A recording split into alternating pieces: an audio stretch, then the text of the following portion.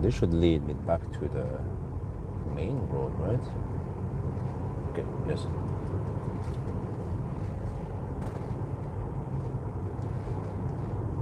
Wait, huh? Yeah, okay.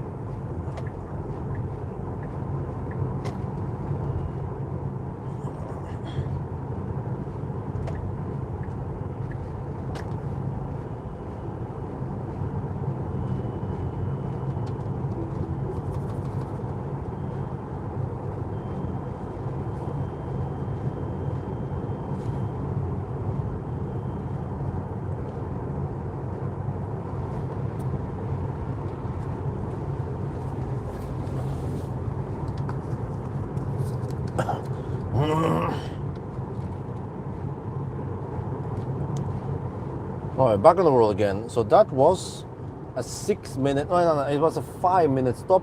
Yeah. And now we're aiming for supercharger vibe bike. Supposedly we'll arrive with 1%. Okay. Hopefully we can make it there then with 1%. All right, now I actually started a live stream. We're gonna live stream now for the rest of the challenge.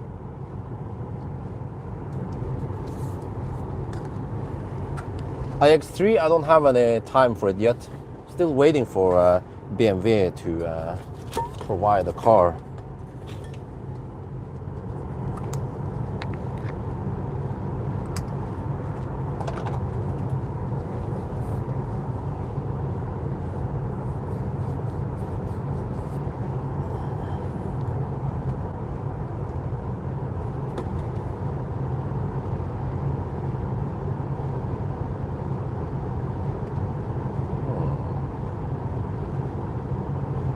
Is this medic or what the heck is it? Blodbil, okay. Blood donator thingy.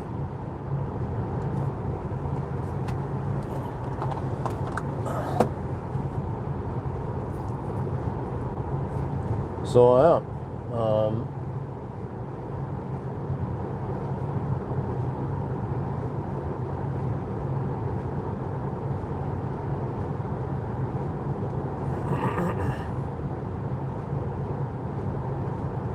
probably going to the hospital, right?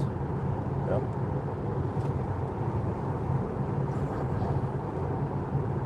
Vi är i Göteborg.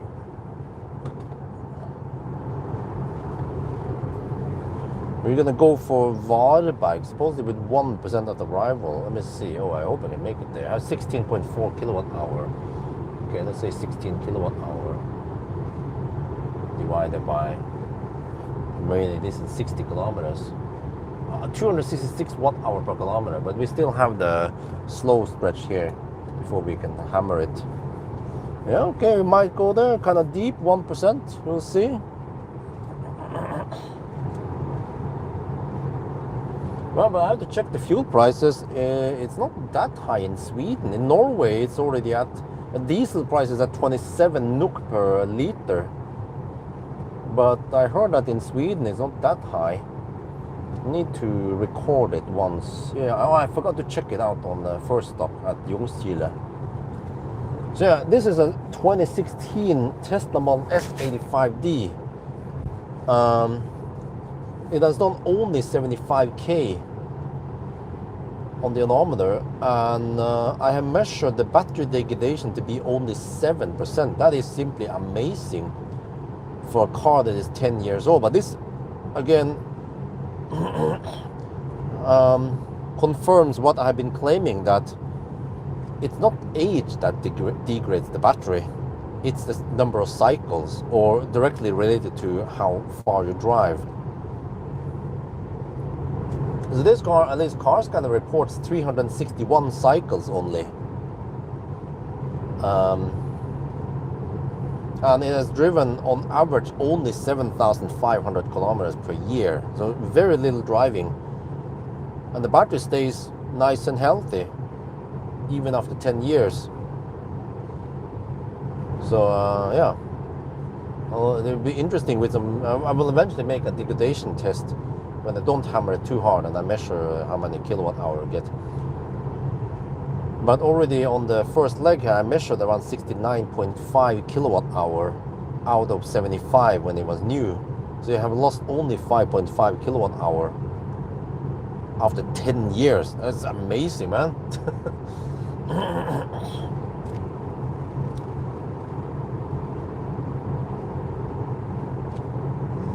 Wow.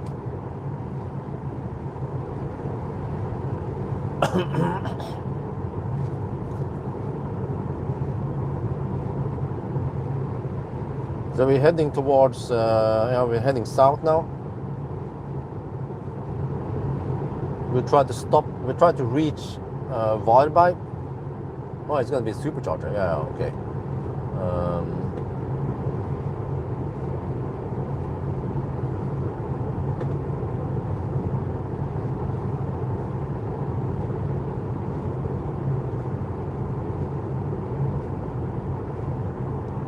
And then the new plan is that I will try to do 1,000 kilometer challenge on Friday night.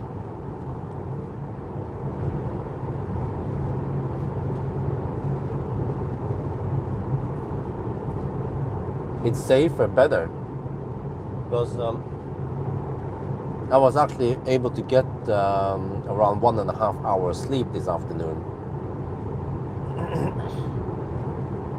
Ideally, I want more, like 3-4 hours, but even 1.5 helps.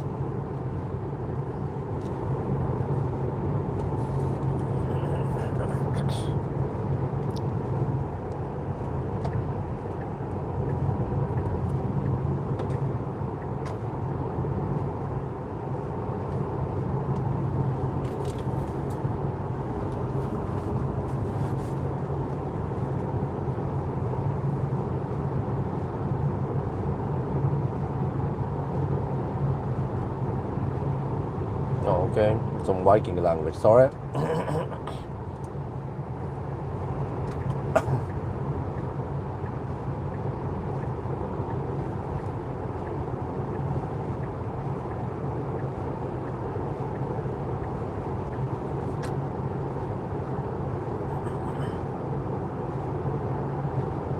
Oh, I have the booster with me.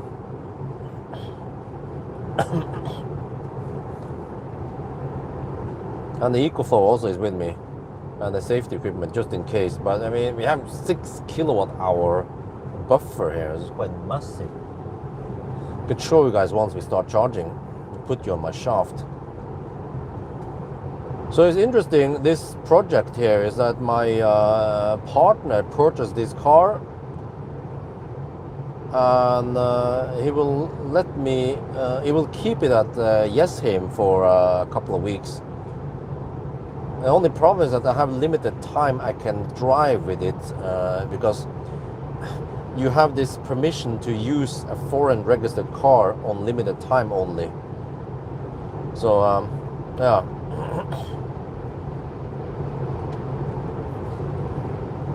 I'm gonna do a little bit of stuff, go to Valdemar, go to Pit Stop Bilplayer, some stuff, just minor fix and tweaks here and there.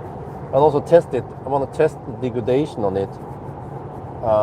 Maybe some other stuff also to see how a 10-year-old Tesla performs. And this car can hit 130 kilowatt, or at least, yeah, something. But you have to go deep. You guys will see the charging curve is like, okay. At 25%, it starts throttling. Yeah, at 40% we are getting only around 70 kilowatt. It is dog slow past 40%. But I actually went to 49% last time, so it was a 26-minute charging stop at Jungstile. And then we will see from now on. I try to go for around 40%, which yields the best 1,000 kilometer time. But I also need to go deep. Fortunately, we have plenty of chargers. But I have the CCS adapter, so I'm not locked to only supercharger. I can go to whatever I like, actually. And also not too strict. I need only around 375 amps to hit maximum speed. So it'll be interesting. 10-year-old Tesla, how fast can it do it? This is, I mean, 85D. It is actually fairly efficient. It has the small induction motor in the front. Wait, well, at least this claims in the back, but I wonder if that's incorrect. Wait. Let me check again. Software.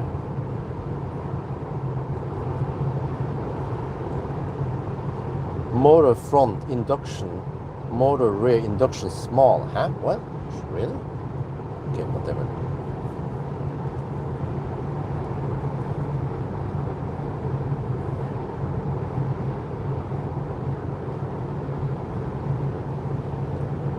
Yeah, so now we're cruising here on the 100 zone.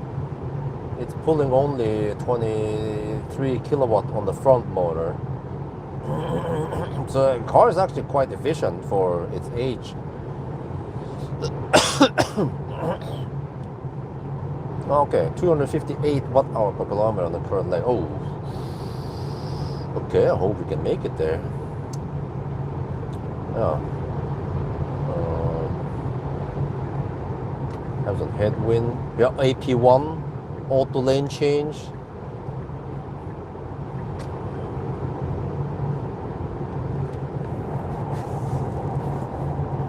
Oh, 12.6 kilowatt hour left to go 46 kilometers. Oh shit, 12.5 now. 46 kilometers. A budget of 271 watt hour per kilometer. Might have to go slightly slower. Yeah.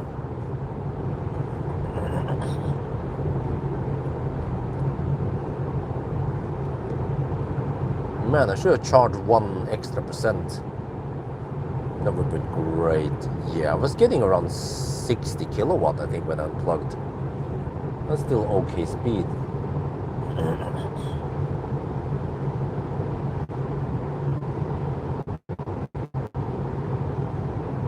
But this car should perform better than Millennium Falcon. The Millennium Falcon did 1,000 kilometer challenge in around 1150, I think it was. But Millennium Falcon is not that efficient compared to this car with a smaller induction motor. I believe it's a front motor. It is incorrect what it says here.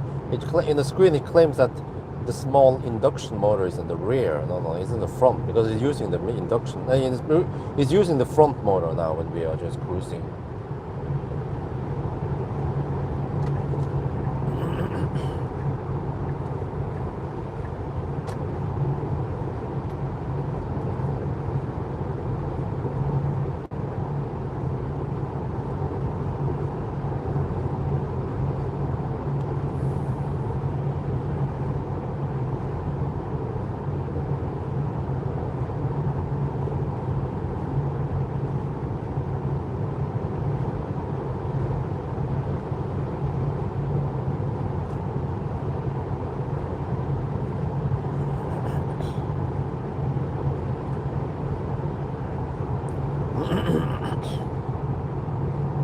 Why so late start in the night? Well, because we are now in Göteborg.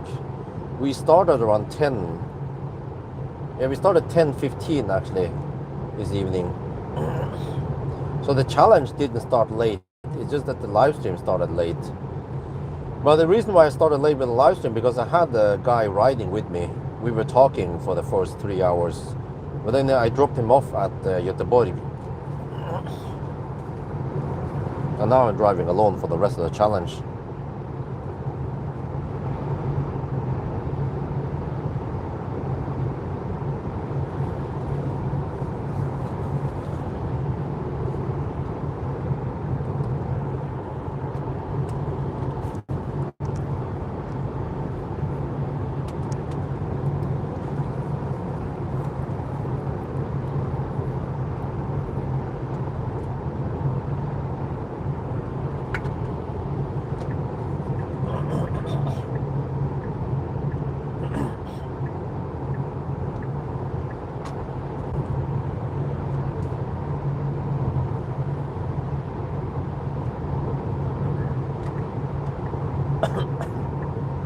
It actually has okay headlights.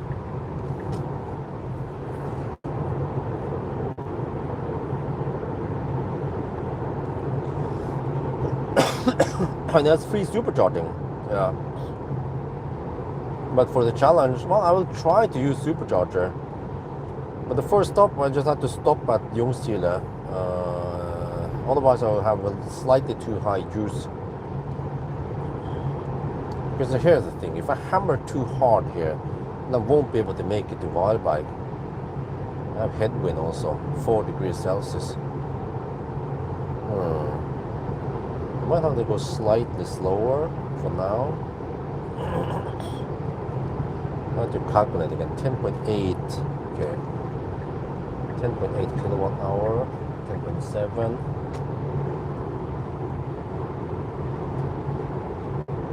Divided by 37 kilometers. 289 watt hour per kilometer. Okay, I have to pay attention to the consumption numbers. Because I want to make it to Wildbike. And from there we just have to see Wildbike and then maybe Mellbystrand. Yeah.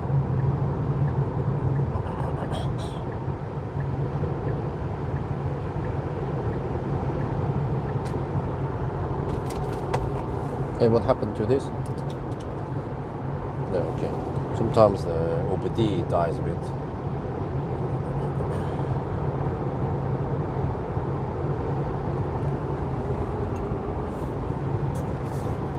Well, the wind is kind of strong now.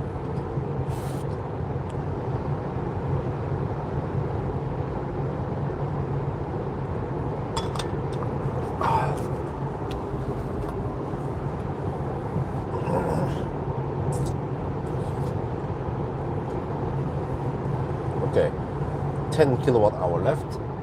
Recalculating. 35 kilometers to go. 285. Okay.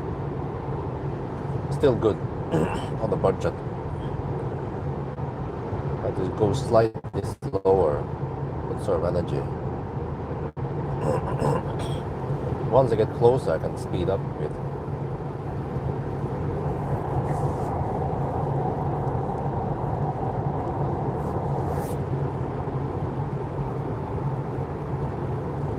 So I'm hoping that this car can do it in around 11.5 hours.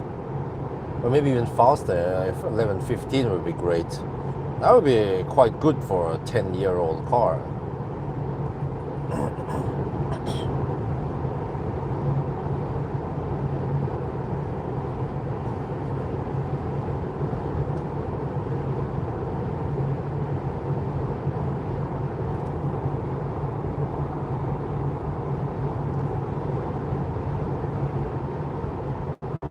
Oh, it's a freaking bus. I was wondering why the big vehicle was going so schnell. I thought it was a truck on the right lane. The bus is probably hammering at 100 kilometers per hour.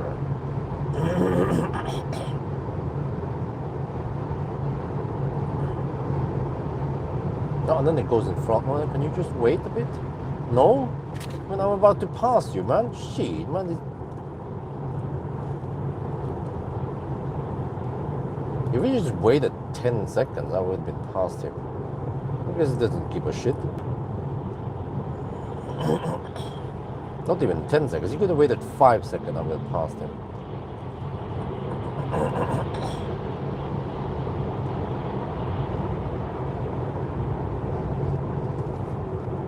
That was kind of BM.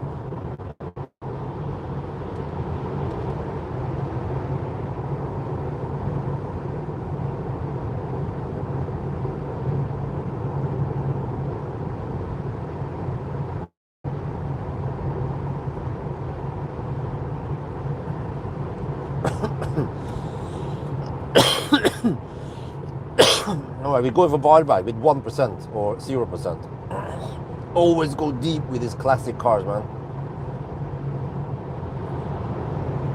Because at 0% you get 128 kilowatts. And you can maintain that until around 15%. So that really, we need to ride on the 0% wave. But with Tesla and SkyMy Tesla and linear state of charge scale, you can actually go quite deep.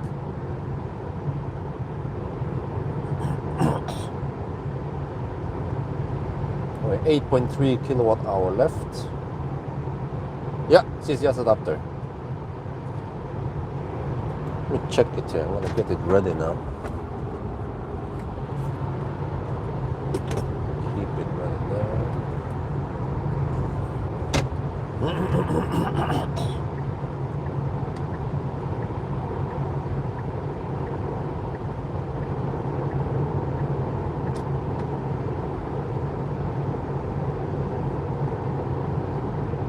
Kilowatt hour left. 2% at arrival now. Oh, I need to speed up now. Shit, man.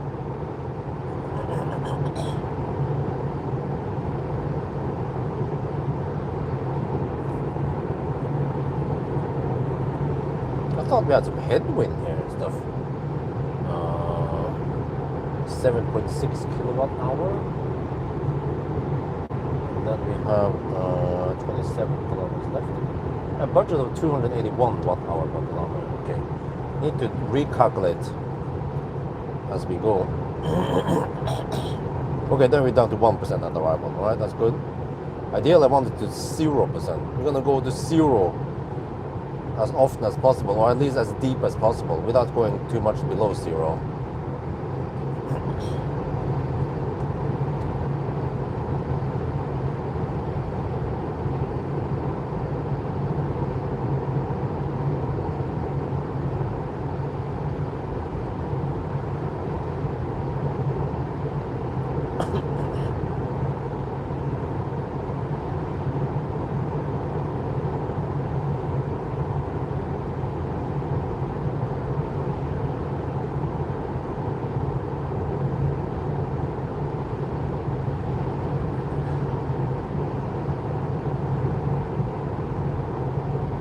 $75K and 10 years. It's a Model S 85D. This is the pre-facelift. It has AP1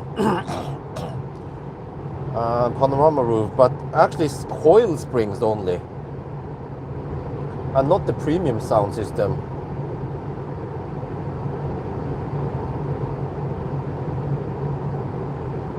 And no air suspension.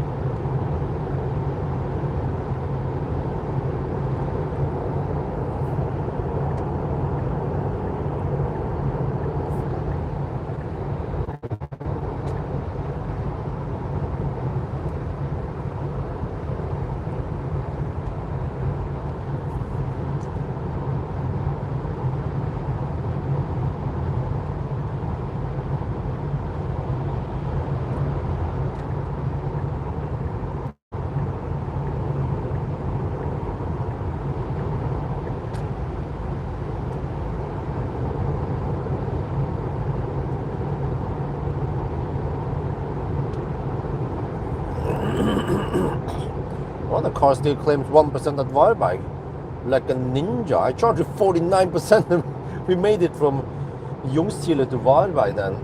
5.6 kilowatt hour left. Yep. We are consuming around 275 watt hour per kilometer, I think.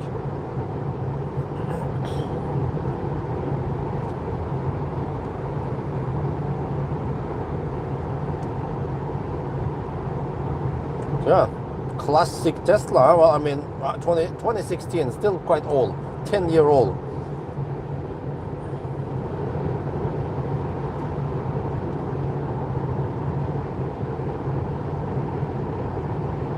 $5.3 kilowatt hour left, 7.5% left, and we are 19 kilometers away from Wildbike. Battery is nice and warm. 41 to 44 degrees, 41.5 to 44 degrees Celsius.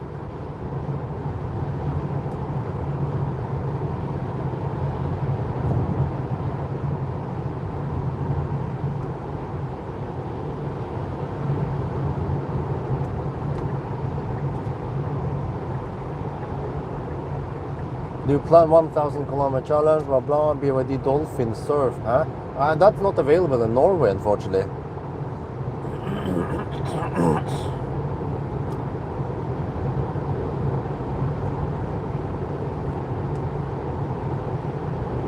5 kilowatt hour left. I'm just looking by the kilowatt hour now, because that was what matters.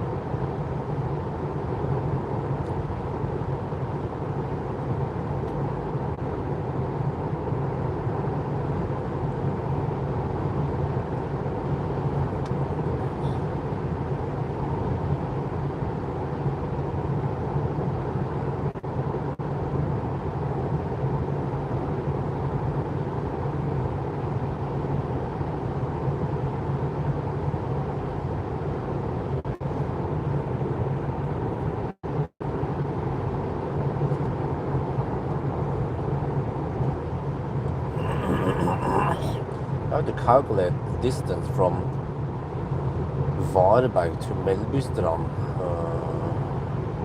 Yeah, I wonder if that's a good distance, around 80 kilometers. If I stop at Halmstad, that's a bit detour to drive all the way around there. Unless I don't go charge at Tesla and go for Circle K charges instead.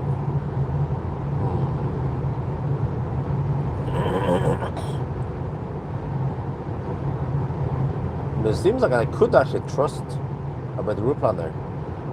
It estimated I needed 49%, and I'm gonna need 48% now. Close enough. But Tesla was a bit off in the estimation. It claimed that I only needed 43%, 44, yeah. So probably I can probably trust about the route planner from now on.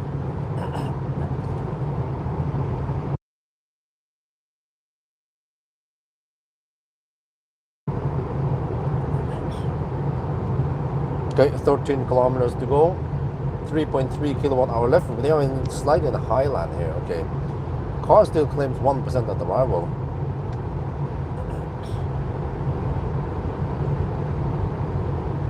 The navigation is quite accurate.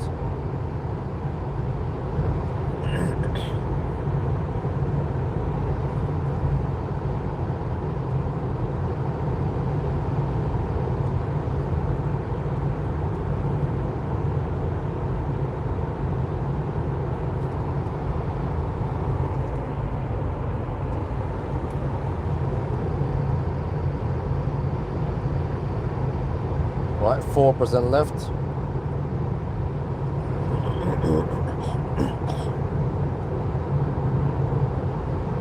There's a next stop. Not sure if I go to Circle K or not. I have some food with me. I can grab. I can eat. Yeah, I want to pop that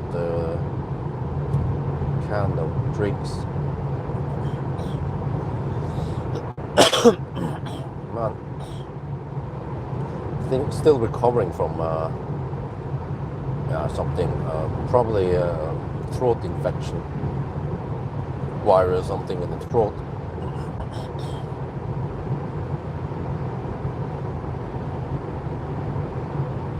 .5% left, 2.5 kilowatt hour left. Going deep. Battery is nice and warm, 42.5 to 44.5 degrees.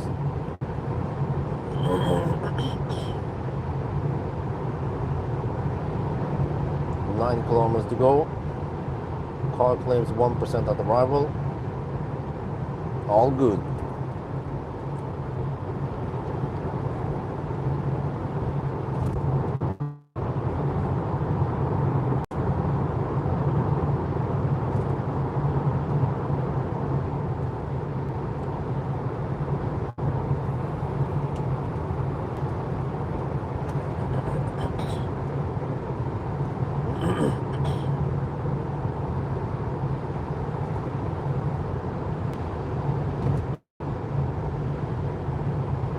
.3% left, 2.1 kilowatt hour left. Yeah, we're good, we're good. I could have speeded up a little bit earlier if I realized this.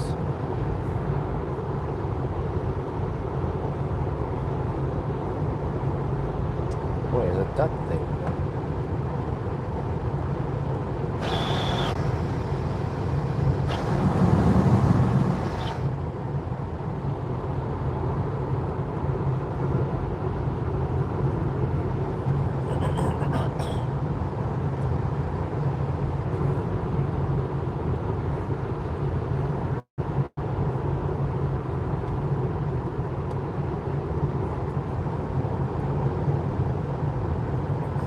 2% left.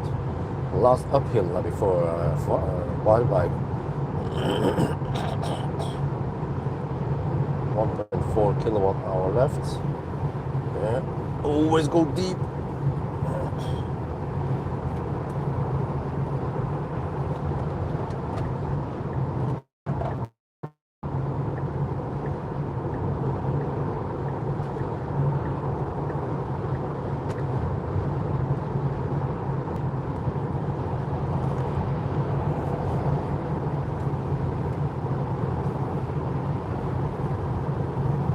Fat e-tron? No, that's Q4 e-tron.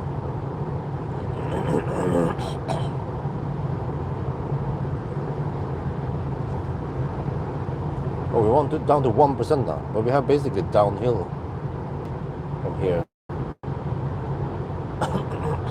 0.7 kilowatt hour left. 0.6. Okay.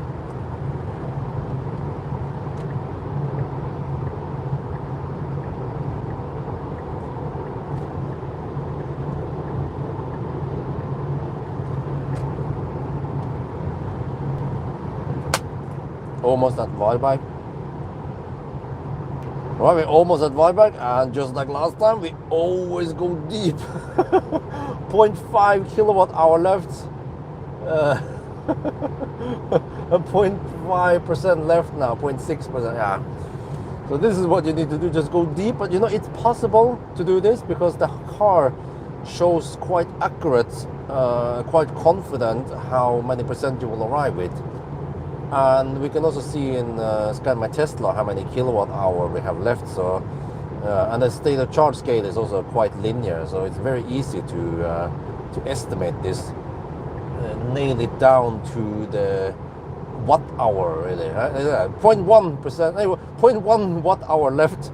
0.1 kilowatt hour. I mean, 100 watt hour left roughly. Yeah, no problem, because here we exit and then we start regenning. Wait, there, okay, now you start regenning, 0%, just the last time, and then regen back to 0.1, yeah, you see, no problemo with Tesla. And there's another 6 kilowatt hour buffer, yeah, let's not forget that. I have 260 kilowatt power limit. Wait, let me test that. We don't have that strong headwind now, that's why. Okay, check here. Okay, so even at 0.4% state of charge. Dude, this thing goes like a rocket. Game over, man. Huh? Tesla still kicks ass for the Lord, even after 10 years. No problem. Okay, I have to go to the supercharger. Here. Okay. All good. Alles gut.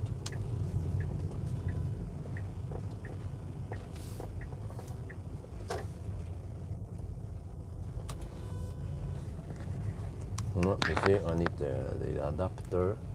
I need this, and then get this ready.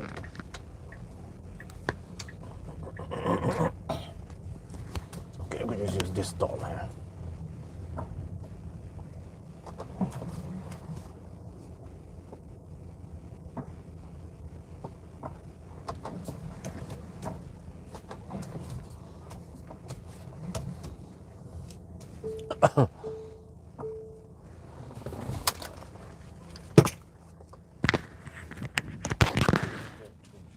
Zero percent now.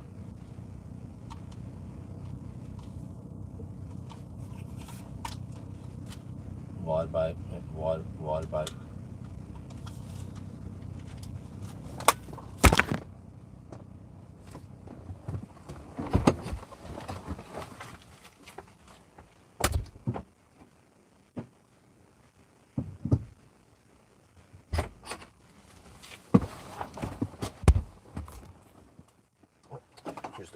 bike as well. And then you guys want to be on the shaft, right?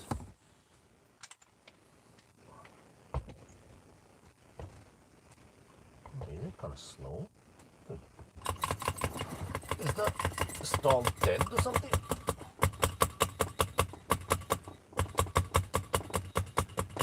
Ready to charge, it says. Okay. Dude, come on.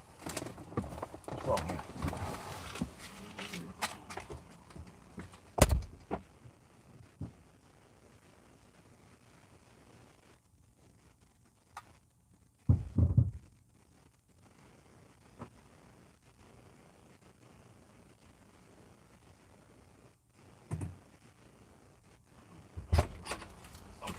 We don't need to stop for that. It was a slight slowdown there. For some reason it didn't push it hard enough. There. Now as you guys see what's going on here. Let's zoom in a bit. There, okay. Not sure if I can change the exposure.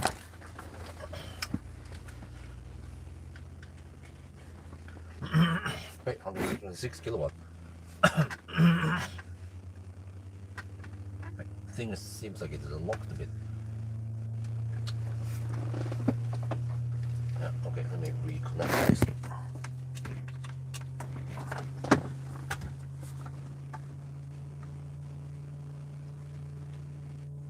Oh yeah, the cooling is ramping up. 126 kilowatt. Oh yeah. Okay, I need to reset the adapter there. Seems like, yeah, it's got my Tesla is a bit stuck. It happens all the time. I remember also in the old days. You just get some kind of data overload, so I need to reconnect and then it will be up and running. So I'm gonna see some battery temperature and stuff. Okay, so you can get this. We'll see now this time. Since I'm not having a hot dog, we can see when it throttles. Okay, we're back there. We are there. See, 126, 127 kilowatt. Wait, what if I start HVAC now? Oh, then. Okay. Let's keep it up. Yeah, okay. I'm gonna keep HVAC off for maybe the first 10 minutes, and then we can start the heater. Yeah. So now everything goes up here, usable. Okay. All good. 44 to 46 degrees Celsius in the battery. No preheating needed. These old cars, they actually have heat scavenging, which means that it uses a leftover heat from the motors to heat up the battery. Even the 2013 Tesla Model S, like Millennium Falcon, had that kind of alien technology. Yeah. Okay, now the heating starts. Heating starts now. Oh yeah.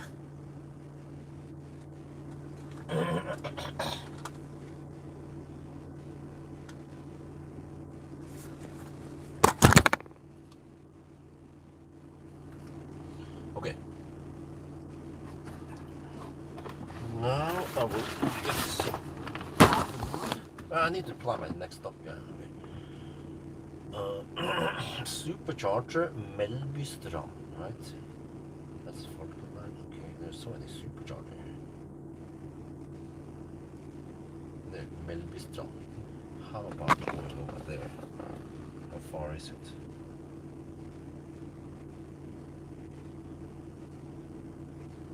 Oh shit, 90 kilometers. Oh shit, that's a bit too far away. Let me check on the better route planner. Oh, now it starts throttling slightly. Okay. Tesla.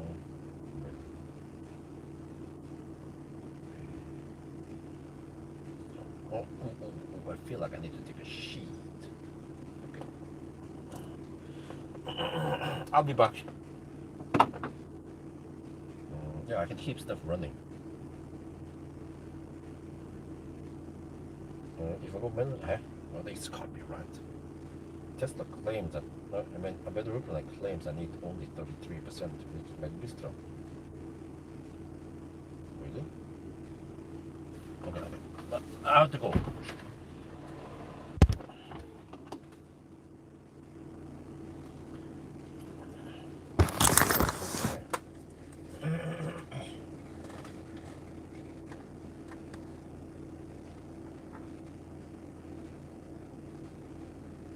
Okay, see, already at 11%, we're down to 120 kilowatt.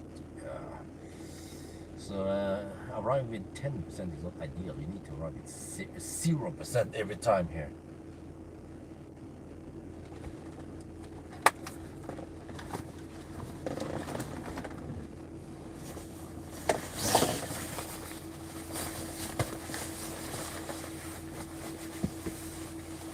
Okay, I'll be back.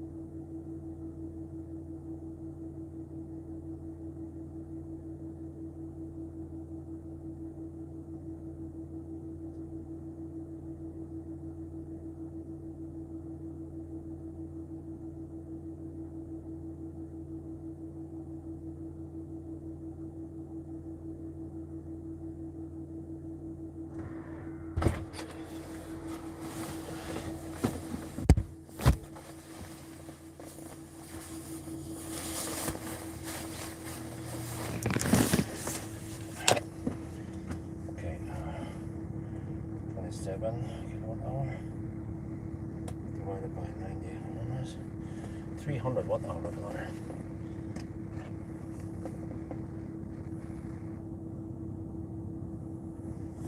Okay, good to go.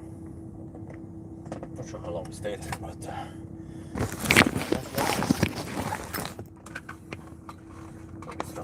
4% supposedly. Okay, let's go.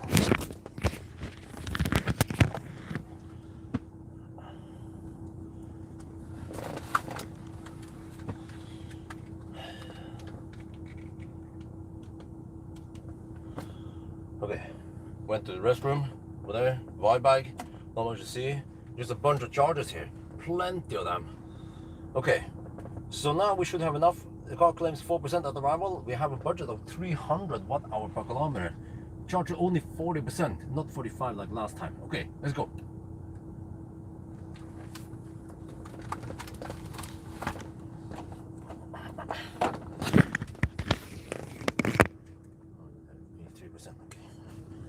Fine.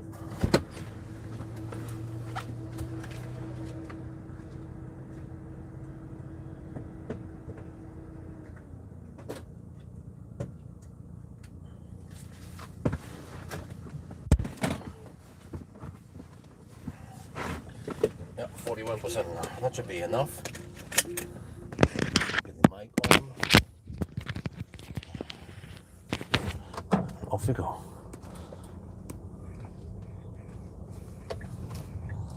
So this should be a faster charging stop. Last time we went for 49%. Ideally around 40% is the best.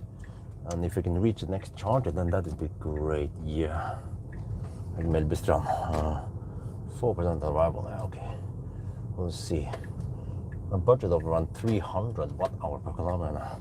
I expect that the consumption might be a bit high on the high speed stretch now.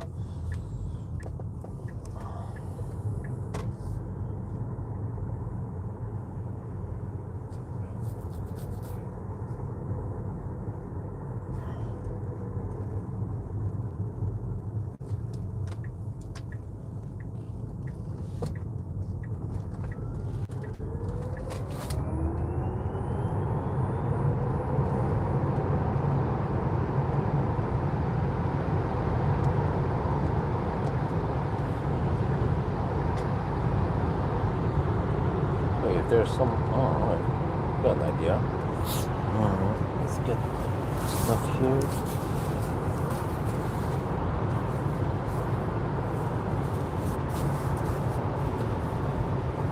Okay, put this on, like good old times. There.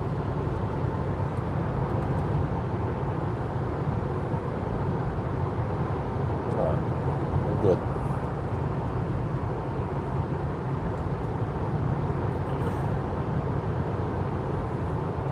Oops.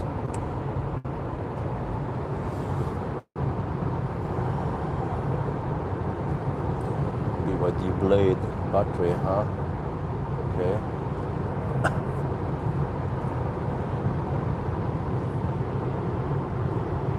Alright. Now we see. Go schnell, 4% at arrival.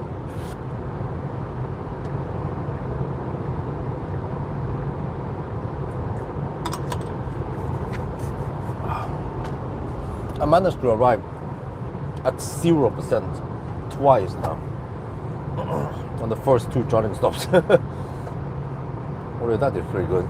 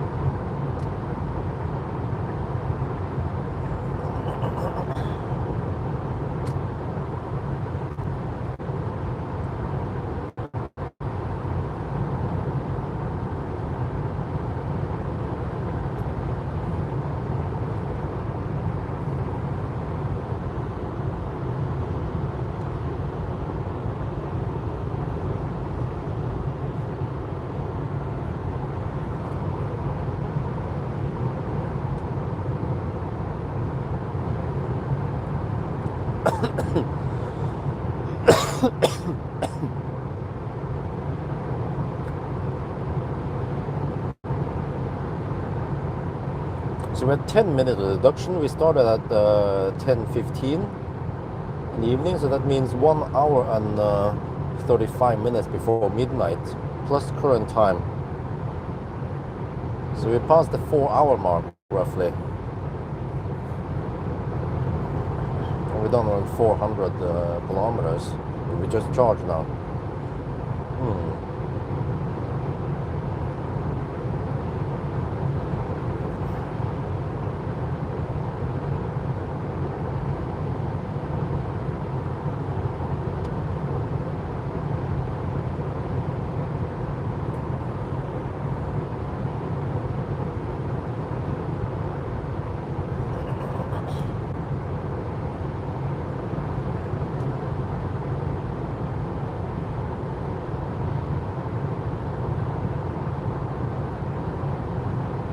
Okay, well, let's see. The car estimates 4% at arrival. I think it should be quite accurate.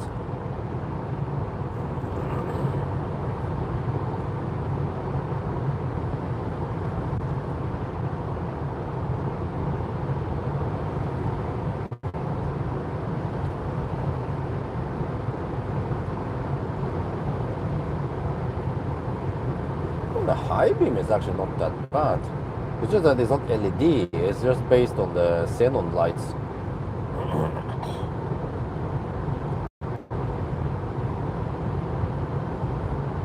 It actually has okay spread and okay strength. I think it was actually a downgrade with the facelift. It became weaker when they introduced LED. And it was kind of shitty like that until I think Raven, it was even not that great. All the way until Palladium, actually. For many, many years, the Model S has shitty headlights.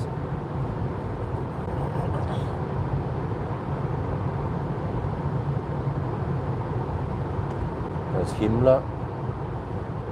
Well, it's great that it's not foggy tonight. It has been foggy lately when I did the 1,000 kilometer challenge. Last weekend I didn't do anything because I was, what the heck did I do?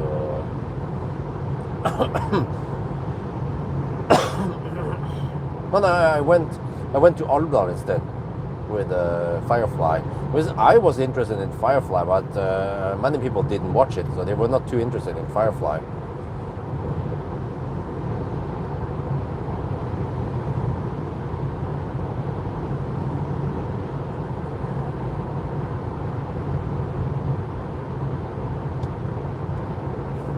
So I mean, Neo, huh? What year? 2016. From okay. So, I mean, in general, it seems like not too many people are interested in the Neo stuff. So, well, maybe I can change camps. I want to try some. ID7. I want to try some Volkswagen. Maybe I can get some long-term loan on Volkswagen and see how that goes. Someone's hammering behind me. Okay, let them hammer. Could be police, who knows? Well, they're going schnell. Oh, that's Swede, just a regular civilian. He's probably going at around 160 kilometers per hour.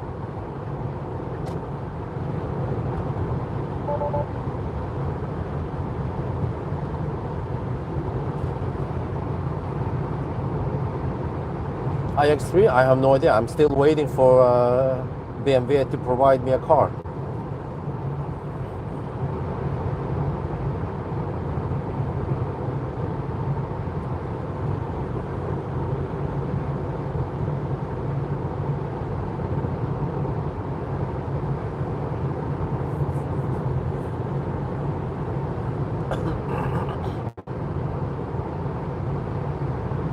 First gen models, nope, they have the xenon lights.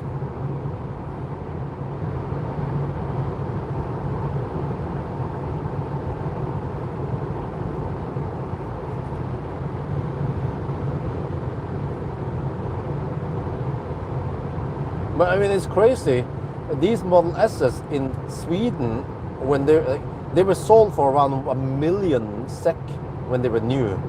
That is madness. In Norway, it's roughly half the price. And also, this car was purchased for 200,000 SEK, roughly. In Norway, they go for around 100 to 120,000 only. It's mainly because of taxes, or lack of taxes in Norway. Model S 100D. Since a lot of cheaper versus, yeah. Well, I mean, comfortable car, good range. It shouldn't have that high degradation, and it doesn't. I mean, it doesn't have that shitty charging speed. It can actually maintain 140 plus kilowatt until around 45%, which is way better than these 85 packs. I found out that the 75 and the 85 packs are quite shite when it comes to charging speeds. The 90 and 100 packs are way better. I think also because they have a newer generation. The 85 pack was quite early. So they probably nerfed the speed to protect them from catching fire or degrading too much. I don't know. Who knows what kind of reasoning Tesla has behind it.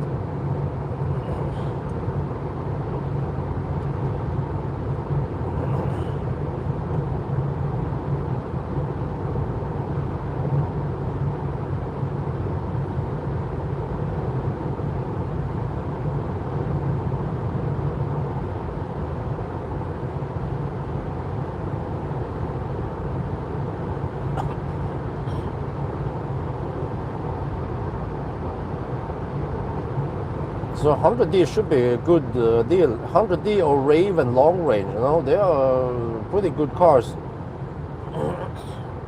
They're not affected by the supercharger nerf or the DC fast charging nerf, rather.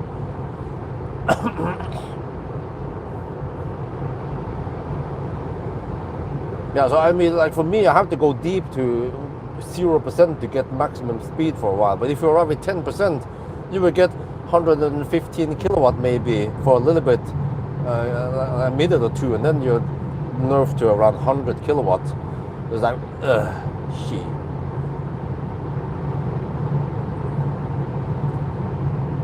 Okay, need to shoot this.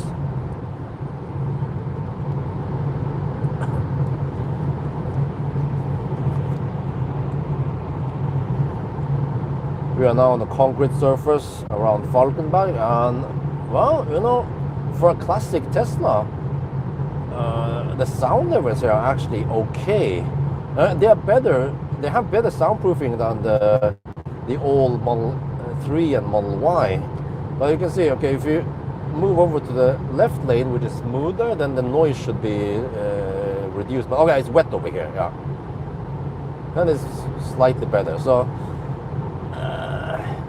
I mean, there are even modern cars I try nowadays, 2025 models, 26 models, very kind of early in 26, that has more noise than this Model S. So, I mean, it's still okay. Not the best, of course, but actually not the worst.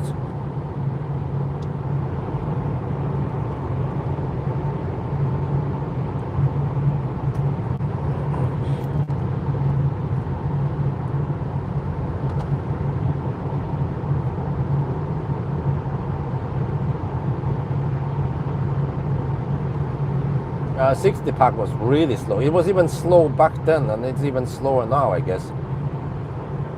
I remember I had a 60 pack loaner once because the Millennium Falcon was kaput, and like holy shit, the 60 pack was quite slow. This was in the glorious days when Millennium Falcon was actually charging quite fast.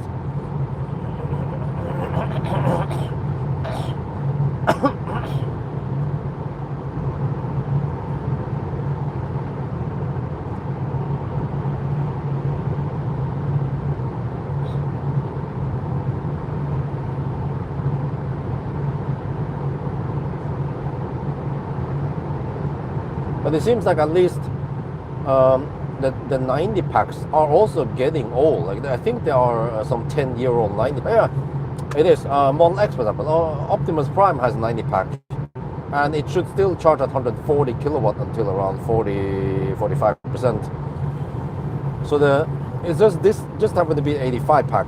90 pack came right on the same year, 2016, and they are a lot better in terms of supercharging, but they're not affected by the supercharging nerve.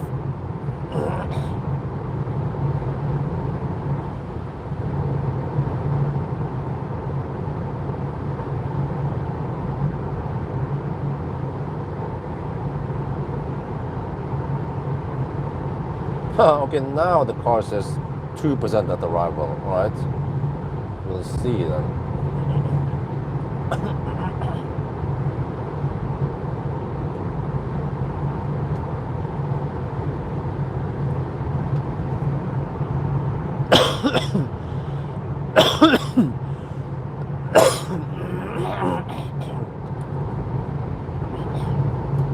Yeah, guys, I'm still debating whether I should buy that classic Ioniq or not. But I think I might wait with it. Try to postpone it as much as possible. I think I'm just going to go for it. Send an email to Volkswagen and ask them if I can borrow a Volkswagen. They are my first choice now. I want to try to experience long-term borrowing Volkswagen, various ID models. ID7, I can go for even ID3. What about ID4, ID5? They're also quite popular. Experience how it is, because it is actually when I borrow it for a long time, like I did with Neo, that I find out a lot about the cars, and mainly shortcomings. And hopefully Volkswagen are interested in what I find out. If I can suggest 10, 20, 30, 40 software changes for them, that would be worth gold. Similar to what I did with Neo. So need to send an email to Volkswagen and see how it goes. I could maybe, okay, I'm gonna send and then wait a bit. I can wait. It's not super rush, but eventually, if I don't get any from Volkswagen, I might wanna go to other brands and ask. But they are at least my first choice now, since they're quite popular and they have nice cars. Not too many annoying things in the software, right? Unlike some other cars from different continents. I have to say the headlights are not that bad, dude.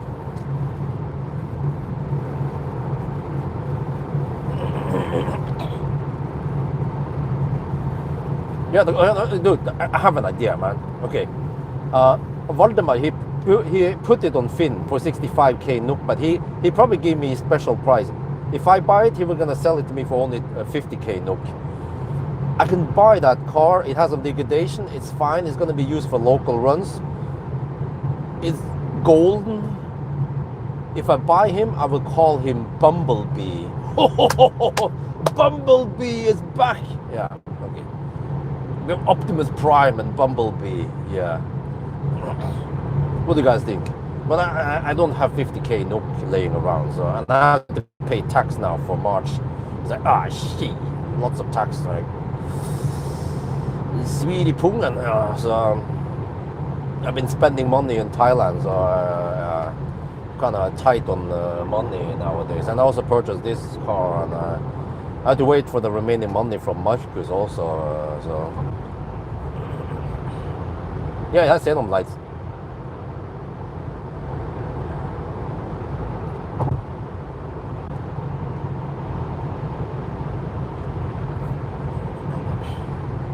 So I mean, I technically don't need to own a car yet. We'll see once wifey gets the driver's license, hopefully this spring, summer. But I mean, even then, I mean, she could drive around with an ID3, right? If we feel like borrowing one. But I still want to try. I have an opening to try to experience with how it is with Volkswagen for a bit. I mean, Volkswagen is quite big, so I feel like it would be a very useful experience to try to kind of own them, right? Or use them for a while, pretend like I'm an owner. 25 watt xenon, yeah, something like that. Yeah. I heard about the whole thing. Some people they upgraded to 35 watts. Yeah, Model 3, yes, but it requires more money, and as long as I can get to borrow some for free and also get some useful experience with VOG, well, I'm up for it.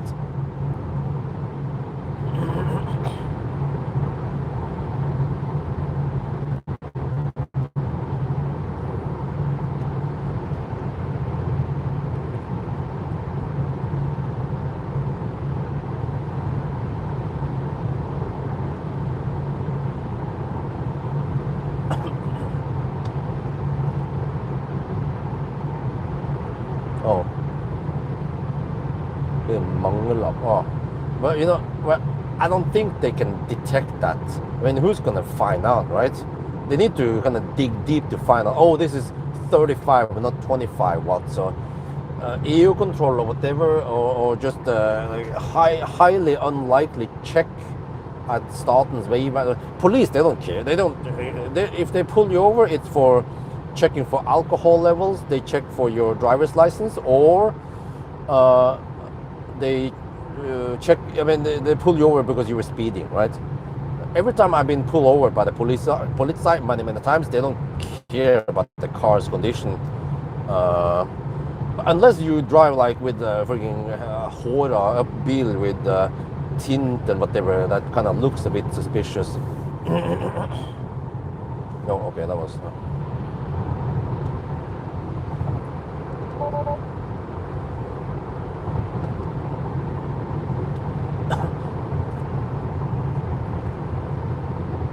And I mean, after driving over 1 million kilometers now on electric, I had never been pulled over for any check like that, like check for the car, right, with Optimus Prime or Millennium Falcon. They never checked for that. And as long as you don't drive too fast, then they don't pull you over for speeding either. It seems like in Norway, from what I've learned now, it seems like they pull you over if you speed so fast that you get the pricks on you. Yeah. Wait, so there's a bit of a slowdown here.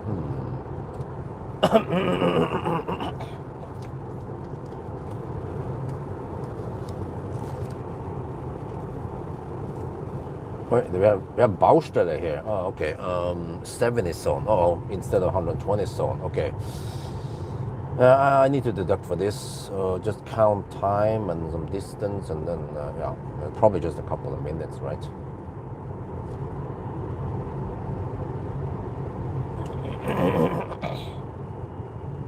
Oh, it's both directions. Gee. So it was 58 when we entered this.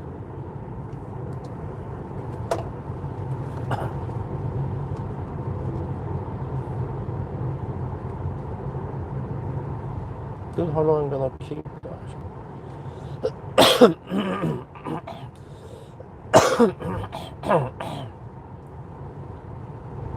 But I mean, it depends, right? If you drive like a if it just looks normal, like Millennium Falcon, it just looks normal. I think they don't care. But if it kind of looks like you have put on some extra spoiler, you lower the car, you have tint, you have extra styling here and then, they'd be like, yeah. Then they might pull you over and check a bunch of things. I actually noticed recently that I see many cars around Oslo with illegal tint in the front, left and right side windows. We're like, like, huh? That's not safe or legal.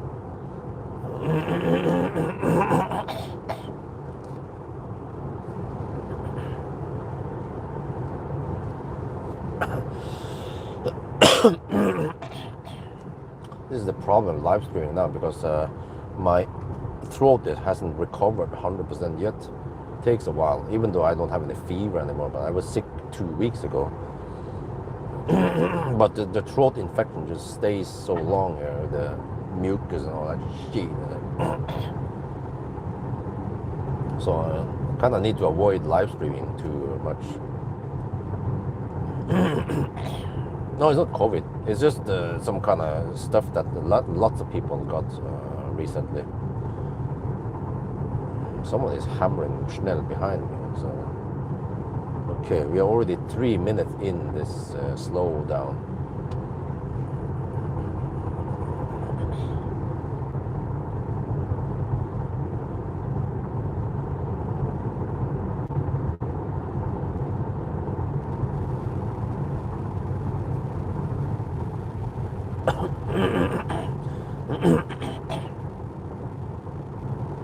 Dude, this thing is long, man.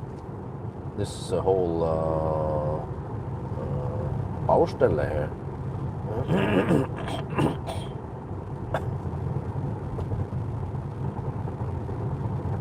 Oh, okay, I think it ends here. Okay. 3 minutes then. Oh, I can see the thing, okay, on the map also. So I can count this as 2 minute, yeah, the 4 minute, okay.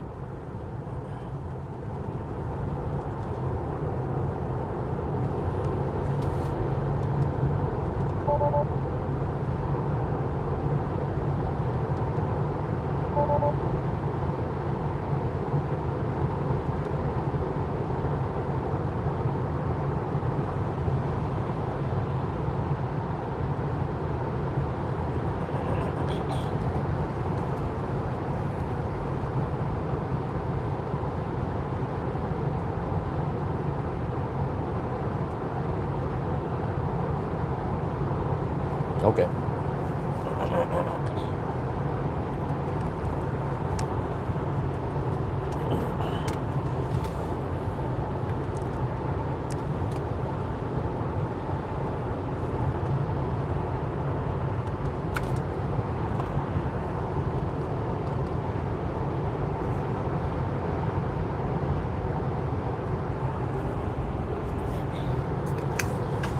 Well, we're down to 17%. We will arrive with 3% supposedly.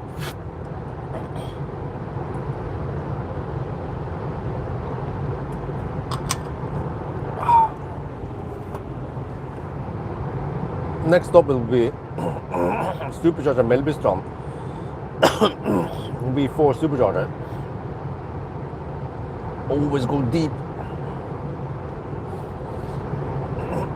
2 charging stops so far. We actually went quite far on the first leg.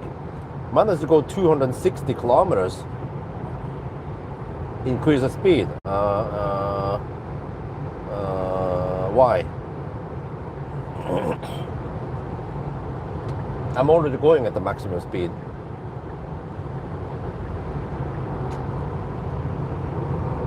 And no backseat driving, please.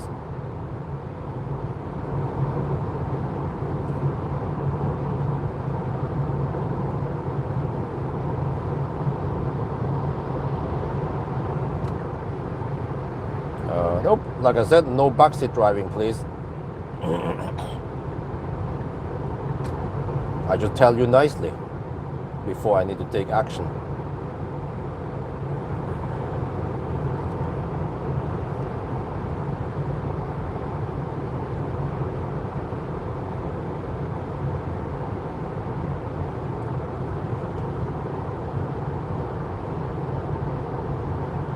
Seems like some of the wheels are slightly imba at these speeds in the 120 zone.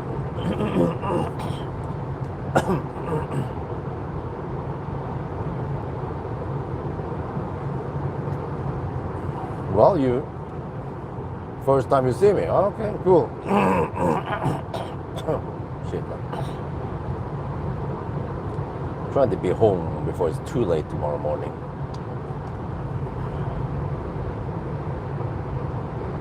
Alright, consumption, wow, holy shit balls! Consumption is 308 watt-hour per kilometer. Holy macaroni! It's gonna drop slightly around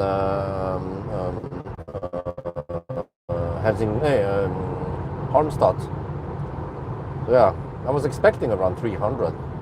That's the budget, roughly. 10.3 kilowatt hour left to go 30 kilometers. Oh, okay, that's more than 300 budget.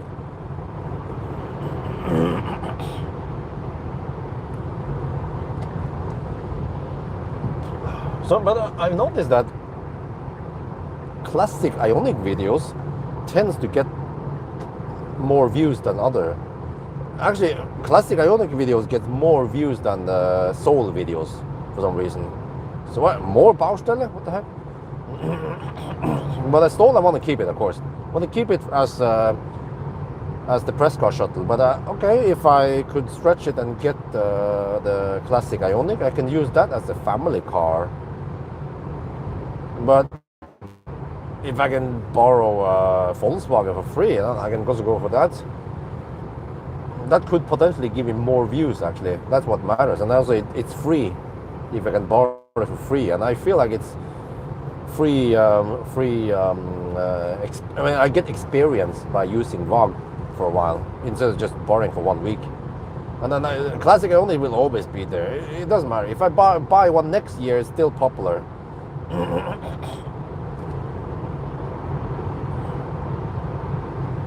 Golden, yeah. Bumblebee. I was gonna call the Soul Bumblebee, but a Soul doesn't really. Okay, it needs to either be a Volkswagen, because the original Bumblebee in the cartoon was Beetle,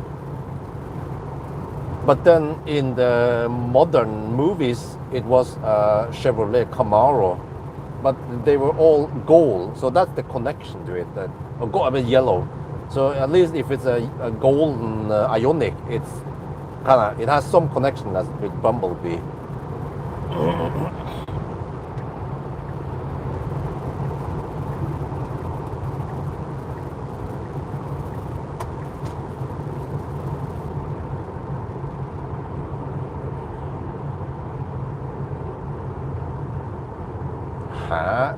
Wife, who's gonna watch that anyway? It's not very interesting. Even for me, it's not that interesting. It must be some kind of weirdos who wants to watch that shit, man.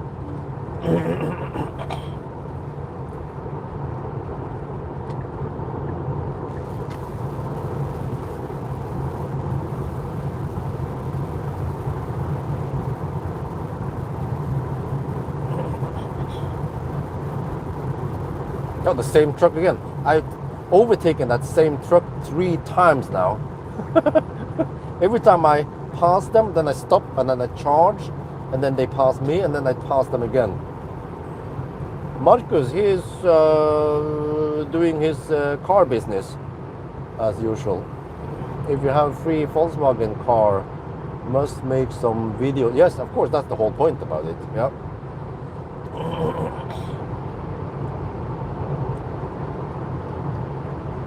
I'll ask Volkswagen. I say I'm flexible. If they have one press car, and if they need it, I can switch to another press car.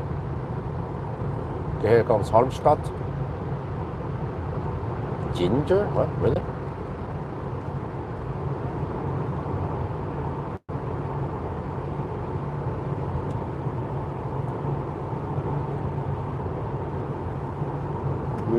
We're watching a drive at night. Isn't it weird? Why is it weird?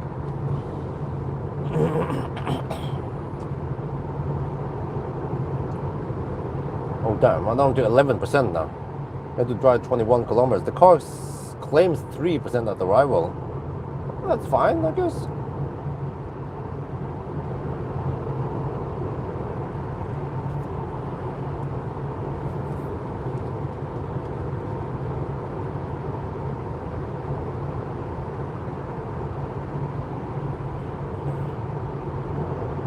Lotus? Huh? What? Oh, okay. Well, they don't need to sponsor me. They can just lend me the car and I'll test it for them.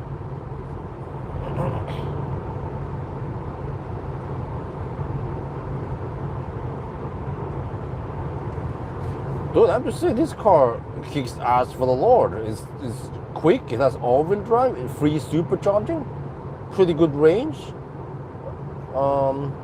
Okay, you just have to expect around 45-minute charging stops if you want to go to 65%, 70%.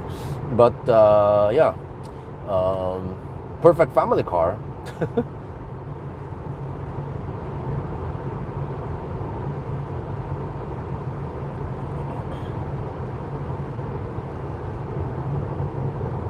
Okay, on the way back I might stop here, or I might go to Falkenberg. We'll see. Just have to calculate once I'm there. We'll see, 18 kilometers plus the detour. No, here's too early. So possibly Falkenberg on the way back then. Then I have tailwind also. Monroe Engineering, huh? Yes, I've seen it. Monroe live. Very interesting.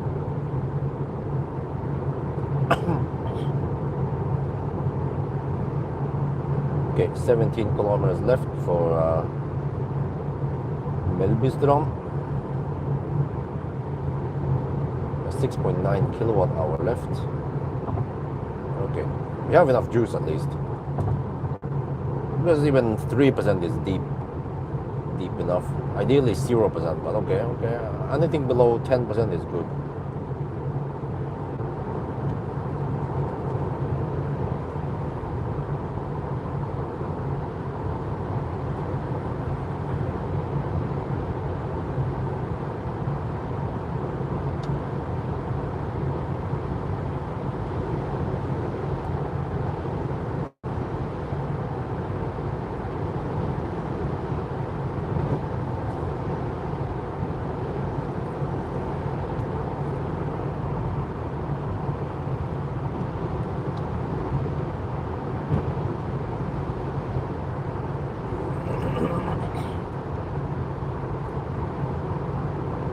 I was like, okay, do you guys know much about the Volvo EX60? Earlier this week when they had a presentation about EX60, they said, this is groundbreaking. They have mega casting. I was like, Tesla had that many years ago. And they were like, this is groundbreaking. They have structural battery. I'm like, oh, velkommen etter.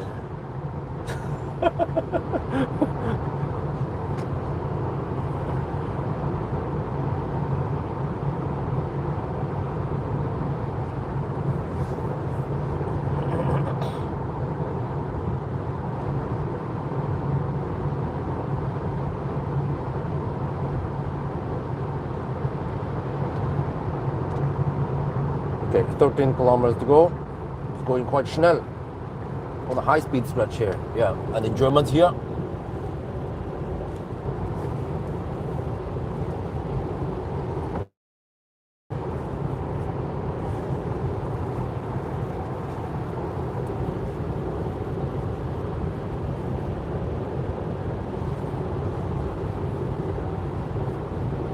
You know what? Worst case,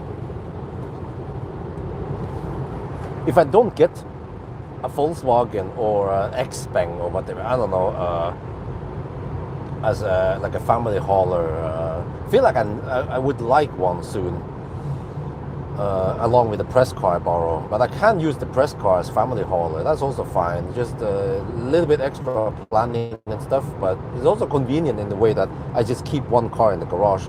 Otherwise, the family hauler needs to be outside in the rain and, well, not much snow anymore. But if I really want a family hauler, I could just sit and wait until another Soul pops up with a new battery. Because if you're lucky, you can get them for quite cheap, like 30K-ish. Or I could even go for a Soul with the old battery, but I prefer the new battery for range, whatever. But I could even go for the old battery if I don't need too much range, right? And then, actually, the backup camera is dirt cheap to replace. I saw it. They needed just 30 minutes at Elbebeck to replace it, and you can get them quite cheap, 2,500 NOK, or you buy the back door and you get the backup camera with it, or you can buy it from eBay or whatever, like Chinese version. Supposedly they are sharper even. Kind of interested in trying the Chinese version, just to see how it is. Not the Korean, yeah. Chinese is better than Korean.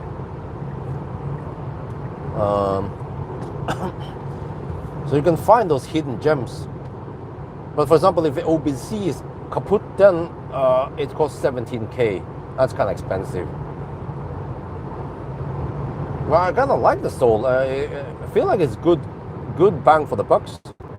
And actually, it has good behavior because um, it will pull extra power from the charger when you're fast charging it and you run heater. But another thing I noticed is that, okay, you need to keep the car off when you AC charge, when you initiate handshake on AC. But once you start charging, you can start the car and it will keep the heater on.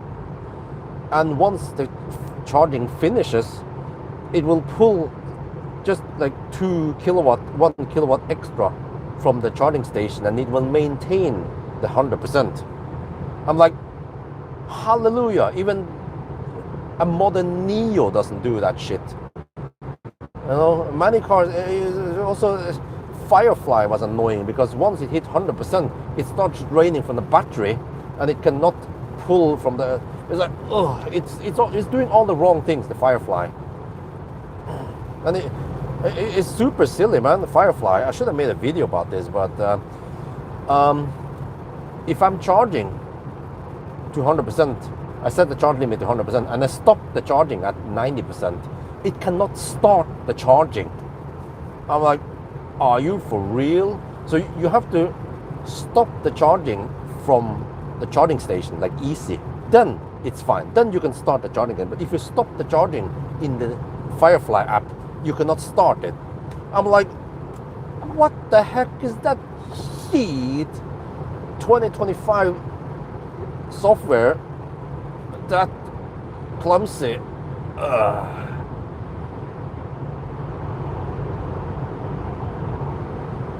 Okay, I'm down to 3.5%. We are just 3 kilometers away. Okay, this is the deepest I could go. I wanted to go deeper, but okay, whatever. Close enough.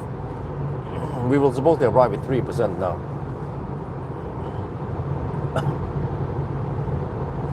Okay.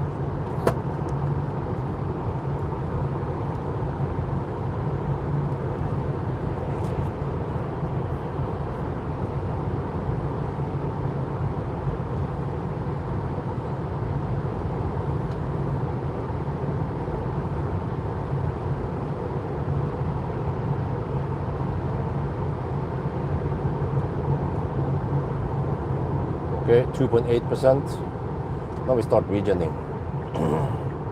Back to almost 3. Okay, that's deep enough. So I charged to only 41% something. I could have gone to 38%, whatever, and go real deep. 0%, but okay, whatever. Still fine. Whoa, what is this? Baustelle?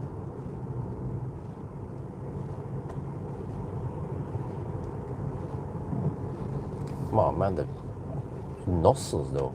Shit. Okay, not everything here is top notch.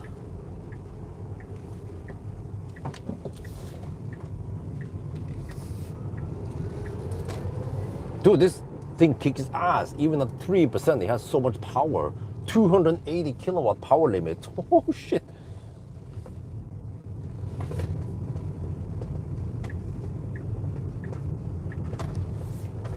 Goes like a rocket, man. I didn't even use full throttle here. Shit. I don't want to toss the EcoFlow in the trunk all over the place. Oh, huh? Diesel 21 sec? What the heck, man? Diesel is way cheaper over here. Okay. Okay. Let's get ready. Here. Yeah, we take this down here. Okay. There. Okay. That's good. There. Wow, 292 watt-hour per kilometer. Okay, it was actually slightly less than I expected, but I was still within. Okay. Melbystrand. 2.7% this time. The adapter.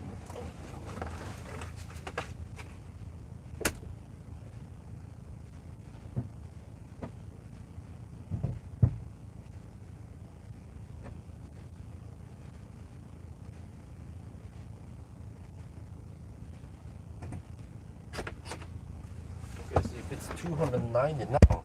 It's gonna be at least 280 on the return.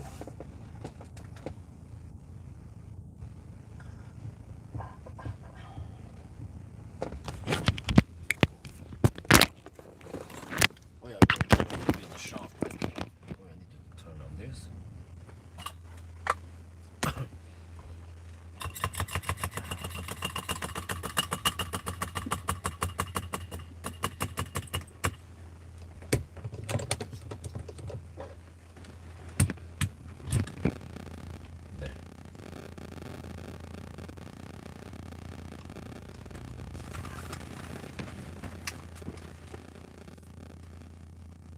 We are now at the Melbystrand Supercharger V4.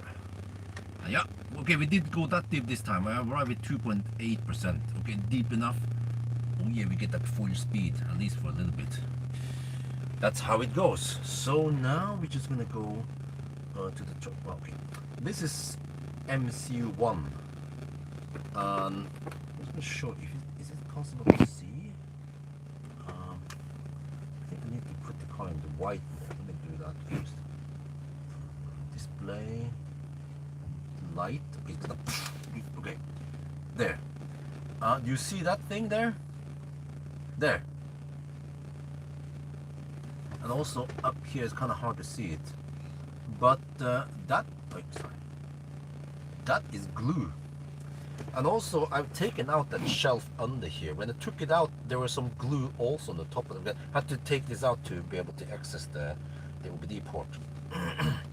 This is actually a somewhat common fault issue with the classic Teslas, because I read about this that turns out that Tesla did not use automotive grade on the screen, so they are not rated for let's say 80 degrees Celsius for too long, right?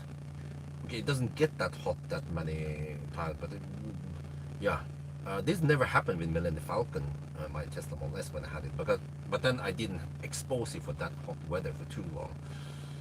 So other cars, like let's say the German cars, the Autos, like I don't know, Volkswagen, Audi, they use a smaller screen, but they have automotive grade on it, so it's supposed to be able to withstand extreme heat or extreme cold without degrading. But here, yeah, but at least I heard that the more modern cars like Tesla Model Y and 3, they are better, and also probably Palladium.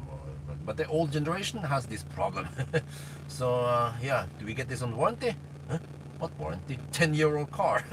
There was no warranty left. Gee. But see, okay, charge is quite fast. To 10% at least. And then you start throttling. Oh shit. But see, okay, 5 degrees Celsius. We go outside. Now I have a little bit of time. More normal.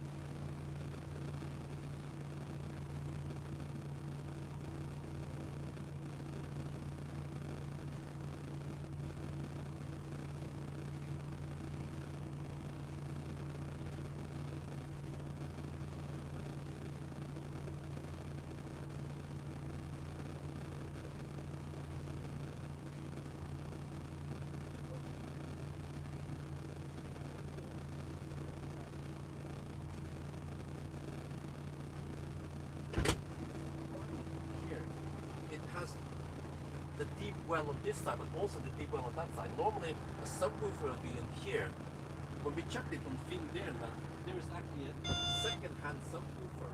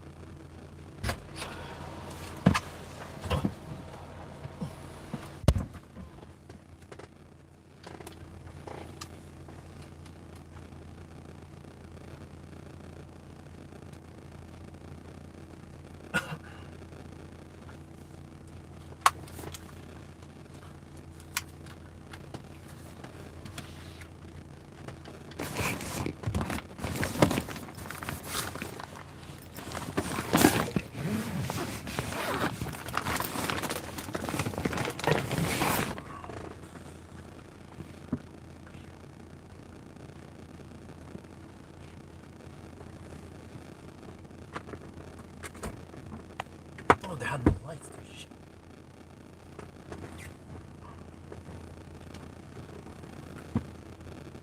Okay, to make the 1,000 kilometer complete, we need to do this. We need to try some weird drinks. Today is gonna be Dr. Pepper with, what was you say here? Where can you see? Light went off. Okay, I need to turn it on. This is kind of clumsy, you have to do this. And actually, this car is so old that we cannot use the enhanced product. Sexy button doesn't work here, unfortunately. We need the 2021 plus something, Model S. But look at this, Dr. Pepper, huh? Strawberries and cream. What the heck is this shit? We need to try it, man. Well, it's not going to squirt all over me, man. Okay.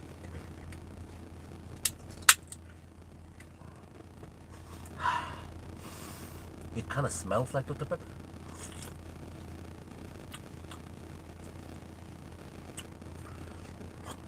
Okay, it resembles Dr. Pepper. There's a little strawberry hint, and actually some kind of cream taste also, but it's not creamy. I mean, it's not like, I don't know if I can show you here, but it's still transparent. It's not like milky color.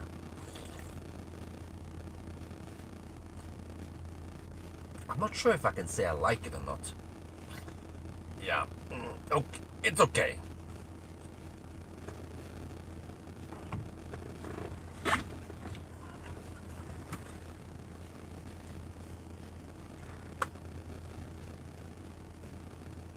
Oh, okay.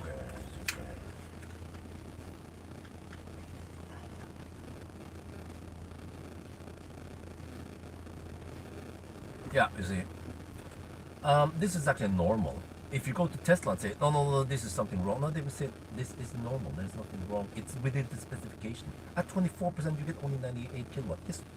In the glorious days of the Millennium Falcon 10 years ago, at 24%, you will still be taking 118 kilowatt. But then they nerfed these batteries because there were some issues with it. Some of them caught fire or something. Yeah. But at the same year, 2016, the 90 packs came out, 90D and the P90D and so on, and also in the Model X. They are way faster. They can charge at 140, 145 kilowatt, flat until around 45% before they start throttling. And even then they have fairly nice curve. And even the 100D that came later is even faster. So yeah, and they're also around 10 years old, or maybe 8-9 years old. So this is like right on the edge where, okay, it's kind of shitty but also kind of good in some ways.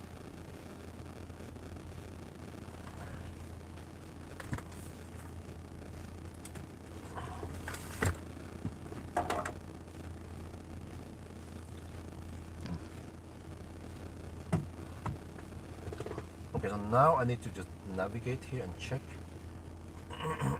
Harlandsåsen there. Let's see. I don't remember exactly how this was.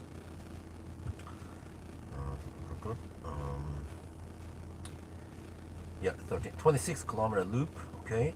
And then I want to aim for Falkenberg. 26 plus. I'm gonna go to Falkenberg. Find it. Falkenberg. Falkenberg sounds like a good place. Okay. Falkenberg. So down plus 26. It's gonna be. Oh, put this one. I can charge it a little bit while we're charging. Oh, there. Okay, there. Charging. Let's see how much. 66%. Okay. Do the math here. 26 plus 60. Oh, 86 kilometers only. Okay. Okay, we have 292 now. We're gonna consume around 280 next, I guess. 24 kilowatt hour divided by 60. 9.5. I need to spend 35%. I should charge it 35% and then go. Maybe I go 40 just to be safe. No, I don't. Well, actually, I kind of need to.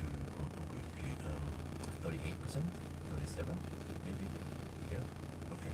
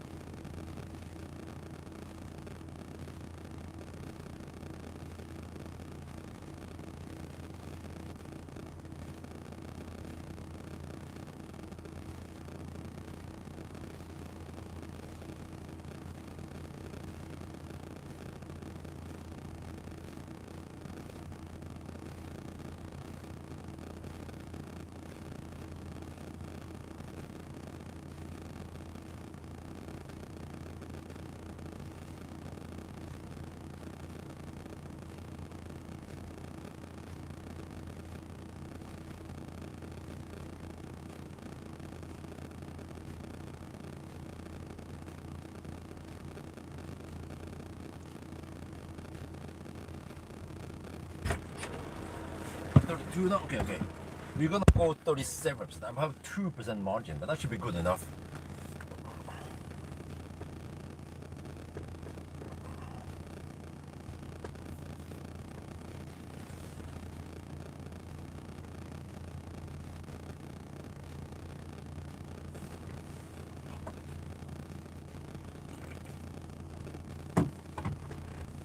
Okay. At one point, I should be able to start AC without it messing up too much. I mean, start HVAC. Maybe I'll start it at 35%. It's not that cold in the cabin. Not sure if it affects the charging speed.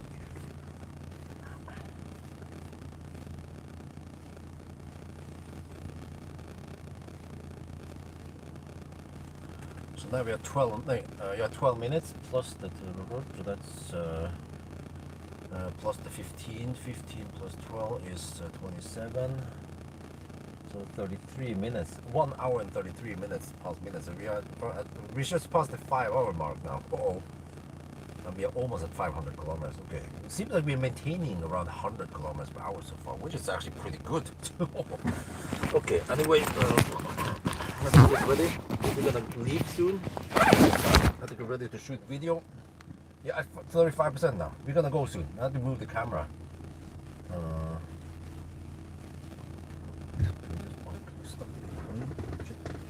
Live screen there. Okay. Put away the shaft. Then I can fire up HVAC now.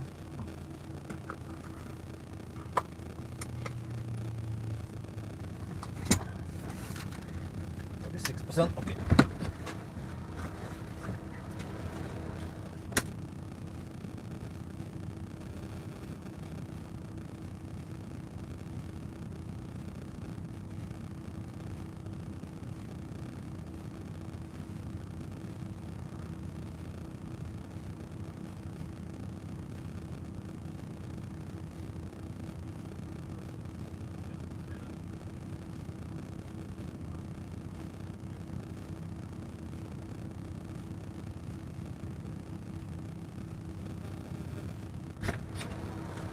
Here we should have enough done.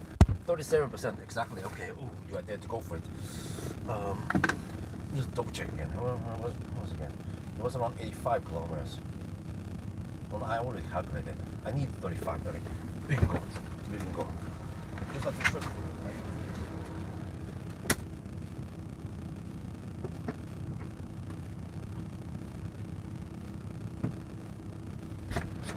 Yeah, 37 is still close to 40. We were getting around 85 kilowatt now when we unplugged. That was 15-minute charging stop. Let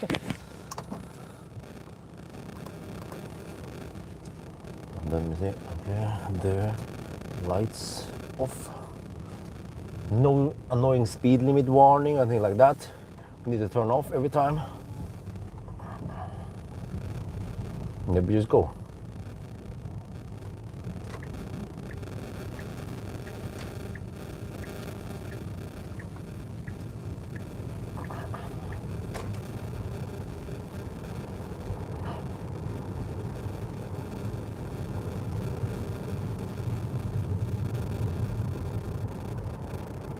Yeah, 37.6%. It sounds crazy, charging only to 37%, but we can go 85 kilometers. That's good enough to Falkenberg. If I want to go further to, well, I'm not sure if I can. It's a bit leap over to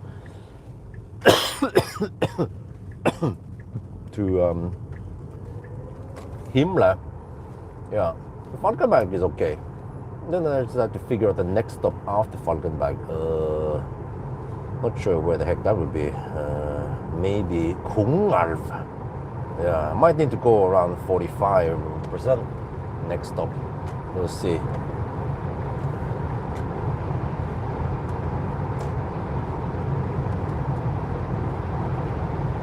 Yeah, there's some slight imba in the wheels now at higher speeds.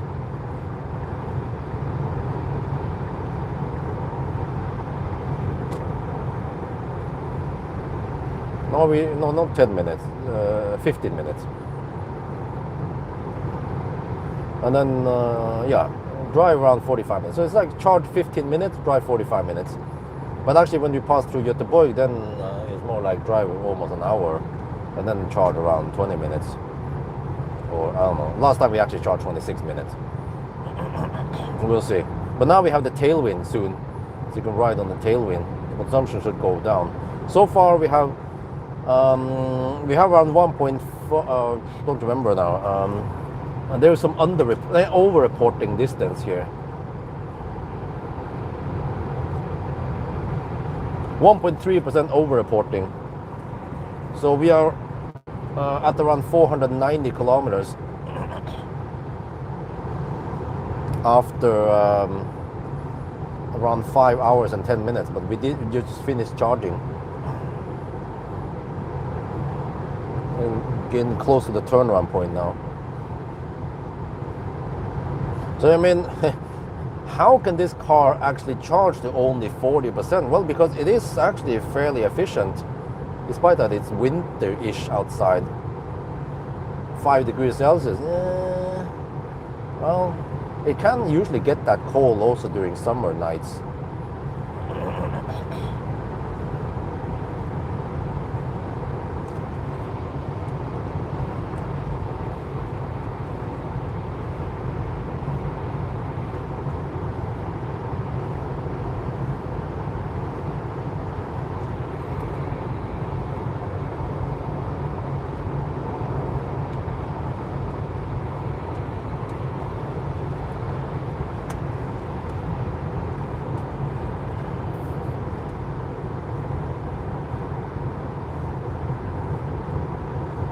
Dude, do you guys know this car has no premium sound, but on Findel you can get a second-hand subwoofer for 1,100 NOK.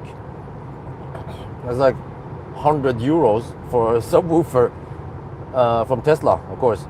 If you put it in, can you put it in here? Do you need to wire it up or whatever? What about the amplifier, right? It probably needs an amplifier. Maybe it's more complicated than that. You can't just connect. Yeah.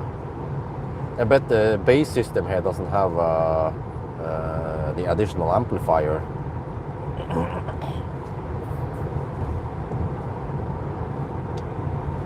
Or you can actually bridge it. You can put the subwoofer on parallel. I don't know if the subwoofer comes with a what do you call it again? Delefilter. You can always make one. I made one in the old days with a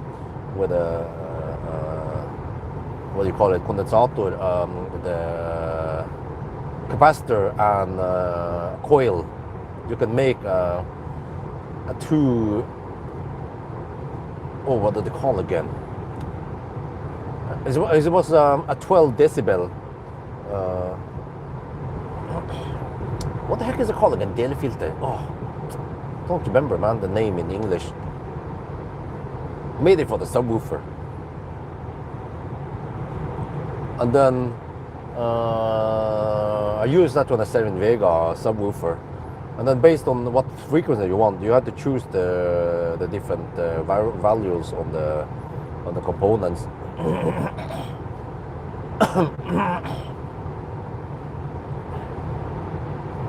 Okay, I'm gonna pop these drops. Help me a little bit. Where is it? There. Climbing now. Arlandsosen. Pulling 82 kilowatt in the front motor. Only. It doesn't need the rear motor.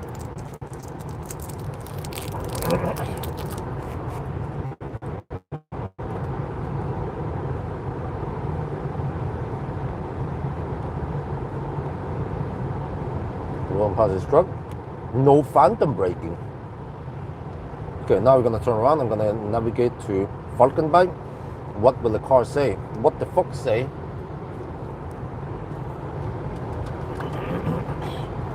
I will arrive with. Oh, it's still calculating.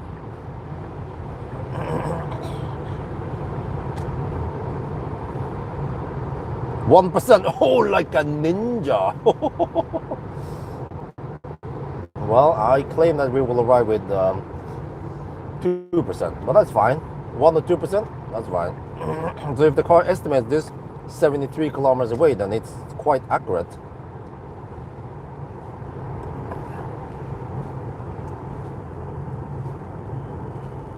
Oh, okay, 4 degrees Celsius.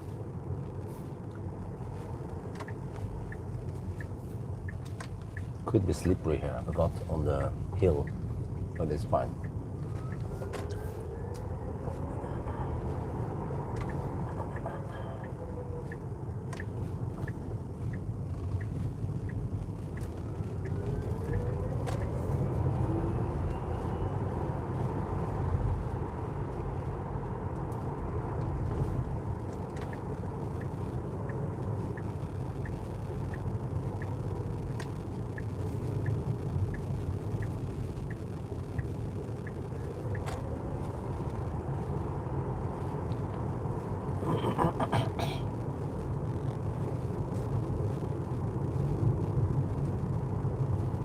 I think maybe I should, if this is popular, I can try do a follow-up challenge with the P90D Ludicrous. It charges way better, and also there's a 100D my friend has. We can try. Because I think I never really tried that with the pre-Raven or Raven. Back then when I tested it, it was at 128 kilowatt, and then it throttled to 100 kilowatt, and it wasn't that great.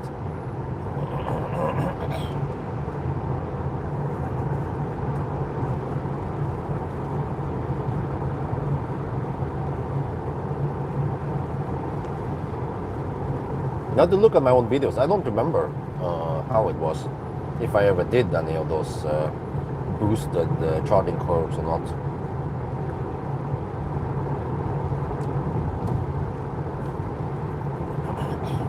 Dude, what the heck, man? What the heck is this thing in front of me? It's going quite schnell.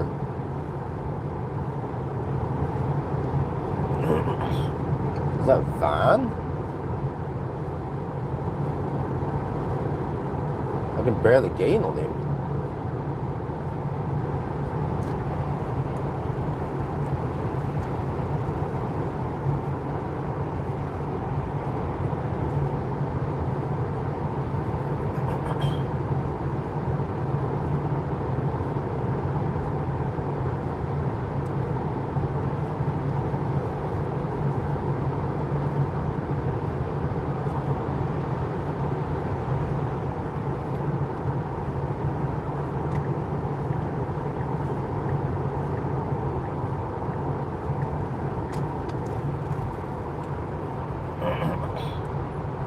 Okay, now we get the tailwind.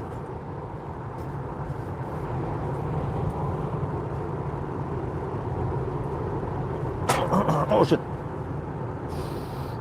Didn't spill anything yet. Oh, okay. We need to finish it.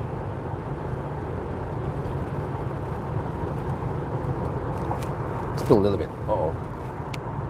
Uh-oh. Did you get on the mic? A little bit. Uh-oh. Clean the spillage.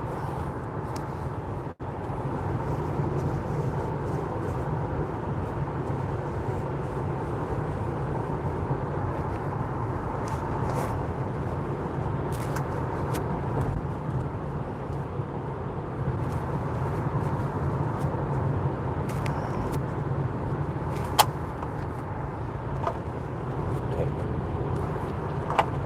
Good. We're good. We're good.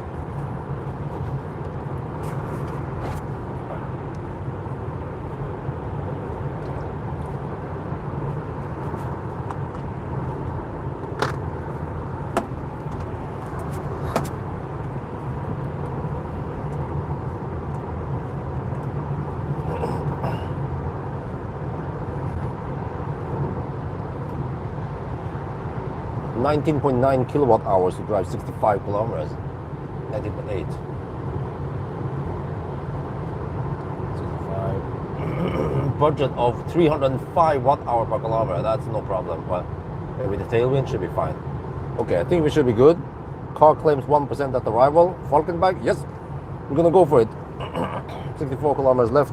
We had a slow stretch also with the Baustelle.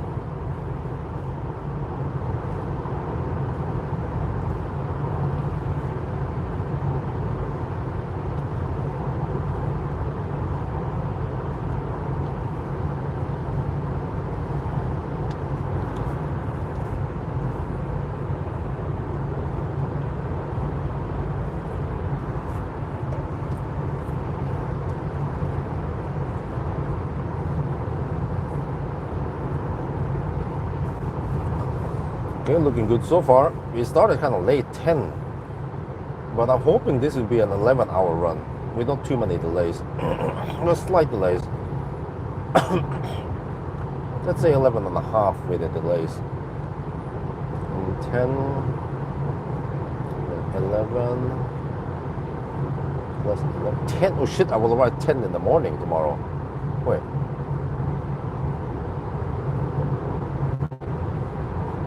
Yeah. Oh, okay.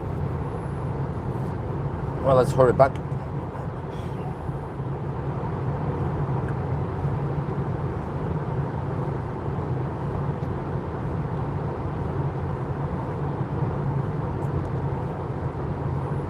This done again. Seems like I know roughly how this car, how much it consumes. So I don't need to look at by the route planner too much, as I might. Yeah, I think by the route planner might be estimating wrong, but the car seems to be okay estimating.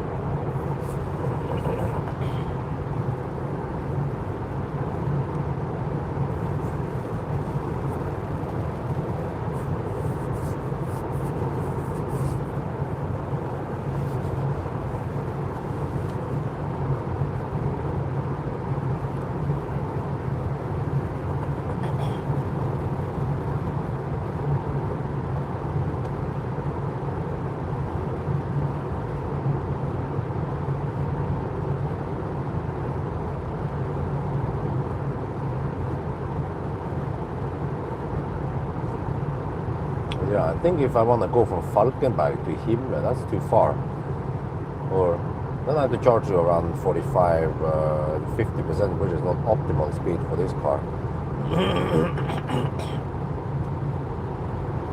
Let's see how many comments you get. People are, you're cheating, you're charging only 40%. Well, that's just how it is with the Tesla. We are just counting how long it takes, not how many percent we charge to.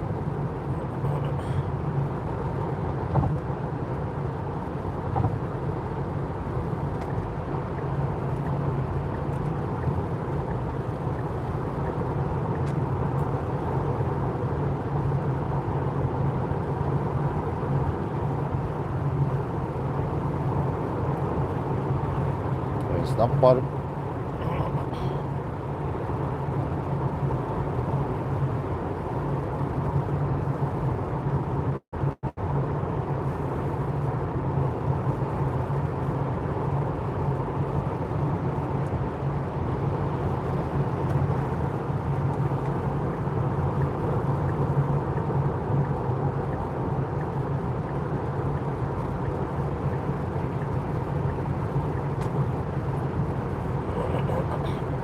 Oh, this car has auto lane change, but it doesn't have the side repeaters. So it's only basing it on the front and the rear camera. I don't know what the heck it uses. So that means that when it does the lane change, it will warn you about checking the blind spot. Yeah. But with the side repeaters, it can check the blind spot for you.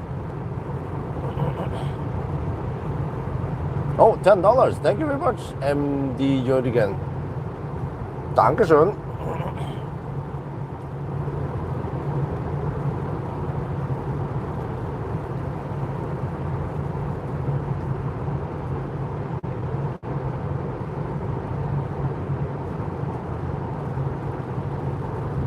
Well, I'm gonna get so many haters if I get a good time, like a 11-hour-ish run.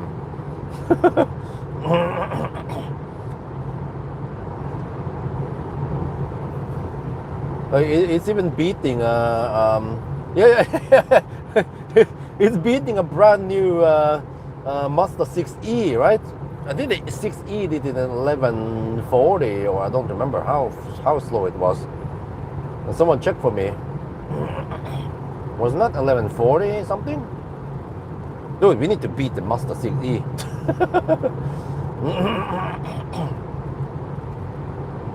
10-year-old Tesla. Similar segment, sedan car. And this is even all-wheel drive versus the rear-wheel drive Mazda.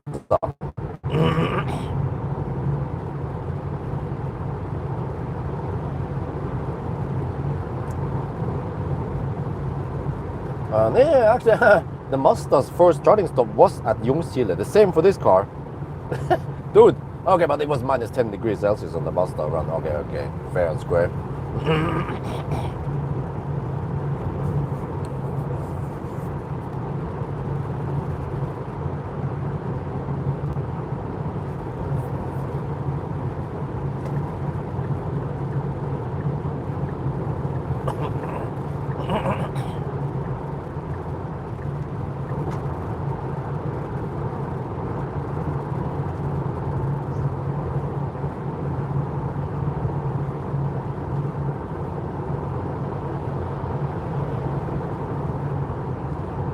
Well, there's going to be so many haters out there, and if this car can set a good time for the 1,000 kilometer challenge,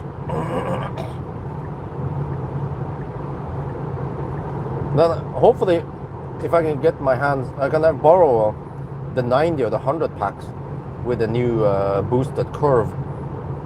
Like, we can at least charge around 45-50% on those cars, and then set also a pretty good time. Could even beat the old records. Because it should still have the same efficiency, but just a better charging curve than before.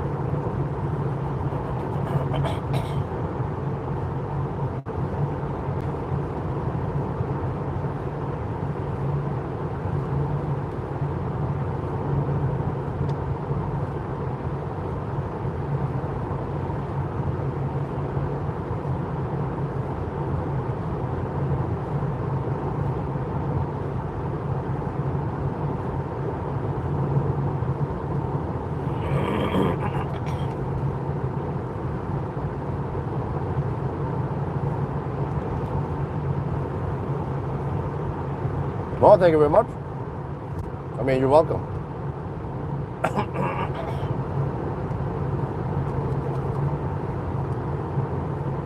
I enjoy driving, so don't always count this as work.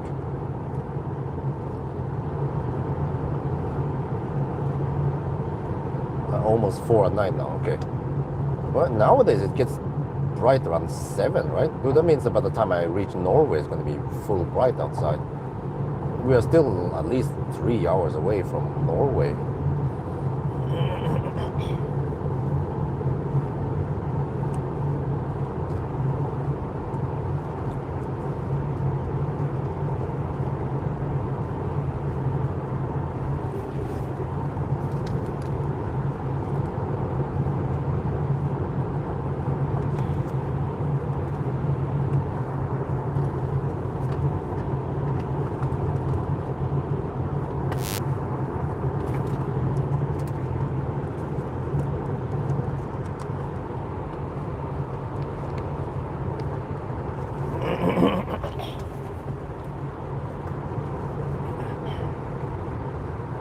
Going down to 18%.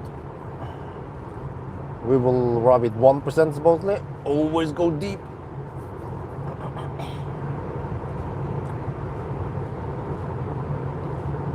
We will lose 1% state of health on this challenge. I'm just kidding.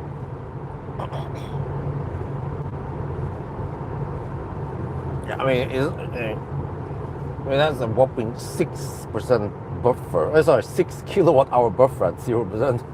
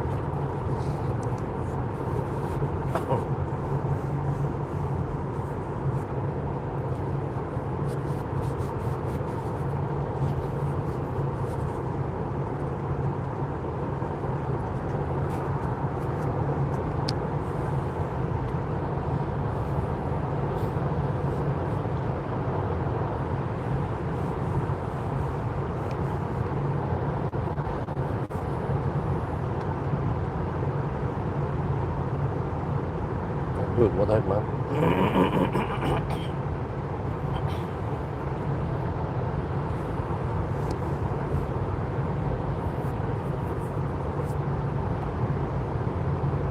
Well, this is dry. There's not freezing cold and no fog, so I don't complain about the weather today.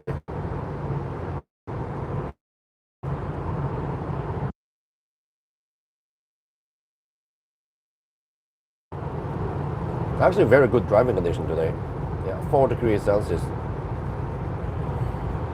Tesla route planner, very accurate. Yes, it is incredible. Even in this 10-year-old car, with a software update, it becomes really accurate.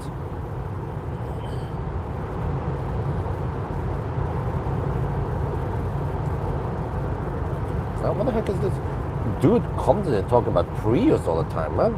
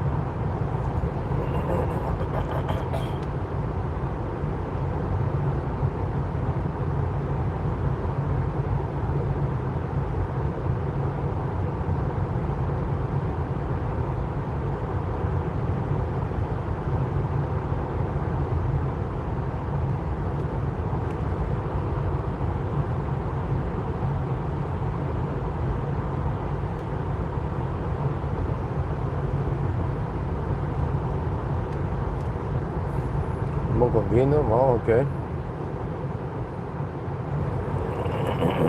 It depends where you drive, but I mean, for me, a Model Y, well, it depends. If you're a Model Y long range, it already has pretty good range, so I don't mind a quick stop every 2 hours to stretch my legs and go pee.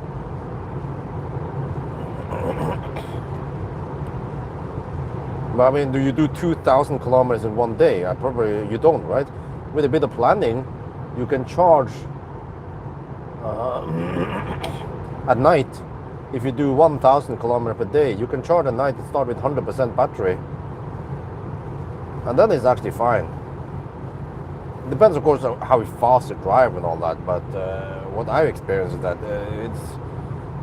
most modern EVs I tested, it doesn't even have to be a Model Y, it can be whatever.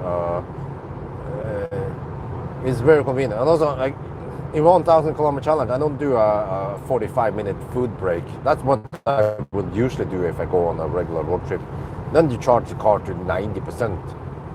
And then you can actually go far before you need to stop again. So because of small kids, then I rarely have opportunity to do those kind of runs nowadays.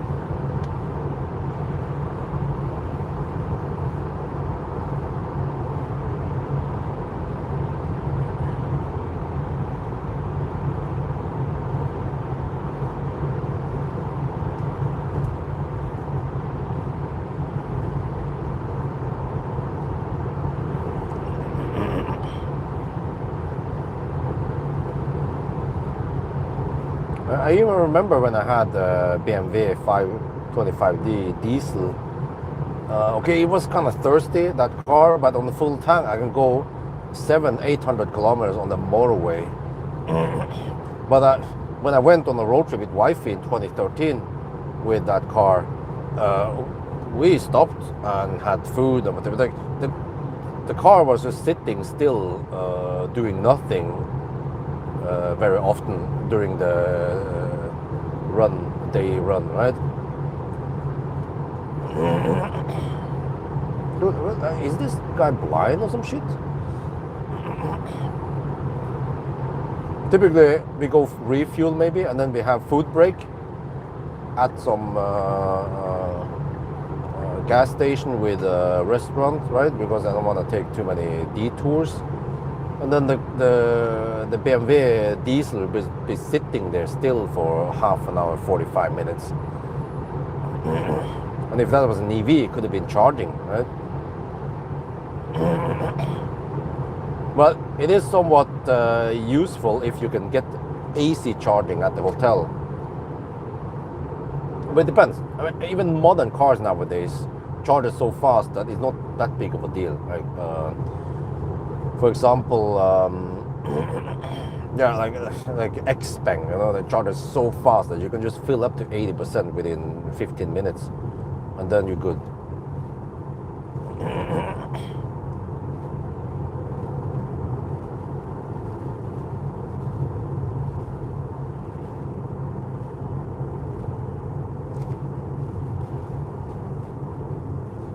Yeah, hold on. Yeah, you're kind of wasting a bit of time there, 5 minutes.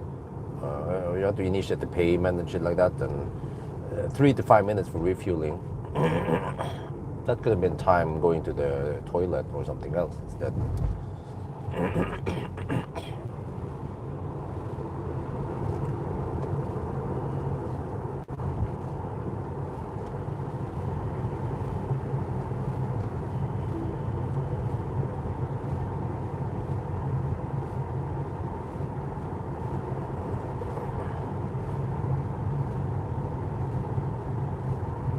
At least in Europe, there are so many supercharger, Ionity, or fast chargers out there that you can usually stop and charge many places where you would be eating or taking a pee break or whatever.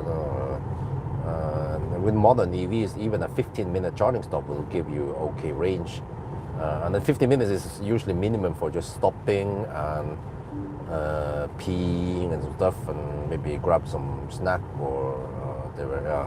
And then once you have a food stop, then it's game over. Then you need at least half an hour to 45 minutes.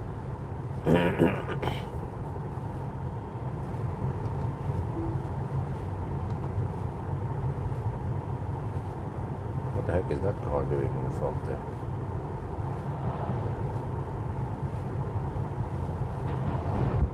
Oh, it's phantom braking here. It's being slightly confused by the thing.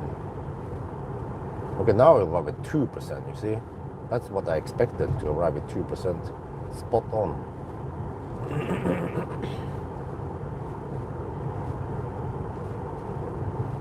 What is the real Nibjorn opinion on swap? Well, I mean, swap is nice. The only problem in Europe is that there are way too few swap stations, unlike in China. In China, the whole ecosystem there is better because there are way more users, way more swap stations, and it works better. But here, they just can't get up the critical mass. So then swap station becomes like, okay, it's nice when it works or when it's available and of course open.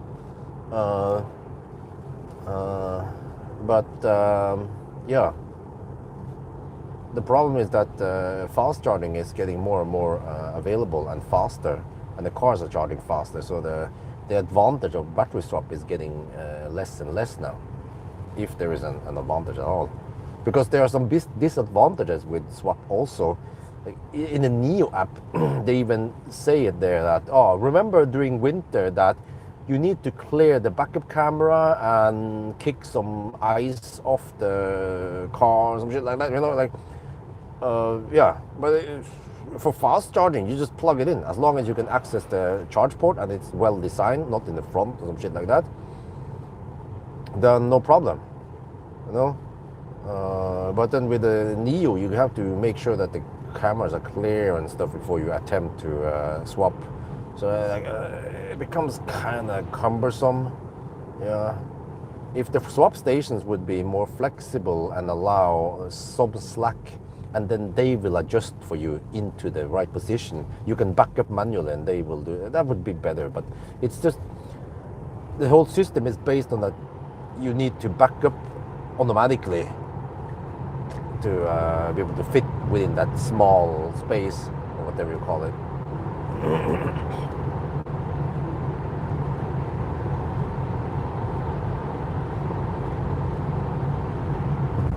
Or the what do you call it?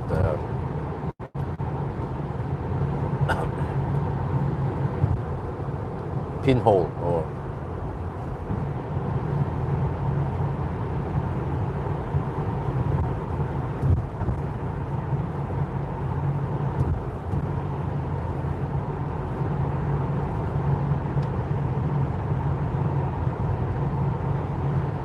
Yeah, brand specific, yeah. Whereas the CCS2 standard is very common, and that means that more CPOs or whatever brands, like Tesla can even open up superchargers, right?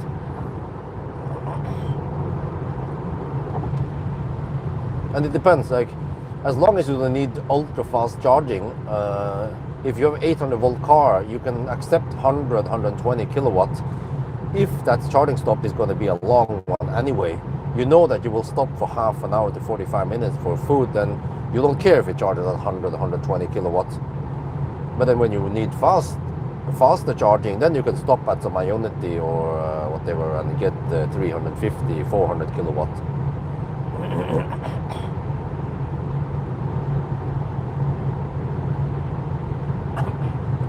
So I mean, I already made a video many years ago about the limitation with the battery swap, and they are still valid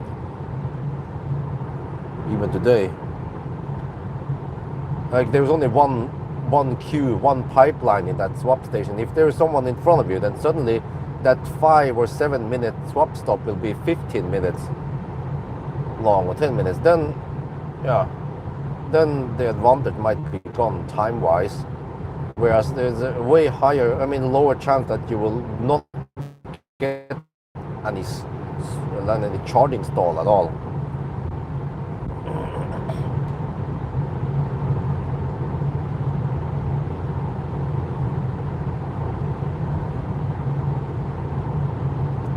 Well, I mean, I've seen it in China. It works great in China because in China they have so many Neos, so the whole ecosystem works great over there. And it seems like that's like a selling point for Neo in Europe. Many Neo owners, they buy Neos because of swap possibility, because it's something unique that it's not common in Europe. But it's just that it's not that common, swap stations. And they promised many swap stations, but they didn't follow up and expand. So I feel like the Neo owners wish there were more swap stations out there. And I experienced it myself. I mean, as long as you have swap coverage, then it's wonderful. It goes quite schnell. Only minus is that you have to be in the car. One person needs to be in the car and all that stuff. Yeah, that's also a little bit cumbersome.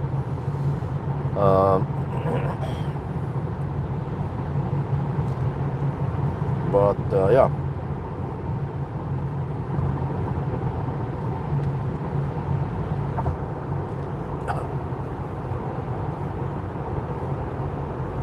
Is charged, huh? No battery. Well, it depends. It's kind of rare, but that swap station in Malmö was like that. But it's because they have too few batteries there. They 2 or 3 batteries over there rather than 5. And even in Norway, those Gen 2 swap stations, they could load more. They could load 13, but they load only around 5 to 8 batteries in there. Why don't they fill up the base? Because they don't have enough cars. It's not economically efficient for them to fill up everything. So you see, the ecosystem in Europe is way too small, and it's a bad spiral because they don't have enough swap stations, they don't have enough batteries, they many things, and then many people are discouraged to buy Neos because it's not that great over here, support versus in China. So yeah, it's hard, man. China is totally different because they probably started earlier there and they got a good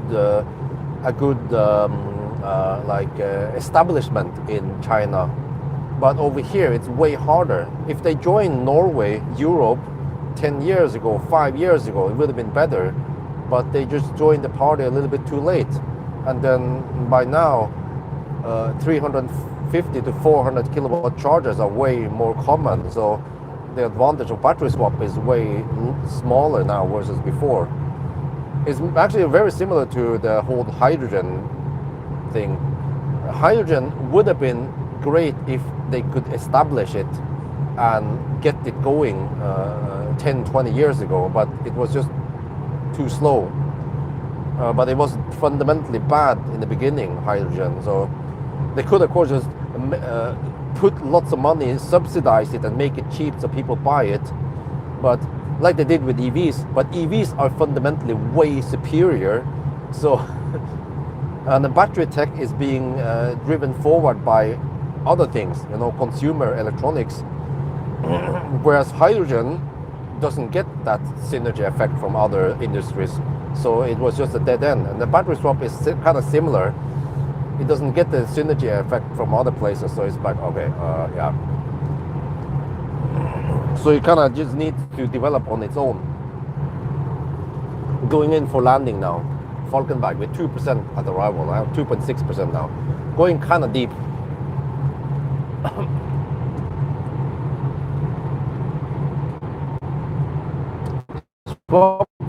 It's roughly the same. It's not that actually. If you go for Ionity Passport Power or Supercharger thing, you can get cheaper per kilowatt hour on those options versus swap. And the whole bus has been nerfed over the years. The early bus was freaking awesome, but nowadays swap only includes the two swap fee per month, but you still have to pay for the kilowatt hour. So it's like meh.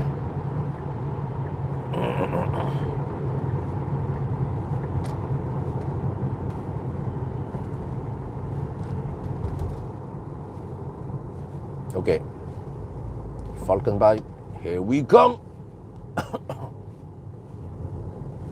5 degrees Celsius over here, man. Damn, that's actually more normal for March, mid-March.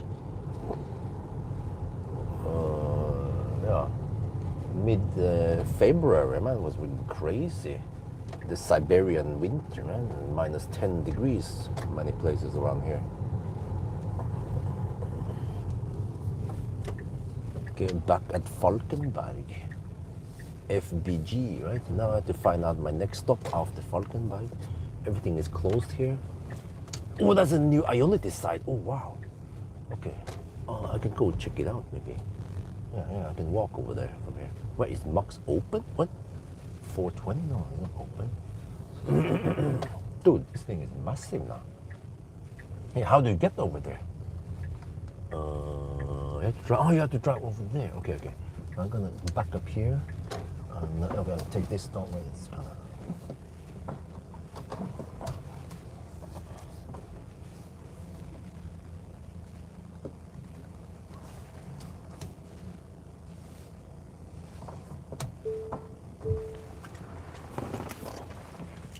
Yeah, 2.4%. Oh yeah, always go deep.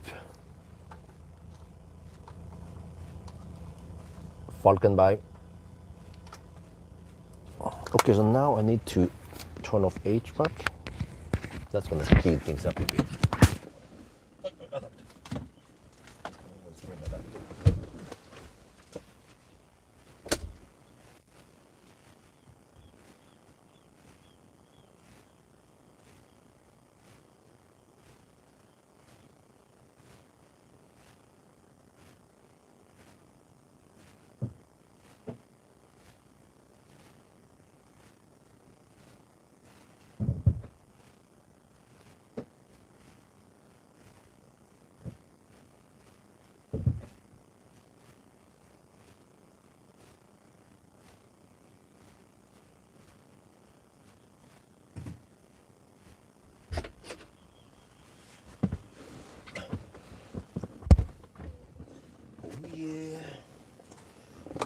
Let's see.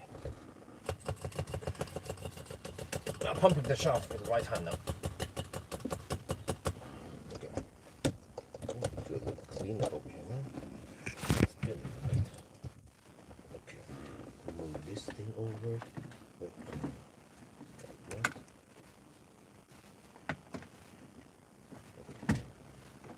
There.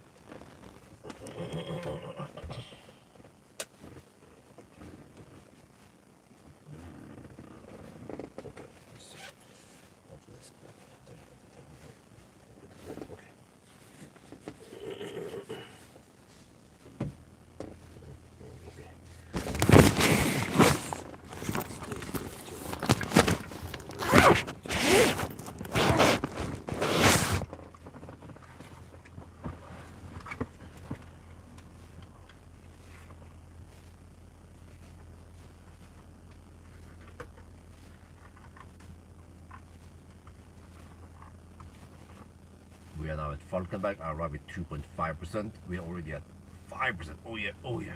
We get this nice speed every time we start. That's good. It's actually a nice boost in the beginning. But okay, I'm gonna go out and check something here. Dude, I haven't been in a while, right? Okay, we have the superchargers here.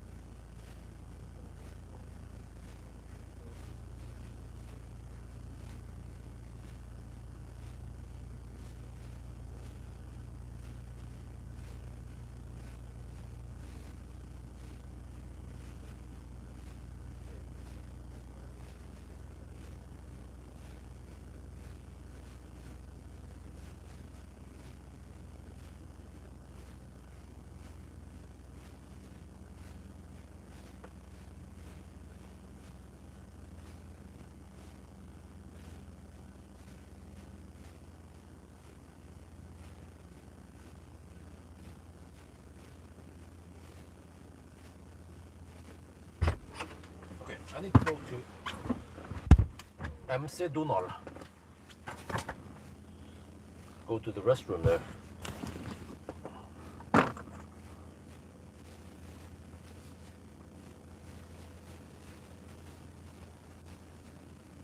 Okay.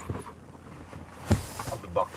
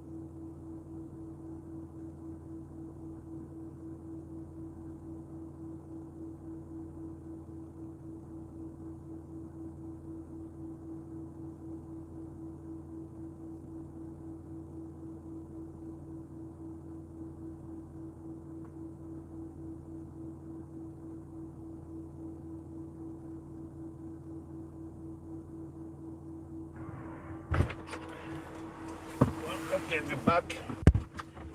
36% still. Wow. I'm debating where to stop next. How was near power swap station now? I think it's not much expansion going on. Wait, I think at this point I can fire up the heater. 43 to 48 degrees. Yeah, okay, no problem. Should overheat the battery. Under your own music festival, huh? Well, yeah, we have that video. Okay, but let me see here. Almost 40%. Okay. At this point, I wonder if I want to go for Kongalv. I want to stop at places with toilets in case I want to go to the toilet. Over here, McDonald's, they close it now at night. It has been for the longest time open 24/7, but recently they made it so that it's only open. It's closed between 11 and 6, possibly because there's very few people. So they just close it. Fortunately, I was able to go to the new hotel here, toilet there, and they asked me. The lady asked me, okay, what is your business here? I said, I'm charging. She said, asked me if I was tanking. I was like, okay, I'm charging. Okay, so this is the only toilet open here. So I want to maybe, avoid coming here. Depends. If I need to go to the toilet, then okay. But I'm wondering if I want to try to go for. 74 kilowatt is still okay-ish. Kongalv. Okay, I only did Kongalv because there we have walking distance over to McDonald's, which is still be open 24/7 in case I want some food there or a restroom. But I think I need to charge to around 45%, 48-ish. I want to have a slight margin also. Let me see. Let's see what the car estimates now. Konghalla. Yeah, okay, close enough.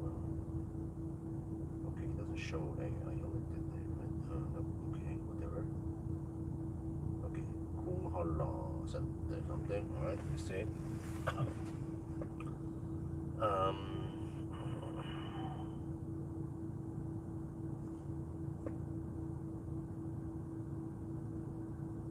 17 kilometers away. It's calculated 2% of the arrival. Really? At 41? No, I don't think so. No, it can't be right.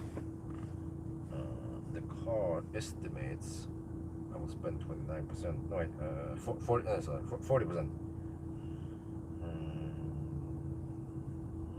27.8 kilowatt hour divided by 170. The car estimates I'm gonna average 238 watt-hour per kilometer. No. I think it's more. It's gonna be 270. But we have a tailwind. But wait, why we have average 280 on this leg? Wow. We don't have that much. I didn't count. We don't have that much 120 zone left, and that is 100 and so on. Okay. It's possible that we consume only 250, but that's 280.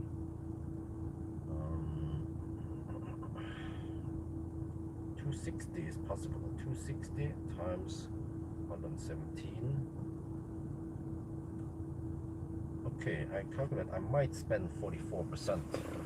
Alright, we're at 43 now. Okay, let's get ready. Seems like around 46, 47 might be okay.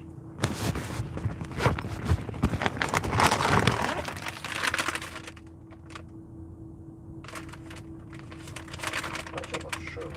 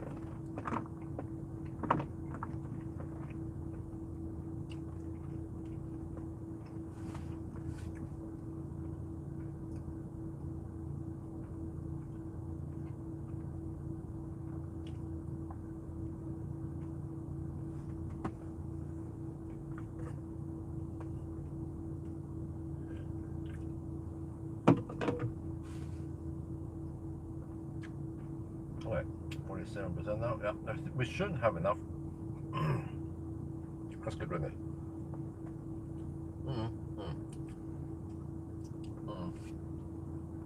Way to go now.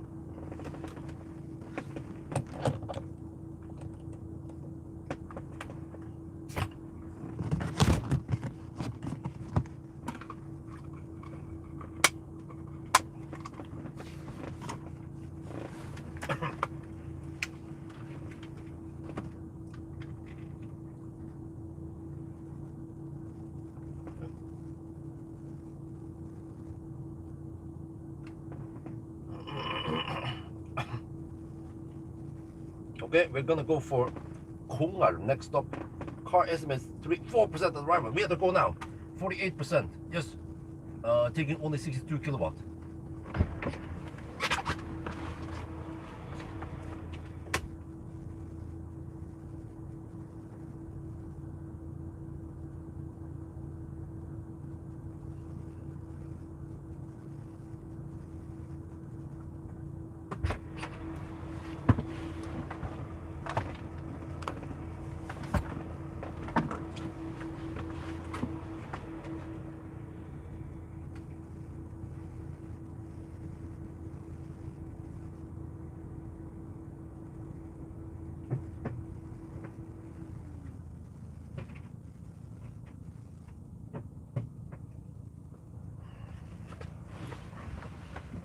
.9% actually. Okay, hopefully we have enough. I can hammer it. And then we'll see. Car claims 5% at the arrival now. What the heck, man? Can we almost make it to Spekkerud? Not sure. Possibly not. Oh, whatever. I'm gonna just hammer it now and see how far we can go.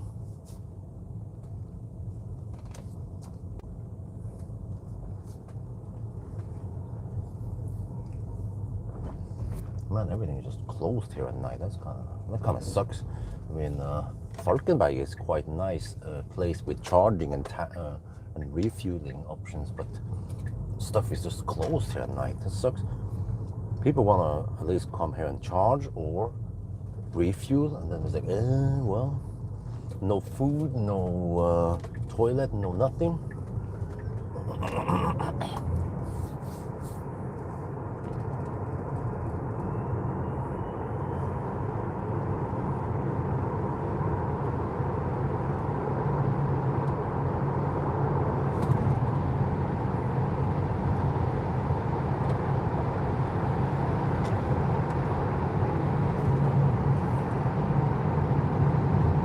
Oh, it's been raining slightly. All right. Car claims 5% at arrival now.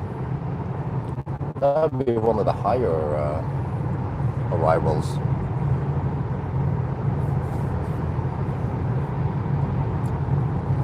No, it actually performs remarkably well for an old car. It has auto steer, autopilot, lane change. Infotainment is kind of slow, I can feel it, but it's still kind of modern. It has 4G connectivity because it upgraded to the LTE module, but it's just MCU1, so it's a bit sluggish. But it has the more modern Tesla tech in there, at least some of that. But some of that requires MCU2 for more processing power. But at least what is important is the trip estimation is super accurate.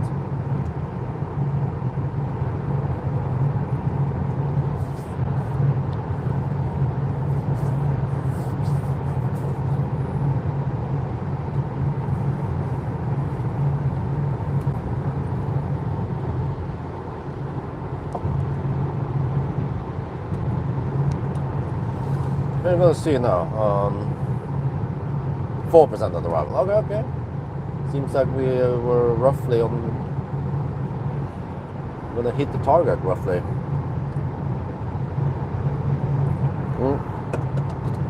But I show that I don't only charge 40% or 37. This time I actually charge to 48%. 49 actually.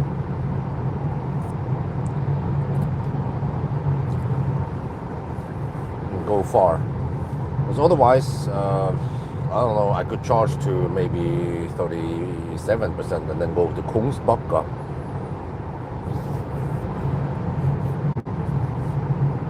But also everything is closed. No, I forgot. Kungsbacka, McDonald's is open over there. Yeah, yeah.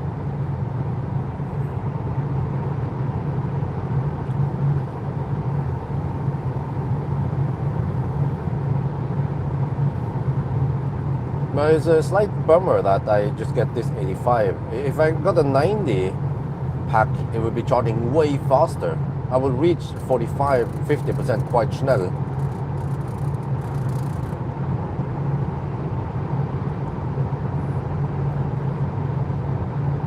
Yeah, well, the problem with the 85 packs is that they don't charge that fast. If you care about charging speed, you have to go for the 90 or 100 packs. They charge a lot faster. And they will most likely not get any nerf because they have probably some newer generation battery or design that doesn't require them to be nerfed.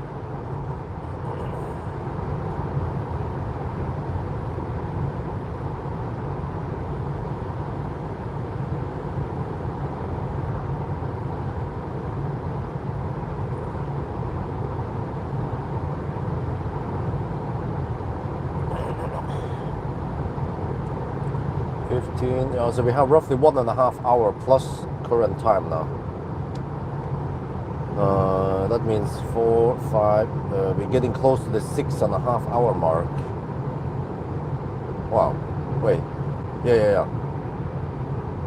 Yeah, of course, 100 kilowatt hour better, but the 90 is still actually quite nice now.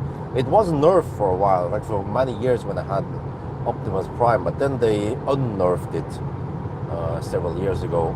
And I think it hasn't changed that much since then. It would be interesting to revisit some of the 90 and 100 packs to see how they perform nowadays. Because I think actually not many people review second-hand cars. Other channels, they tend to review brand spanking new cars. I'm one of the few channels that reviews old cars. And like really old cars, or like Leaf and Soul and stuff, you know. For now, Soul seems to be a really good deal. But even some degraded first-gen Souls might be good. But the problem with the first-gen battery Soul is that there is a risk of it going kaput. You don't know when. And then once it goes kaput, then you're kind of screwed. But at least if it's the OB, if the backup camera goes kaput, that's no problem. That's cheap to replace. If OBC goes kaput, it's like, oh, okay, still kind of bearable. But if the battery is kaput, then it's like, shit. It's way too expensive to repair.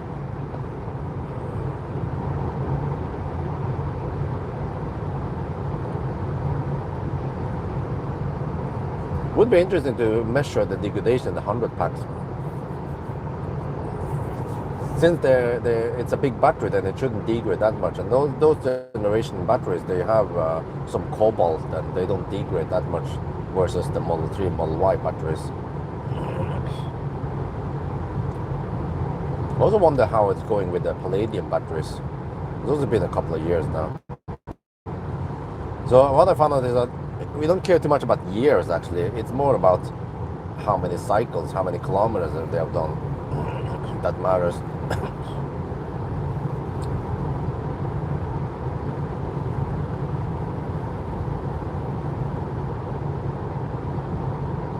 Yep, I can see we have tailwind now, the wind turbines.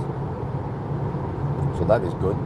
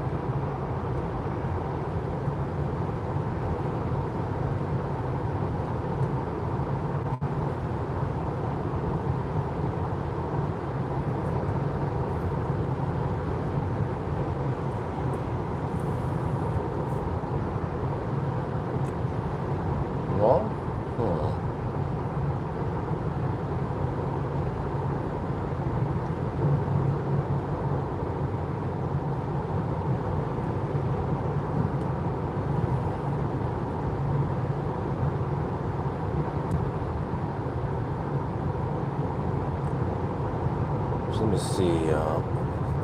If I can get nap noon time, then in the afternoon we can maybe go to. We can do some family activities. Go to the shopping mall or something. And then actually, what do I do on Sunday?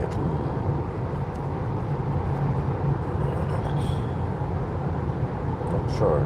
Well, I need full sleep somehow. Well, yeah. Probably need to fully recover.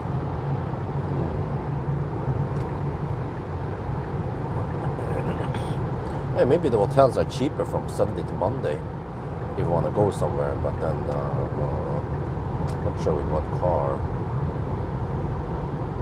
Well, I could try to do a degradation test on this car, but I need to drive for a while.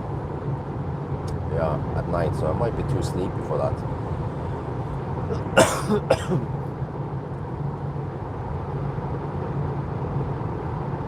Matrix, well, with Palladium, I believe.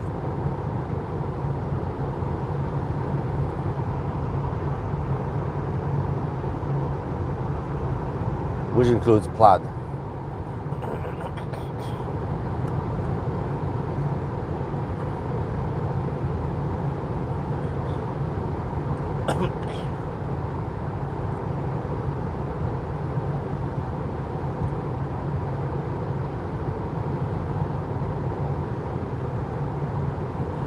Well, so far in the challenge, we have consumed 269 watt-hour per kilometer. Well, it's actually not that bad. It's going to be lower now. We have tailwind and we have to cross two cities.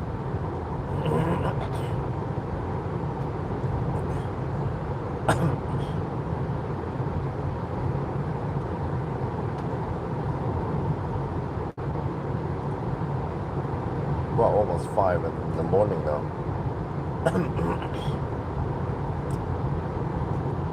Okay, there will be some morning traffic in Oslo, but not that bad on a Saturday morning. Started kind of late today. We had to prepare. And normally I would try to start around 9. But this time I had to move the car from the supercharge and stuff and get it charged up and hook up everything. Because I actually got the car tonight and I had to do a quick preparation.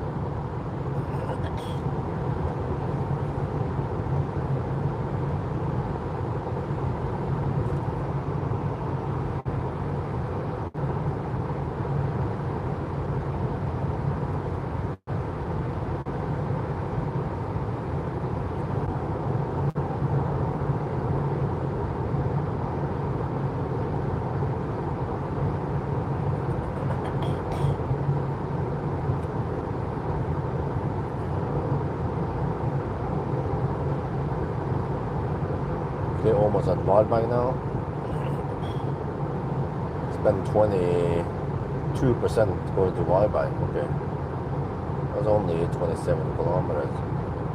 Oh, it's not that far. Wait, from Falkenberg to Himle is around 15 kilometers only.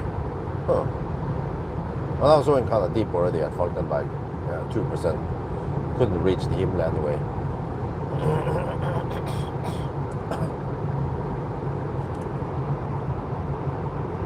Colombo, okay. Oh, yeah, what's up?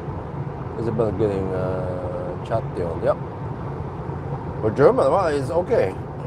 It's kind of funny because when I try to teach German words to Axel, like Axel, Audi. Yeah, he can say Audi, but he cannot say Autobahn. It's way too long for him. But then Isabel repeats. She can say it perfectly fine. Autobahn.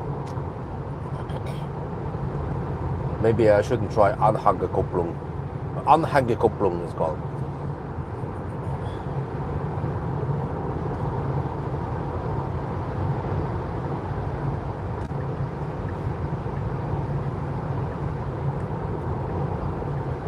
Or Schmutz.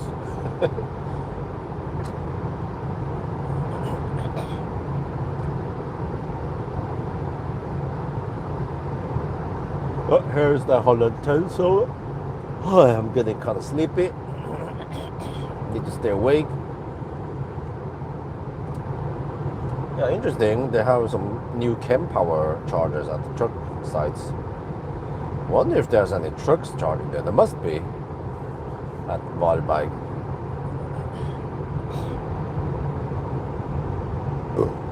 Matrix. Oh, okay, cool. Well, I just learned that only 2021 Plus Model S supports sexy buttons. Something about the bus in the new. So the old ones, I can't get sexy button on Millennium Falcon. Yeah, that's kind of. I mean, Optimus Prime same there. Actually, MC Hammer also same there. She.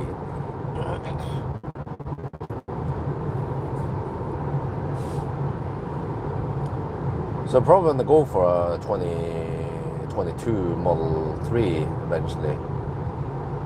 Once my financial stuff is okay. But I mean, I don't really need one.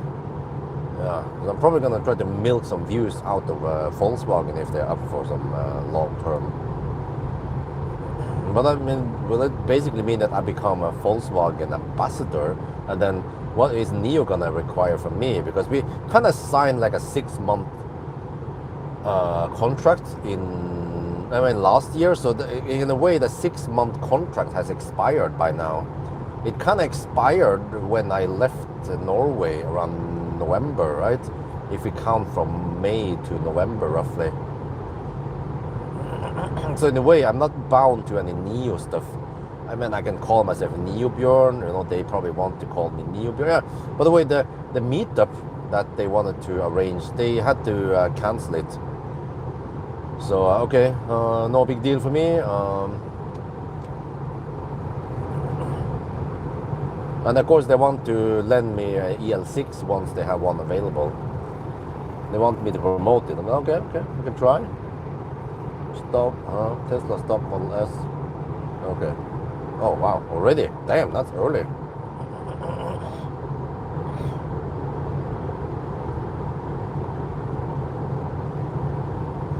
The Palladium is still nice, but unfortunately they didn't offer smaller batteries. I wonder if people would buy Model S. Well, maybe that's the problem, they didn't buy Model S. If you want some kind of sedan, they might go for Model 3 instead. Because Model 3 also has nice features and comfort now with a Highland. So Model S becomes kind of expensive unless you go for something like a 75 Model S, but then yeah, maybe it's just too expensive for them to hand build those cars versus the more automated 3 and Y.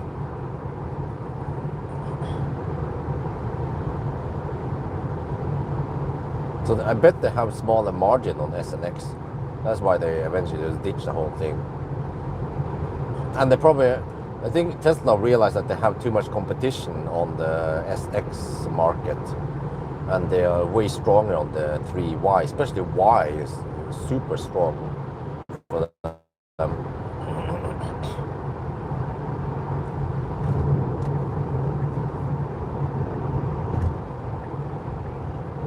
S and X is still kind of plagued by some issues with door handles and Falcon wing doors and shite, whereas the 3 and Y has a way better foundation and way less issues. So in a way, it's kind of like just like legacy automakers are stuck with old platform. In a way, Tesla is also kind of stuck with like the old S and X platform. That they don't have too much freedom. They have some freedom, but.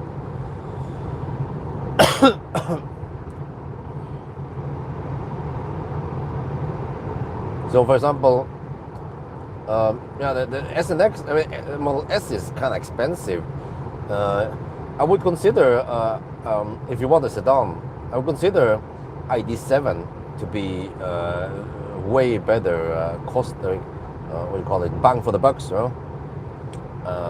And also, if you want more premium ride and so on, you could even go for an A7. No, it's an A6.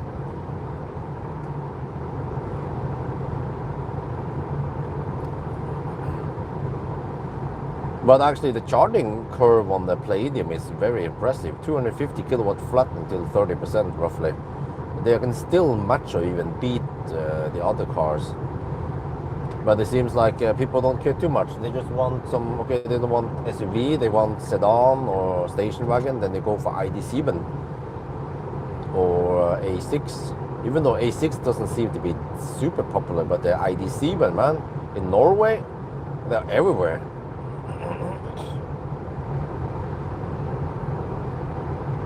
And I fully understand because it's a damn good car. Lucid, yes, but they are kind of not all in on it. They're kind of slacking a bit on selling and stuff. I requested a long time ago to borrow Lucid. I don't know, do they want to sell stuff or what's going to happen? I don't know. I can try to contact them again, ask about Lucid and also ask about Lotus. But I mean, it's low volume car, so I don't expect too high view counts on them. That's what I need to go for, you know. Basically, I almost don't care about what kind of car I test as long as I get high view count.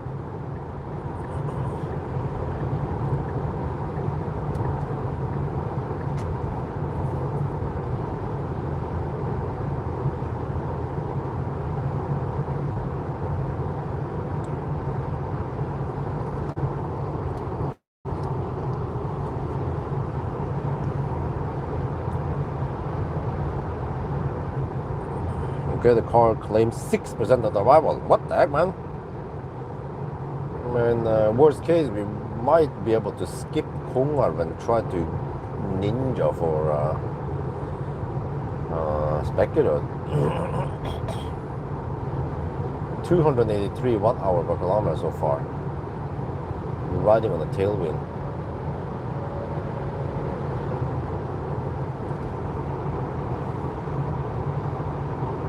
No, Cybertruck. Well, let's see.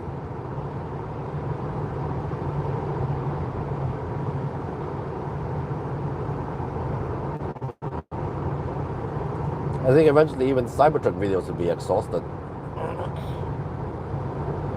People lose interest.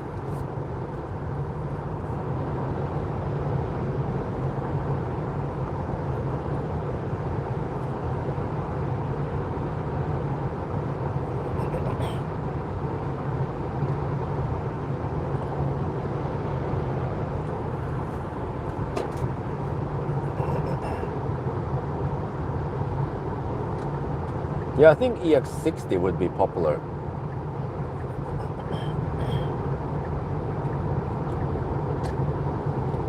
I can see if I can get some early access to it. We spoke to a girl at Ljungskile. She was working at the gas station at Ljungskile, and they said that her parents have ordered EX60 and they're getting it in April. Like, huh? In 1 month already? The press cars in Norway will arrive in late summer. You know, like late autumn. I was like, huh? So I need to try to get it early via my friend, partner, whatever, who lives in Göteborg. Seems like Sweden are getting it way earlier than Norway and maybe the rest of Europe. So if we can ninja a car somehow, that'd be great.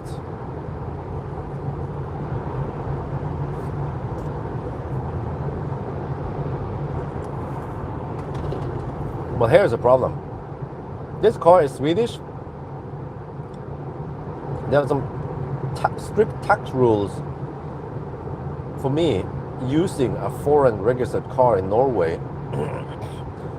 I have to register on Skatteetaten, the tax authority webpage, that I'm going to use this car. And in 1 year or within 12 months, I can only use foreign registered cars for 14 days total. I can split the days the way I want it. So now I'm running 1 day using this car. But the problem is that when I went there and I said, okay, I'm just gonna do this for 14 days, the website said, you cannot do that. I was like, huh? Okay, decrease 1 day. I was like, huh?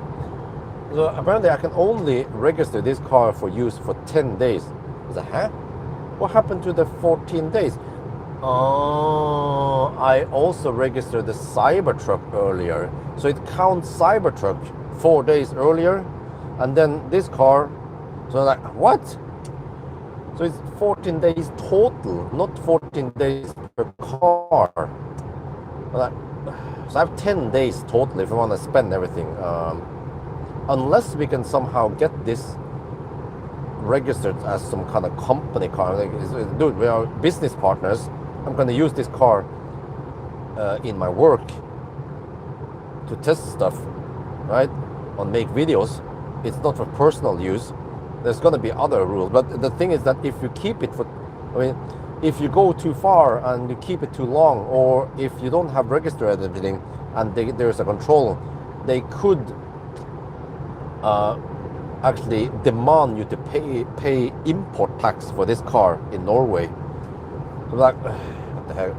The problem is that might not be too much, but if you want to get it back to Sweden, it might actually be bad because Sweden is way too expensive versus Norway in tax and stuff. But I don't know. I don't even know how it works. So it's a bit troublesome. Yeah. It's clumsy that I'm eating up on my own quota on foreign cars per year.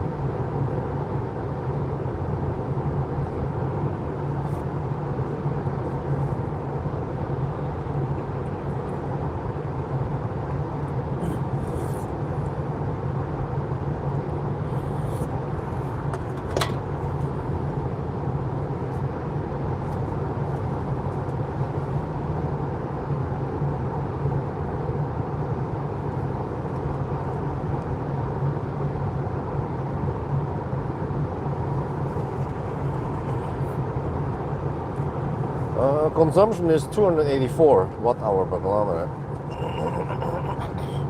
and the car estimates 6% at arrival at Kungar.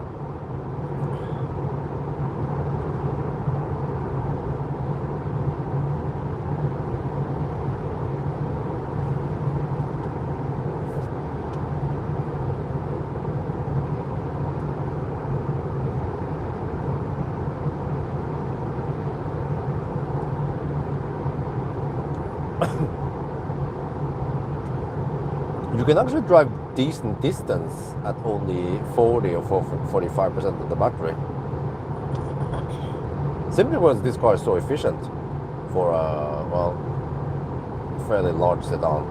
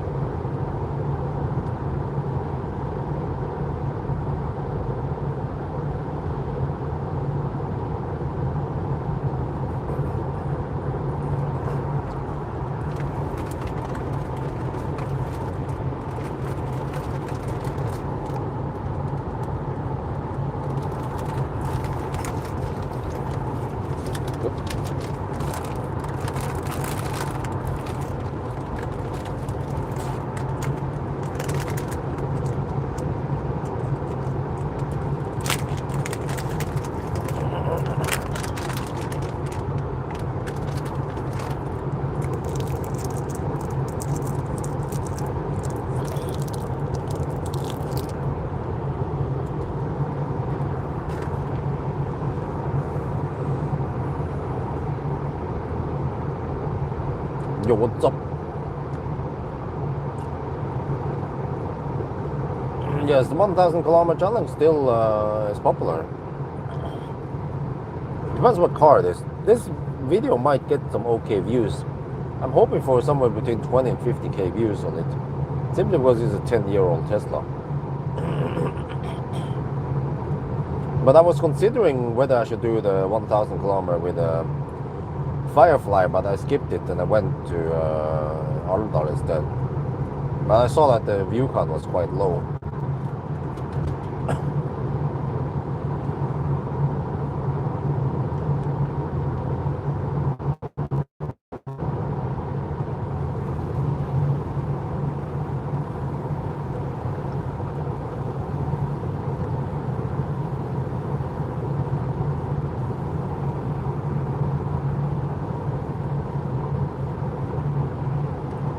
I don't know because we're in Sweden right now.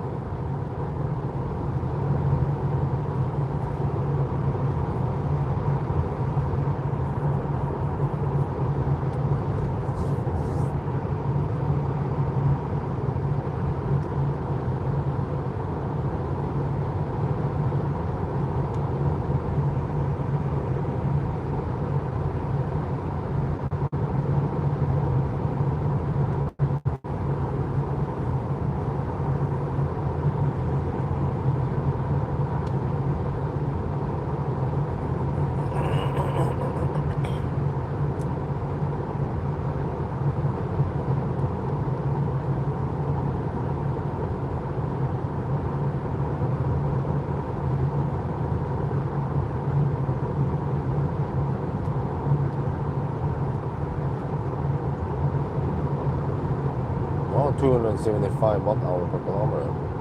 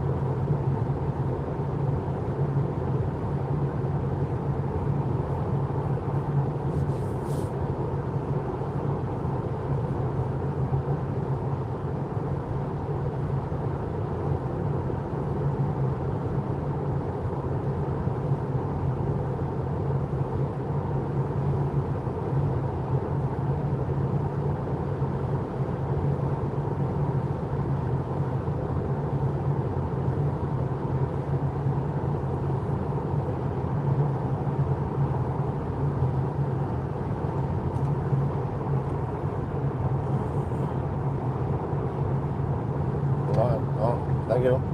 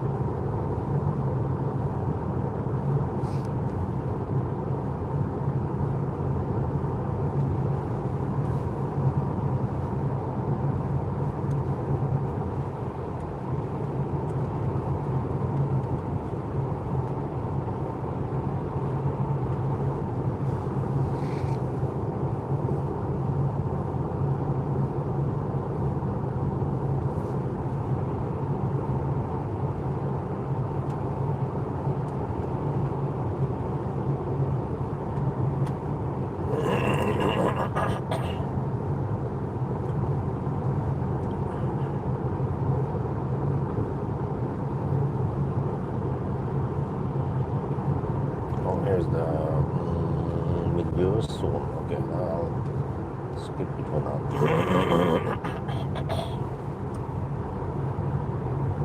Turkey, yo, what's up?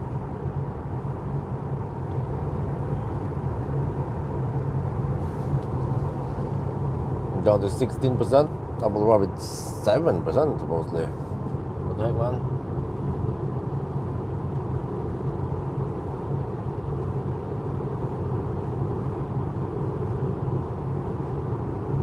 So I have 4. Oh, okay, right. Half kilowatt hour.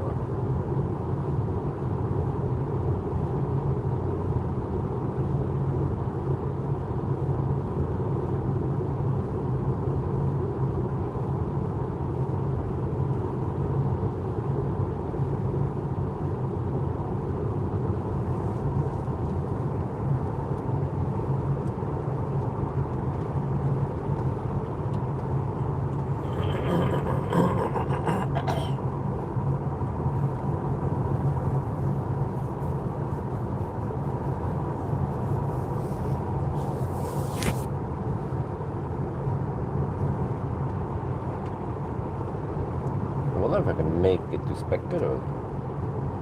It's 20 kilometers past Kongar.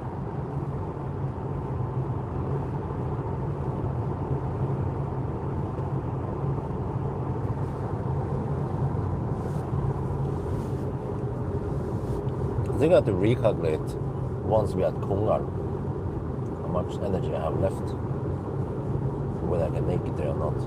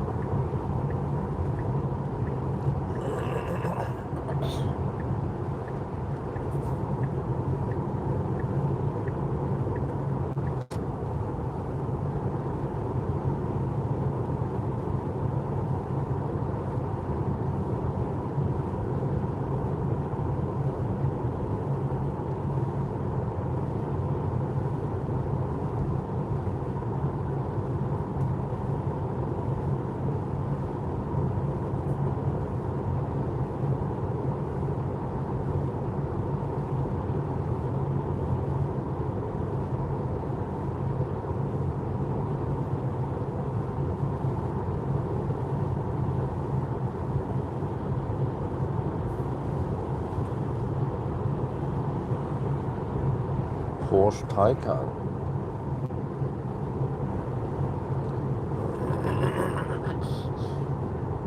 Isn't that the Model S killer? Well, actually, gonna need to be the fat Taycan.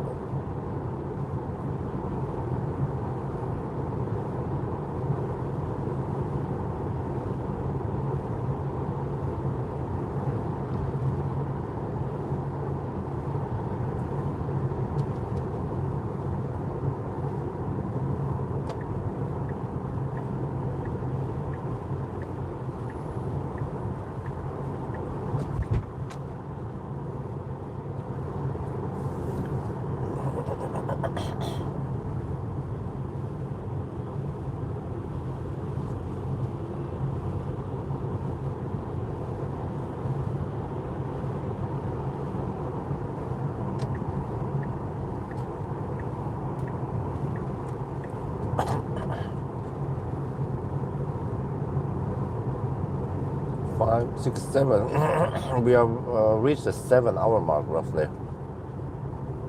Around 670 kilometers. Yeah, so we have dipped below the 100 kilometers per hour average speed now.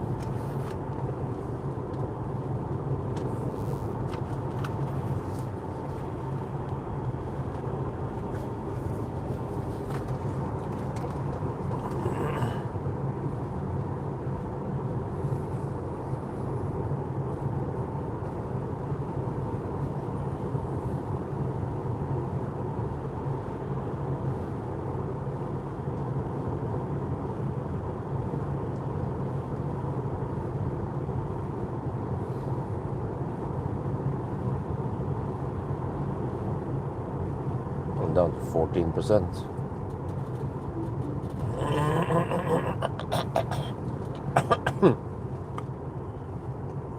Five in the morning. There's some traffic now. Early birds who needs to work on Saturday morning, I guess.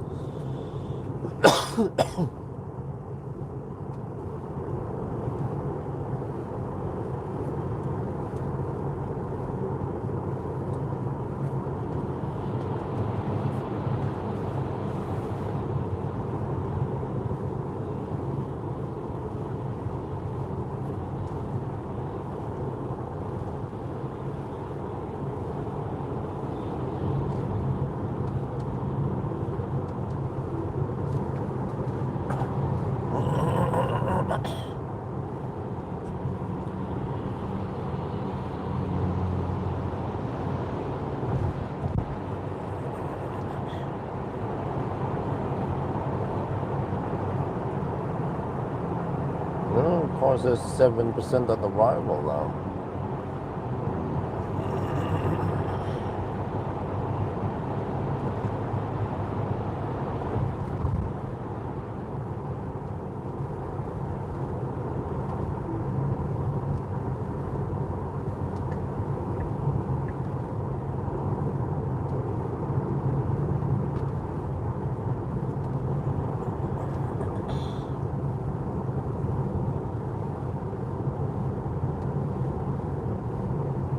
Well, just remember that I have a Swedish registered cars. I'm local. I just slip in.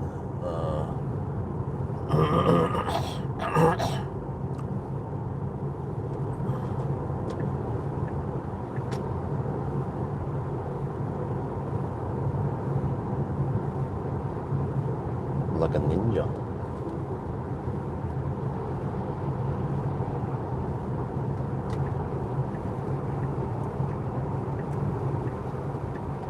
Exactly the info I'm looking for to buy one, huh? Okay. Yeah, 7% at arrival at Speculator. No, yeah, that Pawel. But then Speculator is 20 kilometers past that, so I need to see. I could go deep and then go to Speculator instead. Just have to drive slightly slower, maybe. Then I should be able to make it there. To see once we get closer, but it's kind of too high to go at 7%. Then I'll probably just cruise slightly slower, maybe at 115, 120 kilometers per hour, try to reach Speculator. I have to calculate how many percent. Well, it's 250 watt-hour per kilometer. Wow.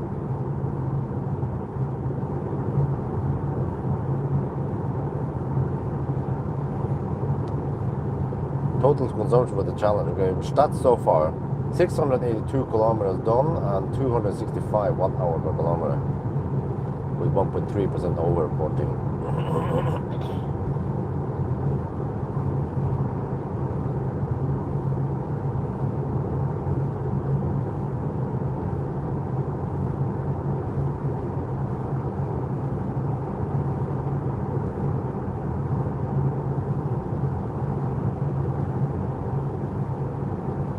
I'm guessing it will be around 11 hours.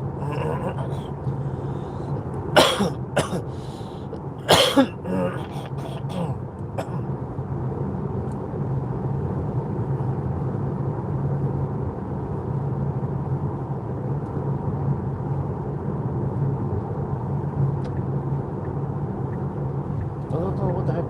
AP1, man, it struggles with this over the hilltops. Oh, 7%. I'm still at 11.6%. I have 8.2 kilowatt hour left. 8% at the moment. Okay, we need to cancel that. Ionity Speculator. There. Wait. Ionity, huh? What is this? Högsbo. No, it's not that. No, not Högsbo. Ionity.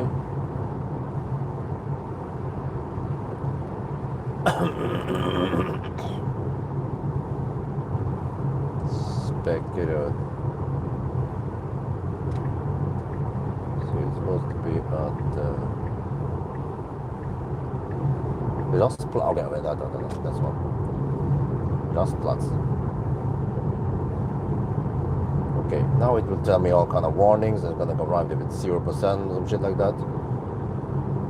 34 kilometers. Okay, let's see. 7.8 kilowatt hour left. 33 kilometers now. Budget through 236 watt hour per kilometer. Okay, that'll be cutting it kind of. Hey, claims 1%. Okay, yeah, we still need to drive semi-slow before we can hammer it. Okay. If the car claims 1%, then we will most likely arrive at 1%, maybe 0%. That's going proper deep. It means that we can actually go around 130 kilometers even. Not 140 kilometers on the charge. If we go to around 50%. That ain't too bad in it.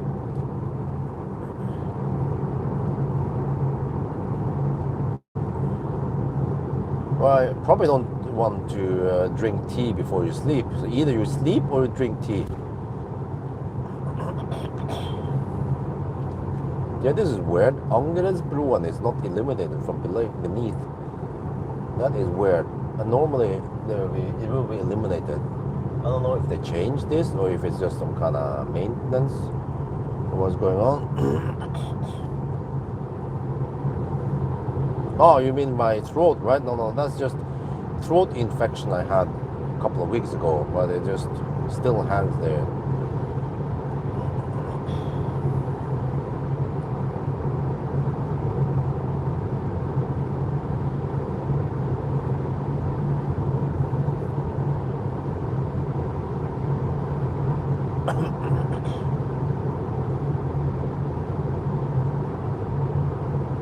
Oh, 7 kilowatt hours, 30 kilometers left.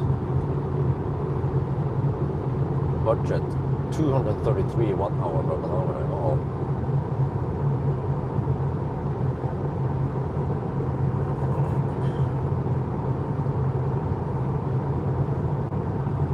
Oh yeah, it does this weird shit. Yeah, cancel. Oh, okay. We're fine. It wants to go like a loop or some shit like that. No. We need to. Yeah, it always does that weird stuff around Specular. It's just confused. I will probably just navigate to the surface.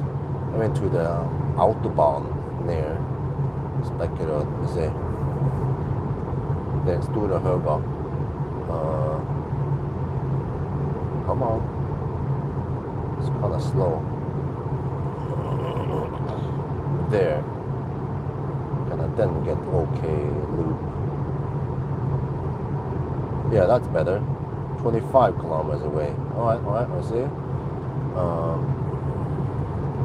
25 kilometers. It says 0% at the round. Okay. 6.4 kilowatt hour. 25 kilometers. Budget 256 watt hour per kilometer. We can make it there with 0% again. Oh yeah. The 0% club.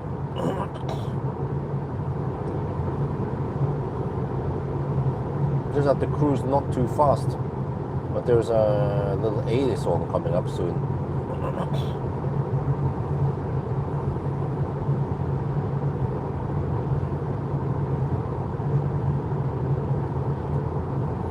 Surcharge. If I knew this, I could have charged 1% extra, and I could have made it to Specular just fine. Okay, I'll just slow down slightly. We don't lose too much time.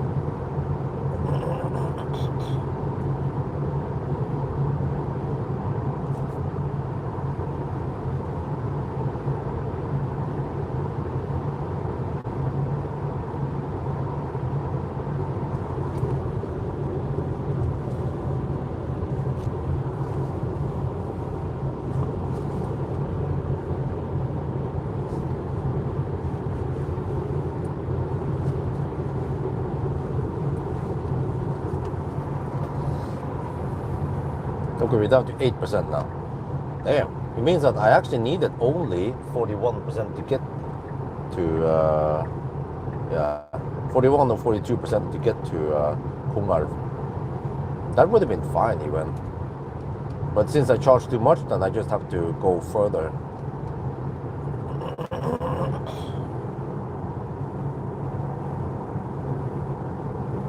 Okay, now I have this stretch and I can probably just... Oh, okay, the bus wants to go there, alright, that's fine.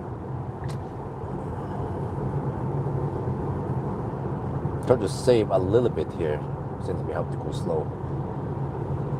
5.5 kilowatt hour left to go 21 kilometers. Yeah, so that's roughly 260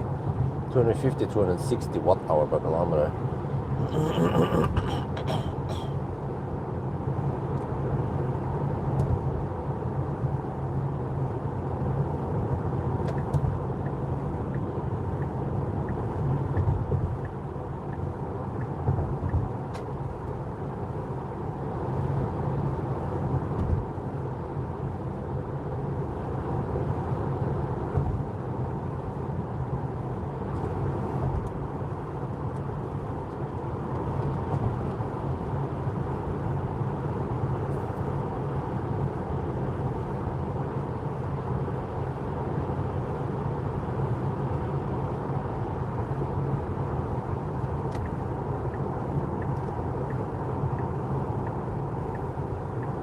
5.2 kilowatt hour left, 19 kilometers to go. Okay, let's speed up a bit.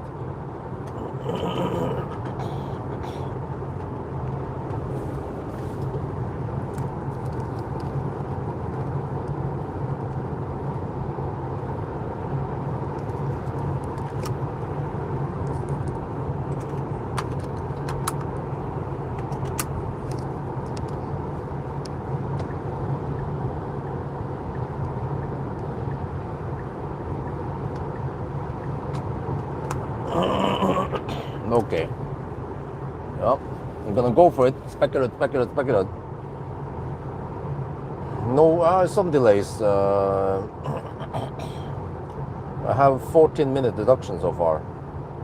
We started at 22:15, so it is as if we started at 22:29 then. Okay, let me check here. Calculating 4.6 kilowatt hour left, 17 kilometers. Budget 270. Okay, go faster then.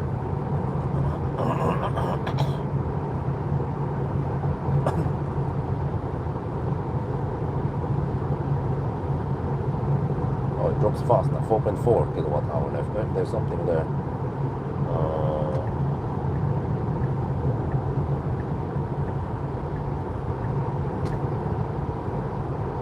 Not sure what's going on there. Have to be careful.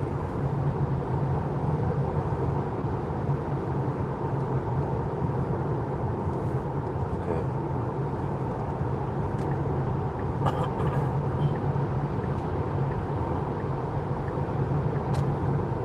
4.1 kilowatt hour left. Okay. Push them. It's getting kind of bright outside. What? 6 in the morning? Damn. Summer's coming finally.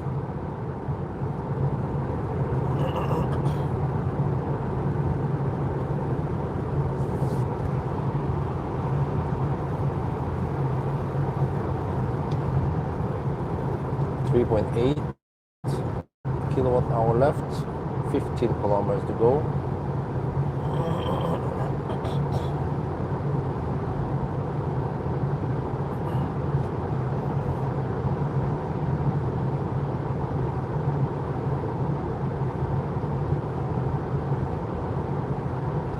.6 kilowatt hour left,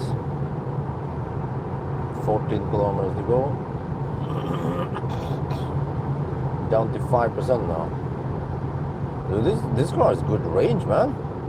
A good efficiency, despite being on the motorway and 3 degrees Celsius outside. So it would be a lot better if it would be 15, 20 degrees outside.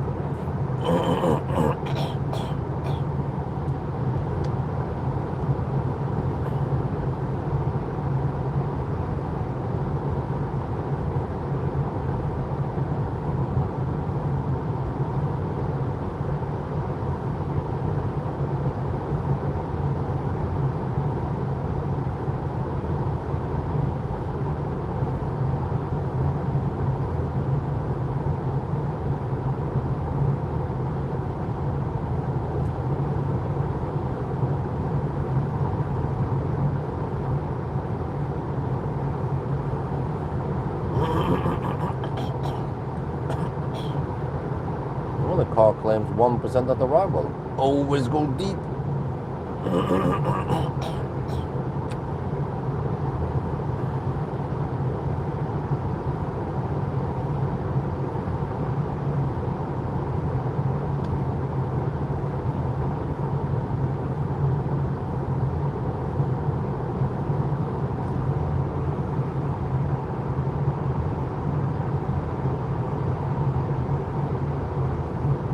No, the battery hasn't been charged.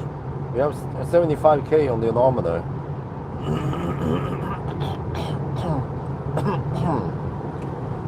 2.5 kilowatt hour left. I think this is some of the highest elevation before it starts flattening out. 3.4% left.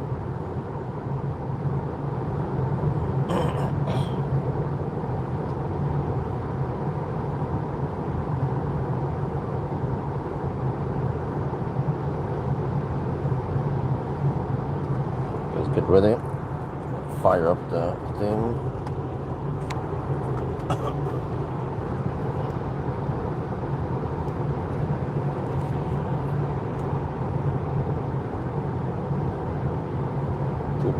Kilowatt hour left.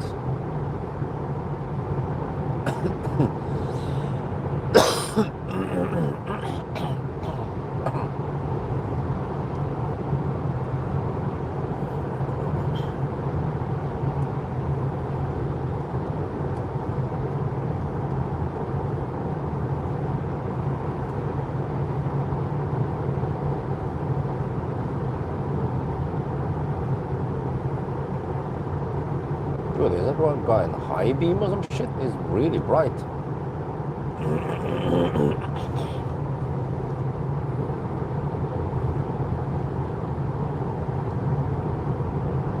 Oh, now it says 0% at the arrival. Okay. Well, close enough. I think it's fine. We are 7 kilometers away.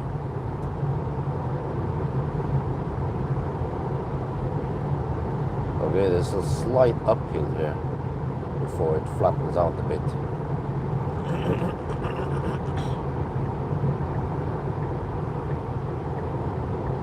1.4 kilowatt. Ah, that's roughly enough. Okay.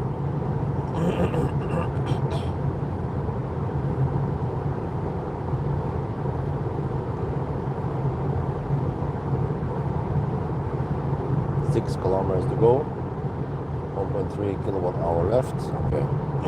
Because we get that kinetic energy once we slow down. It's actually a lot. Only for several hundred watt hours of kinetic energy. Yeah, very not much driving. Okay, 1.1 kilowatt hour left. Okay, this is the last uphill before it starts going down a bit.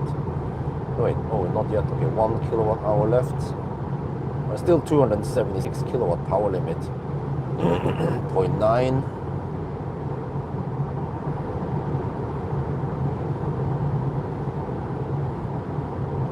0.8.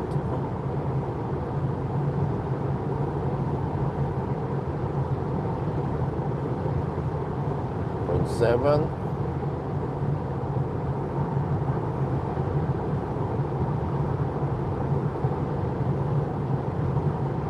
0.6. Okay, let me record this.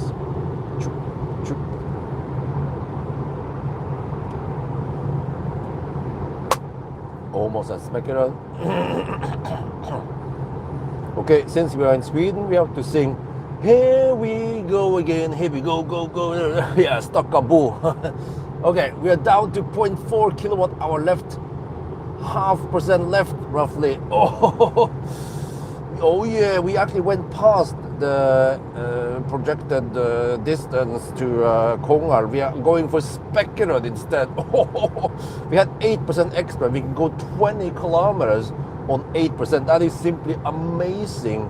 Look at this Tesla efficiency. It was even 10 years ago, man. I don't remember how many times I've said 10 years during this challenge, but it just needs to be highlighted that you can still just hammer it. 0.2 kilowatt hour left, but that's fine because, yeah, 0.1. We will get the kinetic energy back soon.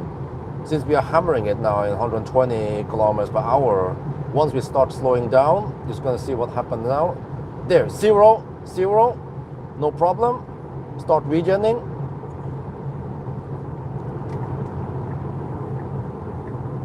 Regenning at 67 kilowatts. Right, it takes a little while, and then we should, well, there, you see? 100 watt hour gain already. Wow, like a ninja. I don't know how I can keep doing this, but we have now reached 3 times with right around 0%. Exactly. Wow, in region 0.2 kilowatt hour. Okay, this time there is no supercharger, but we can use Ionity. Yeah, I'm not strictly going for supercharger, and Ionity is actually fairly cheap also compared to some of the other CPOs in Sweden, so this is fine. And also over here we have Circle K. I have a little bit of stomach problem today, so man, I'm a Heimscheißer. But at least if there's a place where there's toilet, that would be great. Yeah.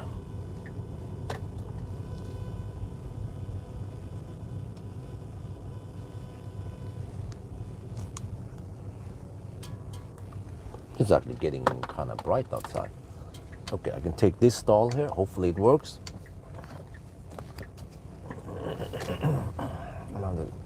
Model S has the turning circle like a cruise ship, man.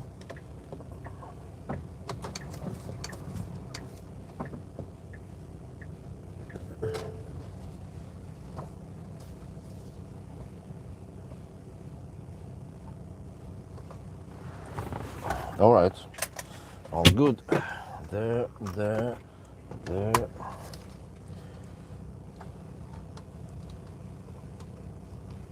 Back it up.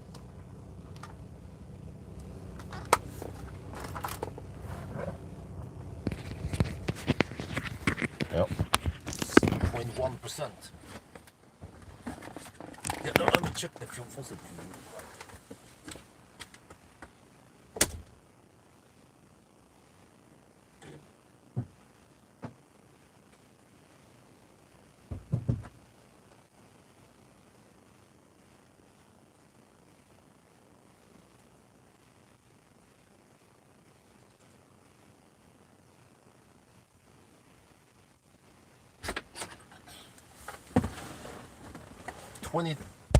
21.69 SEK.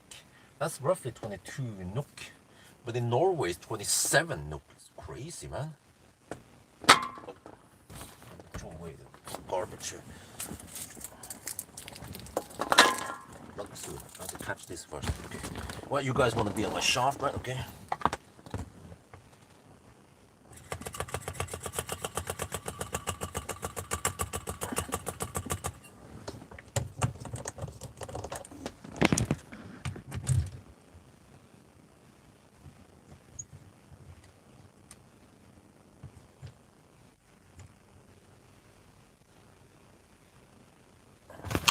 Around 2.5 euros.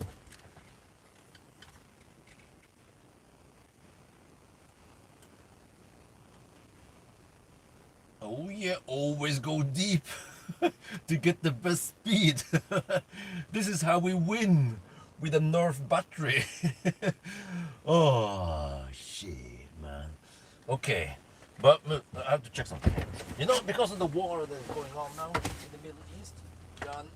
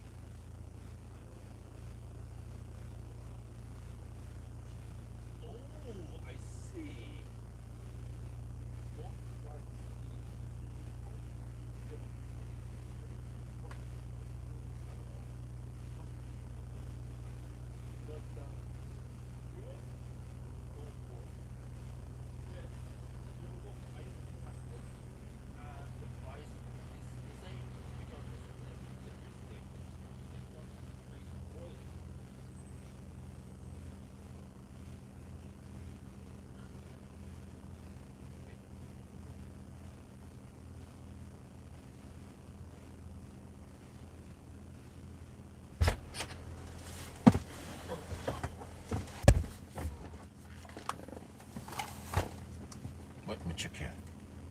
56%. Okay. Kind of need to boost up the speed here slightly. With this one. I know. Okay, I'll be back. Again, the Heimscheiß, they need to go to the toilet here.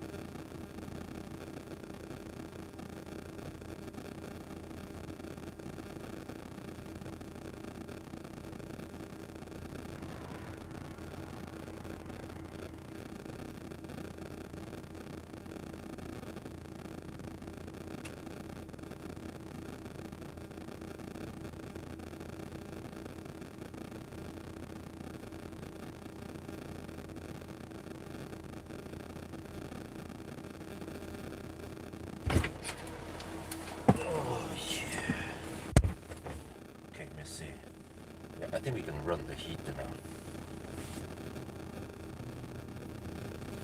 It shouldn't affect the cooling like that. 7, okay, I'm back.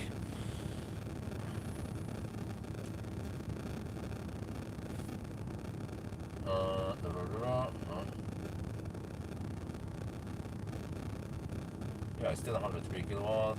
Norway never run out of quality view. But this is car charged so much faster than many. Okay. I've seen 80 kilometers. Yeah, I don't know. We went deep. Wow. Okay, let's see.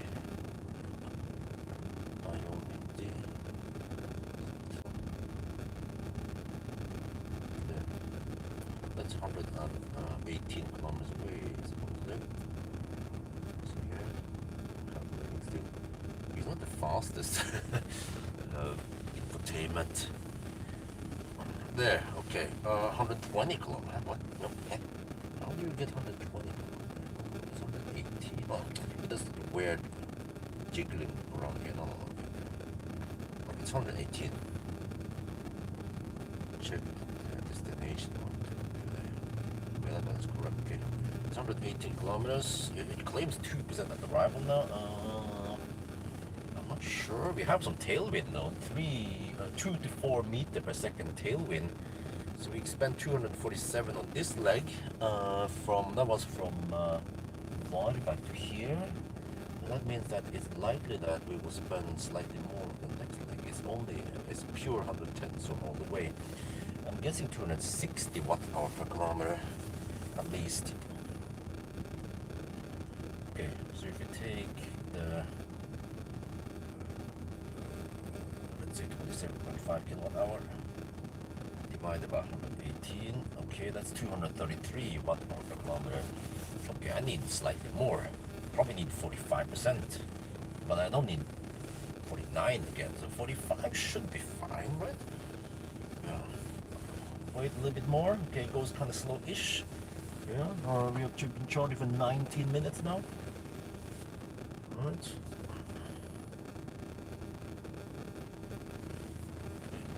Well, this is what you have to expect, around 15 to 25 minute charging stops with this car. The car claims 2% of the rival. Now, if I have more juice, I could go past Strömstad, but then where the heck to go then? Steinsund? This is highly unlikely they can make it take out there. It's roughly 250 watt-hour per kilometer. Previous leg from Pawel. Yeah, that was only 110 so and City and 10 again. There's no way we will spend. It will be at least 260 consumption.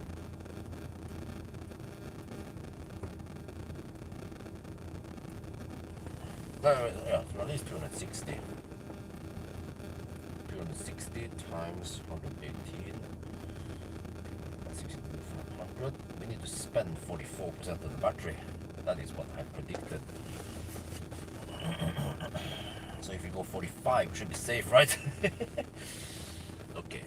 But since I have a little stomach problem, it seems like I need to go poop on every on every charging stop nowadays. On this challenge. So well, it's safe if you go to Strömstad. Okay distance. If you go other places, everything is closed. I checked Tanum. They open at 8, but you have to kind of walk far to go there. To the 3M station at Håby. I think maybe Håby is open, but that's kind of too close. Ljungskile is way too close. There's only 25 kilometers from here. So yeah, Strömstad is the best option. 118 kilometers away.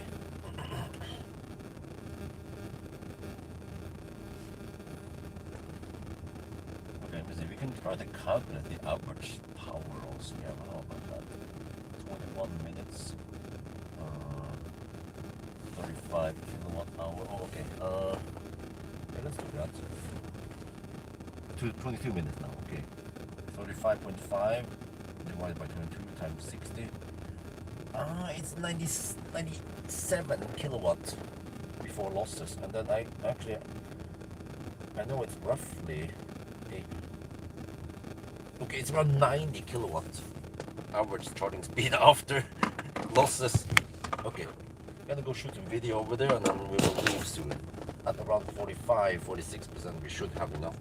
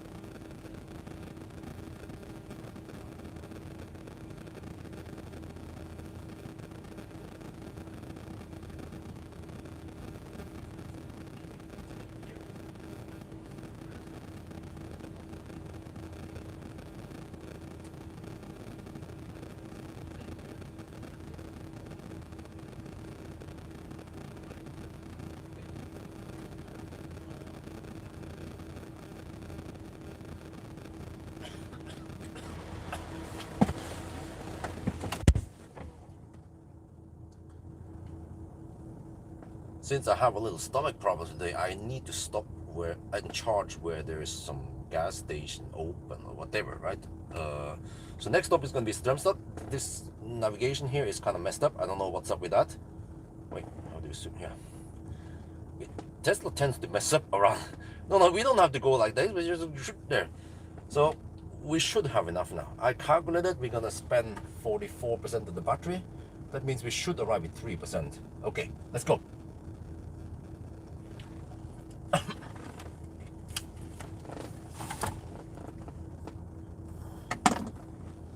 Move the shaft over. This was a 24-minute charging stop. It might be 25 by the time we leave. So that's usually the longest charging stop I want to take. And the shortest one are around 15 minutes long only. 60%, okay.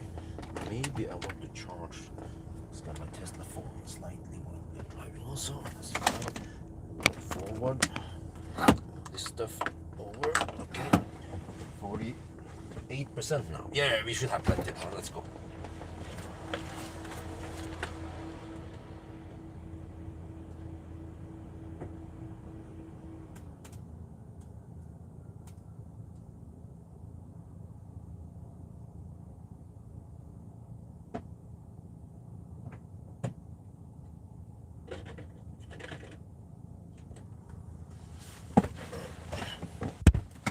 Yeah, okay, guys, this is interesting. Based on the charging session now,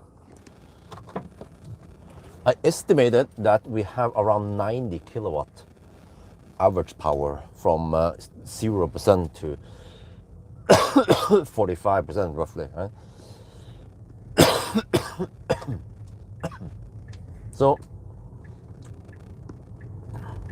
I mean, in that regard, typical charging session, and this still gives us okay range, probably similar to other cars that just is not that efficient at high speed, right? Like I-Pace or Kona, maybe e-Niro. Right? 2016, e-Niro wasn't out yet. e-Niro came in 2018, 19, I wonder it was. But Kona, well, actually Kona didn't even exist in 2016. It came in 2017. Okay, roughly there-ish. Right? And the same, okay, I-Pace existed then, right? Fat e-tron, who cares about fat e-tron?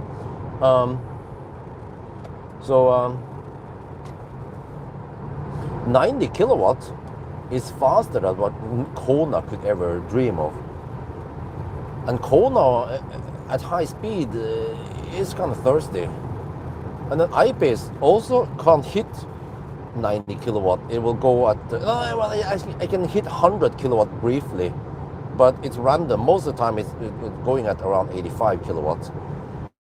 So which means that this is actually roughly on par with the other cars, maybe even beating them. We're going to see how fast we do it now versus some I-Paces and Konas.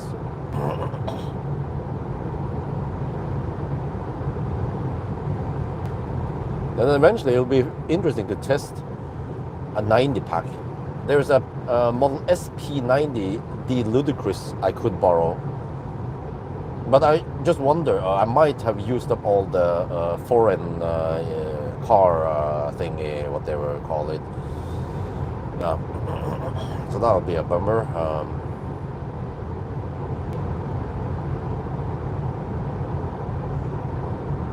But I can always, I mean, actually it should be quite easy for me to get a car in Norway.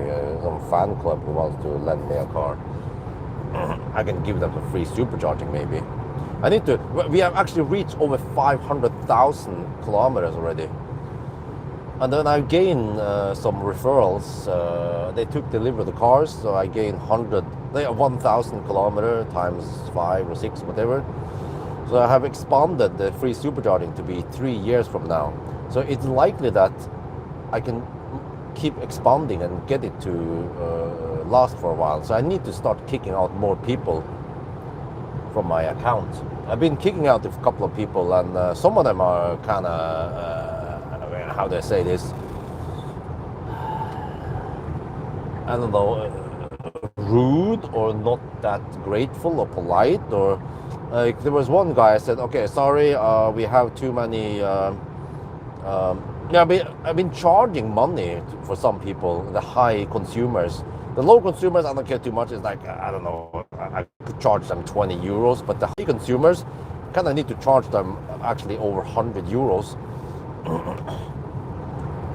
I mean, seriously, I've seen many different responses. One guy, I told him, sorry, we have too high consumption, as you've probably seen or not seen in the video. So we need to move some people out. And his response was like, oh, that didn't last long. Yeah, but some nice people. There was actually one guy, I was gonna move him out, but he was very polite. And he didn't have super high consumption. He had, okay, roughly average, maybe slightly over average. But because he was so nice, and he was like, oh, super, thank you so much. So I was like, okay, whatever. You can just stay for now. You can stay because you're actually nice. But then I had the rude people or the not so nice people who were like, oh, like, dude, but we are on a trip to Spain. And if I knew about this, I would take a flight ticket instead. You know, if it wasn't free, I was thinking, huh? So flight tickets are free? Because you got the he got 1,300 kilowatt hour for free. That is worth a lot through Germany and stuff like this is worth I don't know, 1,300. It's worth maybe 600-700 euros. So I wonder how cheap the flight tickets are in comparison. So, but I mean, you know, some of the nicer people, they would say, oh, well, oh, I understand. Oh, I'm sorry for that, but thank you for the free supercharging, but we are kind of halfway. Is it possible to keep it a little bit longer until we get back home? You know, something like that. No, he was more like rude, like, oh, if I knew this, I would just take the airplane instead. I was like, oh, it was like, oh, well, it's my fault that he got stuck in Spain. But there was one guy, I was gonna move him out, and he said, oh, but I have a trip on Sunday. Is it okay if we wait until Sunday? I'm like, yeah, okay, fine. If he asks nicely and if they are polite, then no problem.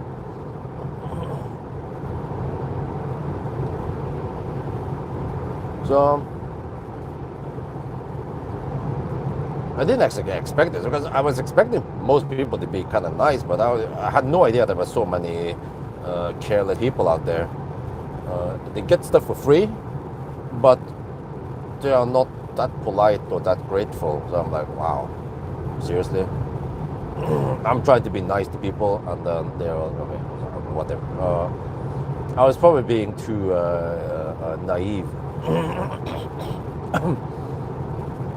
But to be honest, many of those guys, the initial email to me was not like, oh, hi, my name is blah, blah, I live in Germany, I have no home charging, or I've been watching your videos, and this, oh, it would be great if I get free supercharging. It was more like, I want to join.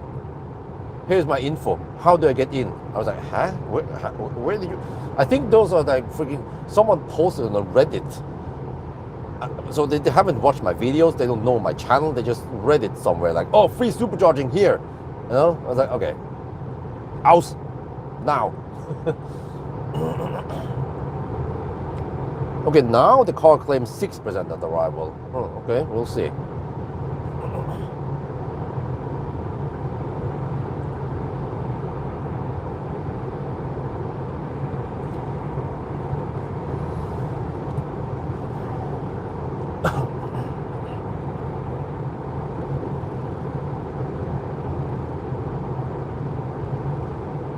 So what I've been doing in the past is that, okay, the low consumers, they have so low consumption, I don't care too much, but the high consumers, I actually, I asked them, okay, we need to take out some people.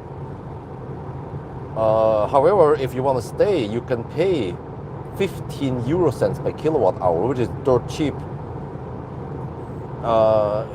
Even in Germany, you have to usually pay 3 times more than that, roughly 50 euro cents per kilowatt hour. So they get away with only 15, 1/3 of the price. And many people they accept that gladly.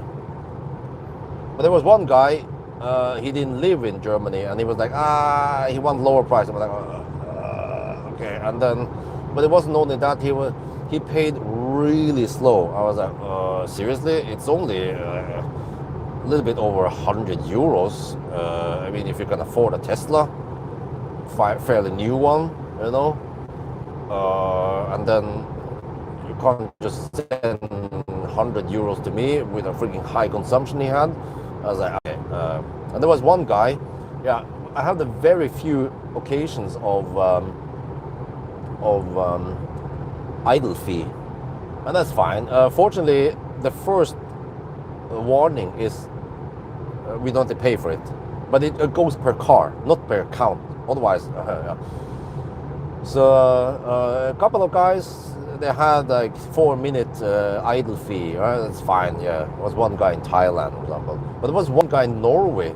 He had 26 minutes idle fee, but it was the first time, so it was free warning only. I was like, huh? 26 minutes?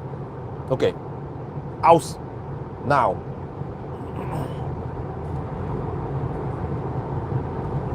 Yeah, I should make a video about this. It's kind of fun. But okay, I keep all these guys anonymous. I don't mention any names, something like that. I can mention maybe country, but not more than that. So there's no way. I mean, okay, the guys, if they watch my video, they will know that I talk about them. But other people will not know that I talk about them.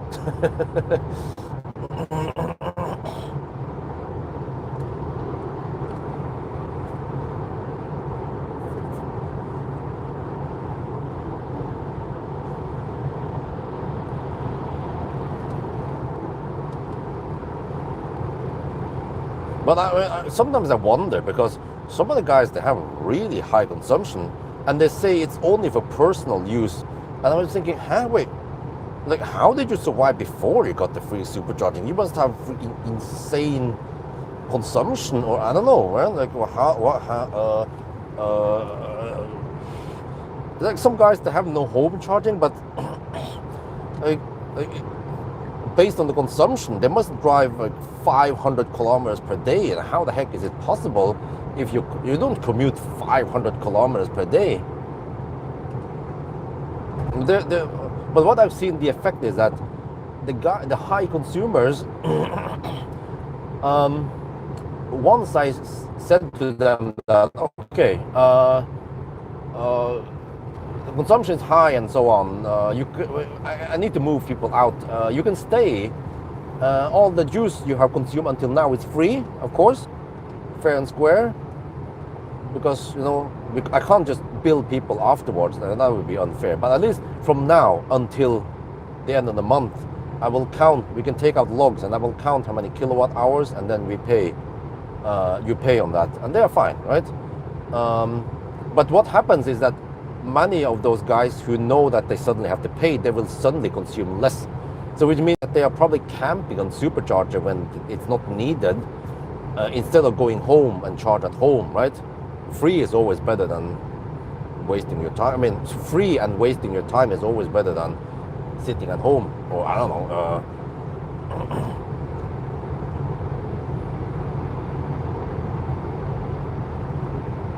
Coupon clipper, yeah.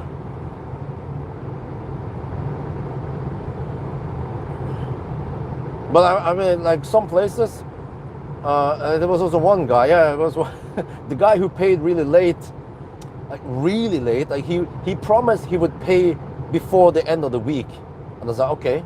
And then I checked, and the money didn't arrive. And I asked him, when did you send the money? He said, okay, no, it's going to take a couple of days. I was like, okay. And then when he sent the screenshot, I was like, he sent it on Wednesday the next week. He didn't send it by the end of the week like he promised. I mean, it's no big deal for me. It's more like, okay, when you say something, you better do it like you say, not just, yeah. I mean, if he has problems with money, he can tell me that, oh, sorry, I have a little bit of problems. I need to pay for taxes, like I have to do now. I have to pay taxes on the before the 16th of March. I mean, I've been spending money in Thailand, plus that I have been getting low income during Thailand, stay. And I purchased the car there because I felt like we needed.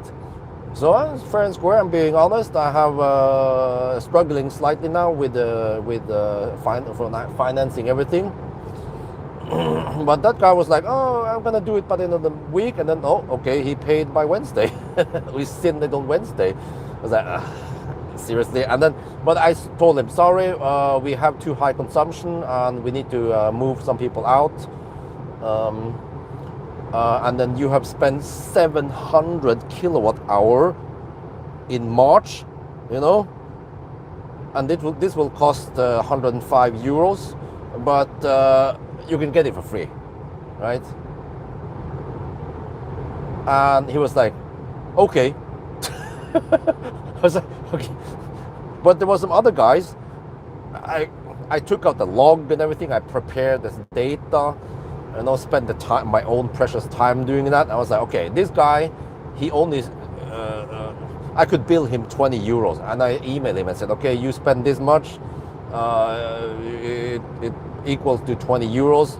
I'm not going to bother billing you. But he wanted to send me the money anyway. I was like, okay, whatever, thank you very much. And then he sent me 20 euros. I was like, okay.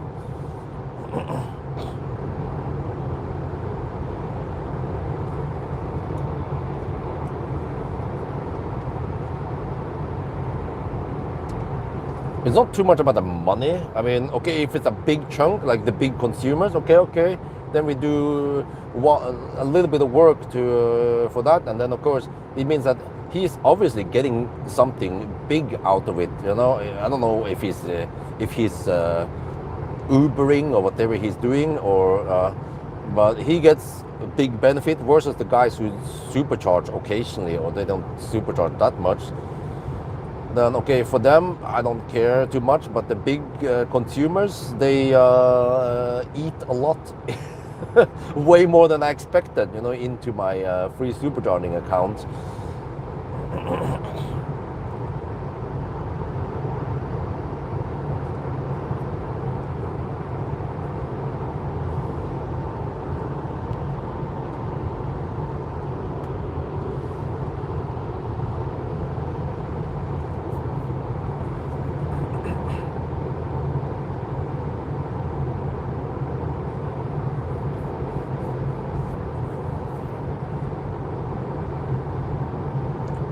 I have time now. I could make a 4K podcast again about the free supercharging. Because there is actually no need for them to sit and watch my face or look at the screenshot. Yeah. Okay.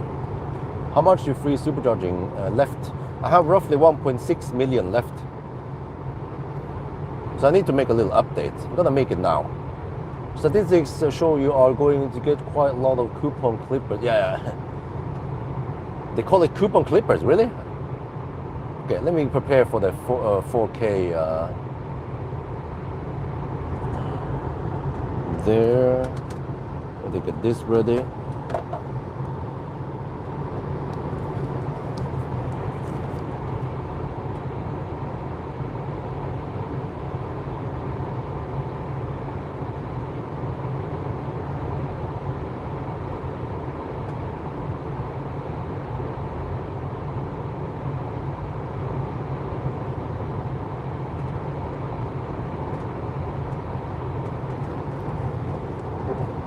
Okay, we have sound, microphone is on.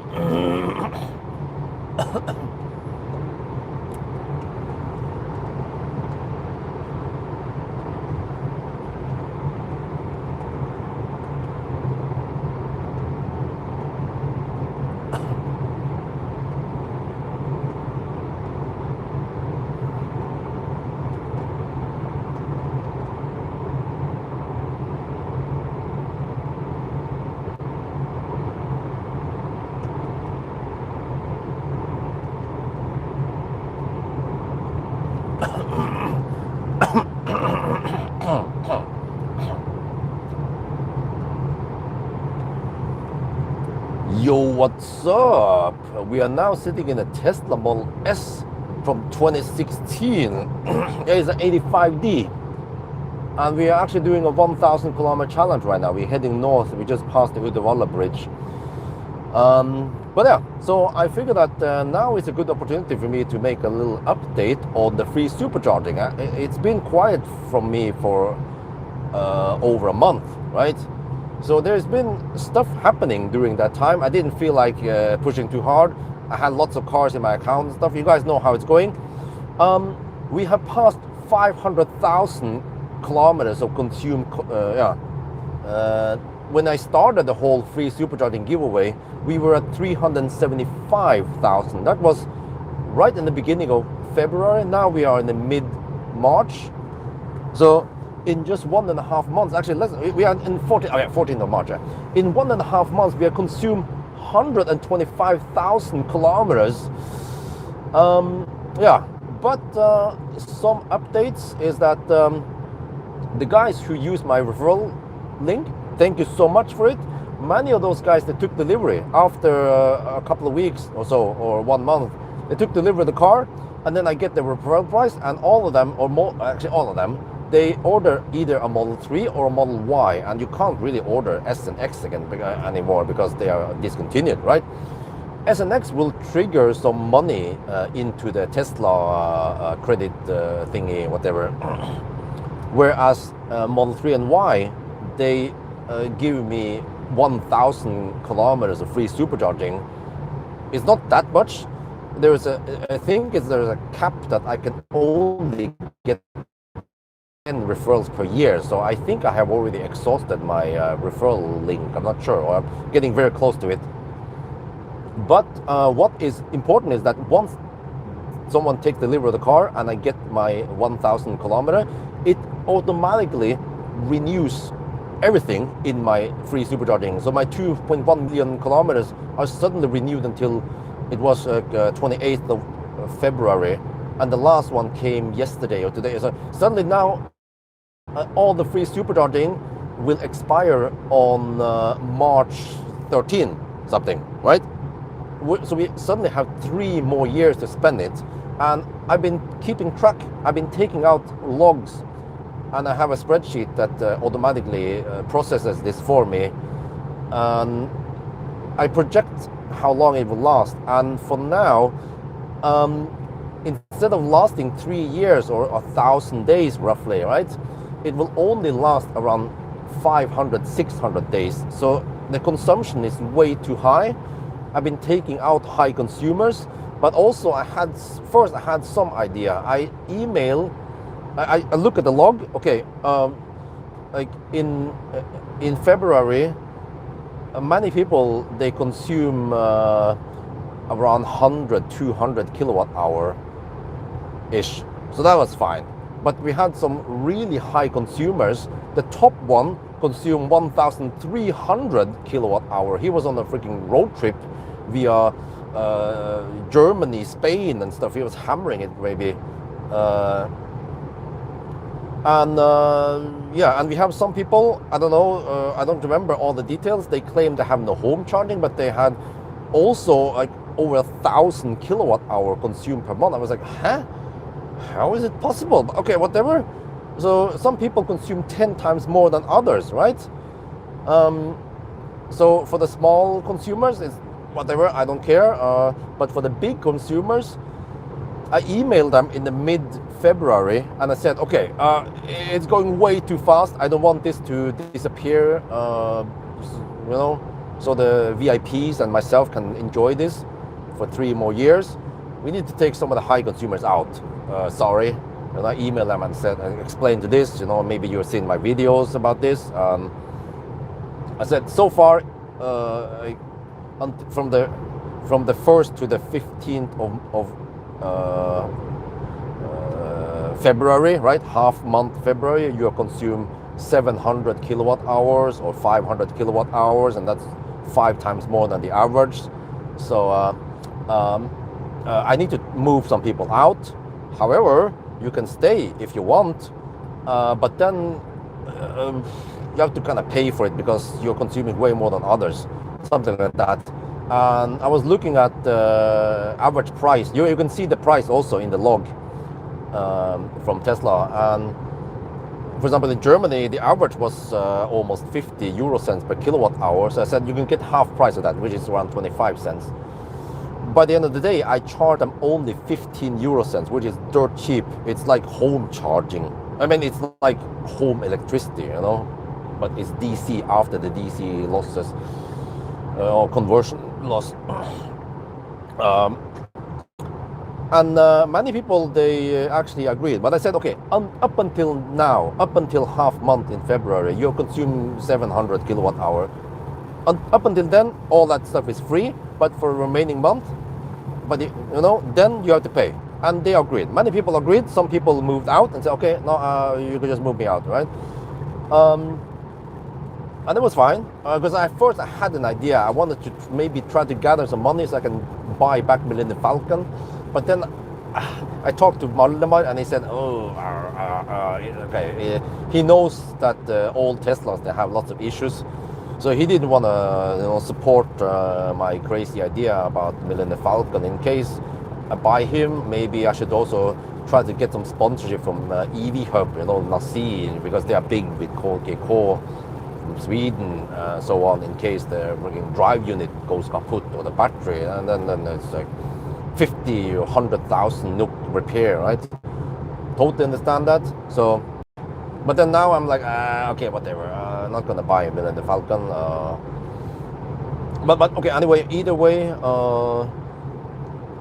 I still build those guys. But okay. So when March, when February was over, we were in the beginning of March. I pull out logs, process the data, and then naturally some of the higher consumer guys, once they knew that they had to pay, then suddenly the consumption dropped a lot. Yeah, obviously. So I don't know. I suspect that maybe they had home charging, but because it was free, they would camp longer at the supercharger. But once they knew that they had to pay, then they would charge less, even though it was dirt cheap, 15 euro cents per kilowatt hour. But whatever. And then I billed some people. But actually, many people, they didn't consume that much for that half month. It was like 15, 20 euros. And I just told them, okay, here's the log roughly. Here you see the log. Here's how much you consume. And I don't care. It's not that much money. It's a waste of time for me to handle it. So, but they were like, okay, we want to pay. Okay, okay, whatever. Okay, thank you very much. Just ship 15, 20 euros to this account. Okay, done. And then there were some high consumers, consume a lot. And there was one guy, he didn't live in Germany or that, in the expensive country. He'd actually lived somewhere else where the supercharging was not that expensive. And I forgot about it, and I billed the higher price, 15 euro cents. I was like, oh, I forgot about him. Okay, it's actually less. So for him, it's more like 10 euro cents per kilowatt hour if you go for the half price-ish, whatever, right? Okay, fine. And then Yeah, for him it was around 100, a little bit over 100 euros, actually 110, 120 euros. Really high consumer, fair and square that he needs to pay for that. But then the money I received came really late, way later than he promised to send it. For me, no big deal. I don't care how late it comes.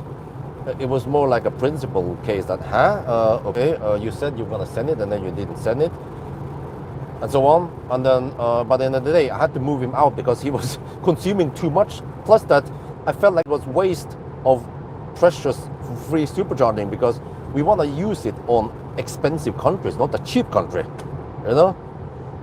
Well, okay, but I told him, okay. Eventually he paid in time, I mean, kind of late. But by the time I received the money, he had consumed another 700 kilowatt hour. I was like, what the heck are you doing, man? Are you Ubering or some shit? So I told him, okay, sorry, we have too high consumption. We need to move out some of the high consumers. And unfortunately, we have to send you back to which account do you want me to send it to? And then, okay, you consume another 700 kilowatt hour. That will be 105 euros, but whatever. You can get that for free. Okay. And then I was just waiting for the response. And yeah, his response was, okay. Oh. I mean, it could have been like, oh, thank you very much. Or, oh, no, I'm going to pay for it. No worries. I didn't expect anything. It's fine. But it was more like, huh? And then, okay, like, dude, I've been blown away by, I don't know how to put this, how rude people are, like, or I don't know, ungrateful. There was one guy, he was on the road trip, he was in Spain, and when I told him, okay, there's freaking high consumption, man. This was in the in the mid-February. I told him that, sorry, we have to move out some of the guys here. Which account do you want me to send it back to? And he was like, oh. He was like, duh, I'm on a trip to, I'm in Spain right now. If I knew that I had to pay for this, I would take the airplane instead. I was like, oh, okay, I felt guilty. Because in a way, okay, I tricked him into thinking that everything was free, but then I messed up and it was just way too high consumption. So I told him, okay, sorry, you can just, whatever, get home, right, and then we can move it back, yeah. But it was like, in hindsight, the response I got from other people was that they were like, oh, thank you very much for the free supercharging, but I have a road trip coming up on Sunday. Is it okay if I can take that trip and then, you know, move out? And other people also, you know. And I was like, wait, that is actually way more polite than that guy. I don't know, because, dude, if you consume 1,300 kilowatt hour through Germany and Spain or some of the other countries, that is worth maybe 700 euros. And it wasn't even like a thank you or something. I mean, I don't expect anything like that, but it was just weird to see that some people have some kind of weird response on things. And I don't know how much the flight tickets for the whole family cost. Probably way less than 700 euros. Well, and there was also one guy, I told him, okay, sorry, we have too high consumption. It was higher than I expected. And I have to move you out. And yeah. And the response from him was like, oh, that didn't last too long. I was like, okay, hasta la vista to you.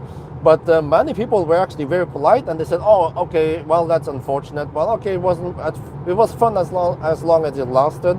Thank you very much," or, you know, fine. And then, yeah, there was actually one guy. I was randomly selecting people, and I thought, okay, this guy has no home charging. He has kind of high consumption. Okay, let's move him out. And I sent email to him. And he responded, okay, well, I totally understand, he said. And he was being very polite. He was like, thank you very much for the free supercharging. And I understand that you need to move people out, you know, blah, blah. And I was like, wait, That guy is way nicer than some of the other guys I dealt with. So I told him, okay, you know, whatever, you can stay. You are being so nice, way nicer than some of the other guys. You can stay, you know. Yeah, nice people can get supercharging for free from me. How about that? I wasn't planning on making money on this, and so far, okay, some people have been donating some money or send me money or whatever. So a couple of €100, okay, that's fine. We can calculate 125,000 kilometers in kilowatt hour. How was this again? 1 kilometer was 200 watt hour, roughly 250. Okay, so 5 kilometers is 1250. Okay, divided by 4. Okay, 125 divided by 4 is, quick math, 40,000 kilowatt hours. What? Really? Did that? Huh? Let me see. I'm gonna do it in the calculator. No. My bad. 31,000 kilowatt hour has been consumed for the past 1.5 months. And if you count 0.5 euro cents, I mean 0.5 euros, I mean 50 euro cents. Dude, that is 15,000 euros. Holy macaroni, I didn't see 15,000 euros entering my account. Okay, whatever. I gotten maybe 1/10 or 20% of that. Okay, that's fine. But whatever. I wanted to give this free, and then maybe one day, if I need a favor, people can remember that I was actually nice one time.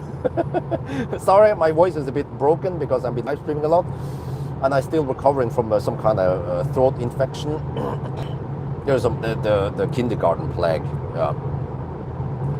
But yeah, what's going to happen now is that I will still monitor it, maybe just once or twice, I mean once per week or every 2 weeks. I will take out a log and check some stuff. And yeah, for example, by the end of March, or actually in the 1st of April, I will check the logs and build the high consumers again and see how it goes. But I still feel like I need to move out some. Okay, we'll see. I'm taking out some of them now and move out more and see if the consumption drops and if we can get back to projected 1,000 days remaining, right? You want to make it end in 3 years or even longer, yeah. And then I can possibly gain only 10,000 kilometers of free supercharging per year, which is nothing compared to how much we consume nowadays. So yeah, and what else is gonna happen? Yeah, so I have an idea. Why don't I? We can do like a win-win here, trade.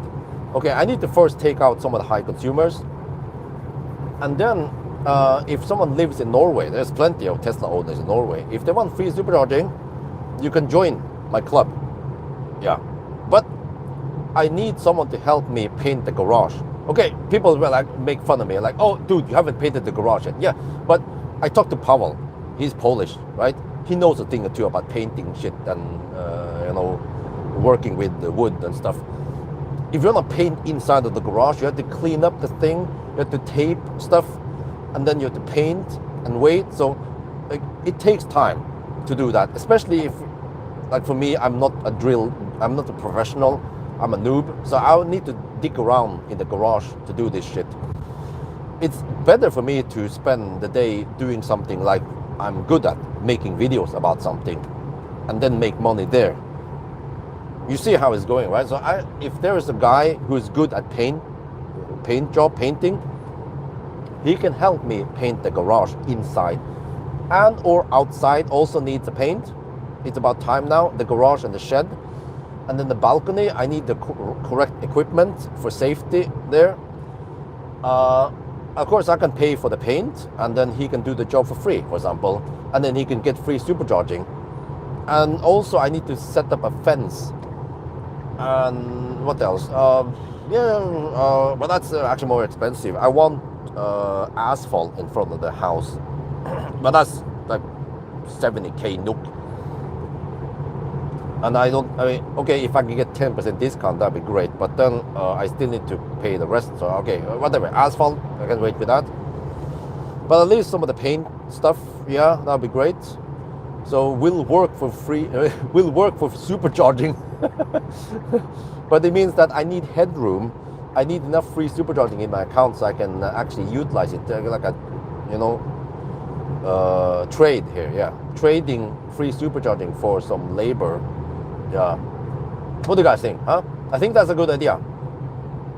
People who are good at things, they don't need to spend too much time doing that, versus me digging around, not knowing how to do things. Like paint stuff, I'm not good at that.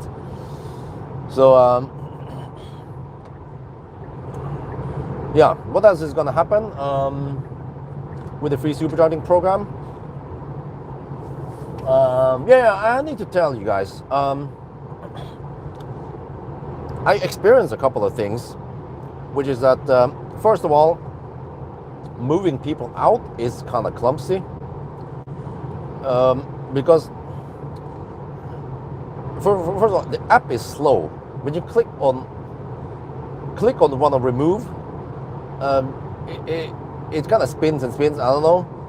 And then you need to enter the name and the email, and you cannot copy paste. I don't know what's up with that. You can only do it in the app. You cannot use the computer and log in on the, they want to force you to use the app, which means I have to punch in email by hand and double check that it matches.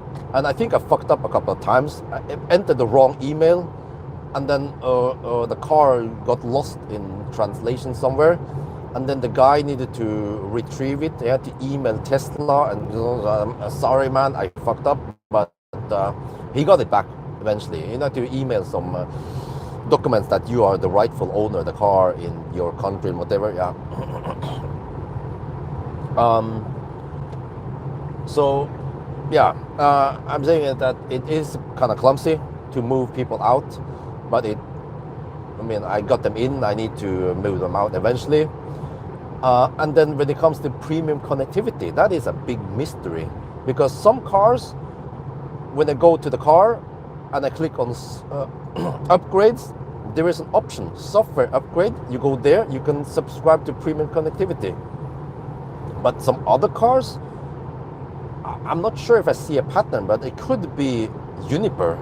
Two cases, one in UK, one in not sure which country it was. It was Norway or Deutschland.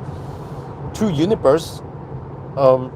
There is no option there to click on that thing, but they can click inside the car, and it's in Norwegian. It's weird. They have set the thing in whatever country they have, I mean, sorry, language they have, but the pop-up in the screen to subscribe to connectivity is in Norwegian, because, I don't know, my account or something is set to Norwegian. And then they click on the car and you slide it to the right. But then I get an email and it says, oh, you need to finish the premium connectivity thing, and then you need to provide the billing address. I'm like, dude, I have set the billing address, I have set the payment, but when I click on it, it goes on my phone, it goes, opens the Tesla app, and then there is no way for me to finish it or to complete the order, and then it expires. And some of my poor souls, they have tried, they contacted Tesla, they couldn't figure out this. And there was one case where I managed to finish this somehow. That's a weird, I don't know if it's a glitch or something. Yeah. So some of my guys on my account, they won they won premium connectivity, but you simply cannot pay for it and activate it. So I don't know. Do they want to stay in my account and get free supercharging, or do we move them out? And we tried that also. If you move it out back to their account and then move it back in again, and then you get 1 month free supercharging, one free connectivity. But we don't want to abuse that system and move back and forth like that. but it didn't help. So yeah, that's also weird. Many glitches seems like we discovered. Yeah. So yeah, in the long run, I want to move more and more people out of there and kind of clean up my account eventually. But for now, we just see how it goes. And then if I can still keep extending my free supercharging for longer, then I need to also take in account that, okay, we don't want to try to just consume 1 million now, right? Or reach the 1 million miles now. What if I can keep extending this for 10 more years, right? Who knows? So in that case, I need to kind of prepare that we might be able to keep this longer. Yeah, whatever. Okay, just explaining a little bit to you guys what's happening nowadays. And then also I need to point out another thing is that I went in the preferences and I turned off the SMS, but I still receive SMS. I don't know why. What? Every time there is communication to the service center on one of the cars in my account, I get the copy. Sometimes it's in Portuguese or English or Deutsch or whatever in there. So in one day I might get 10 SMS. Wait, is that a bad thing? Because it means that lots of those cars are visiting service centers. Okay, but it could be for something else, right? You want to buy a CCS upgrade, yeah. So I kind of get, I see it like Tesla, then I just ignore it. Maybe I can block that Tesla number in my phone or something, yeah, but whatever. the stuff I need to deal with. And then, yeah, occasionally some people say, can you add another driver? Some people are nice and considerate and they say, okay, the car name is Snow White. I was like, okay, then it's easier for me to find it. And there's actually, I've discovered there's a search. You can go on my products and then there's a whole list of cars of what you guys see. But if you are on the current car, you can click and there's a drop down list.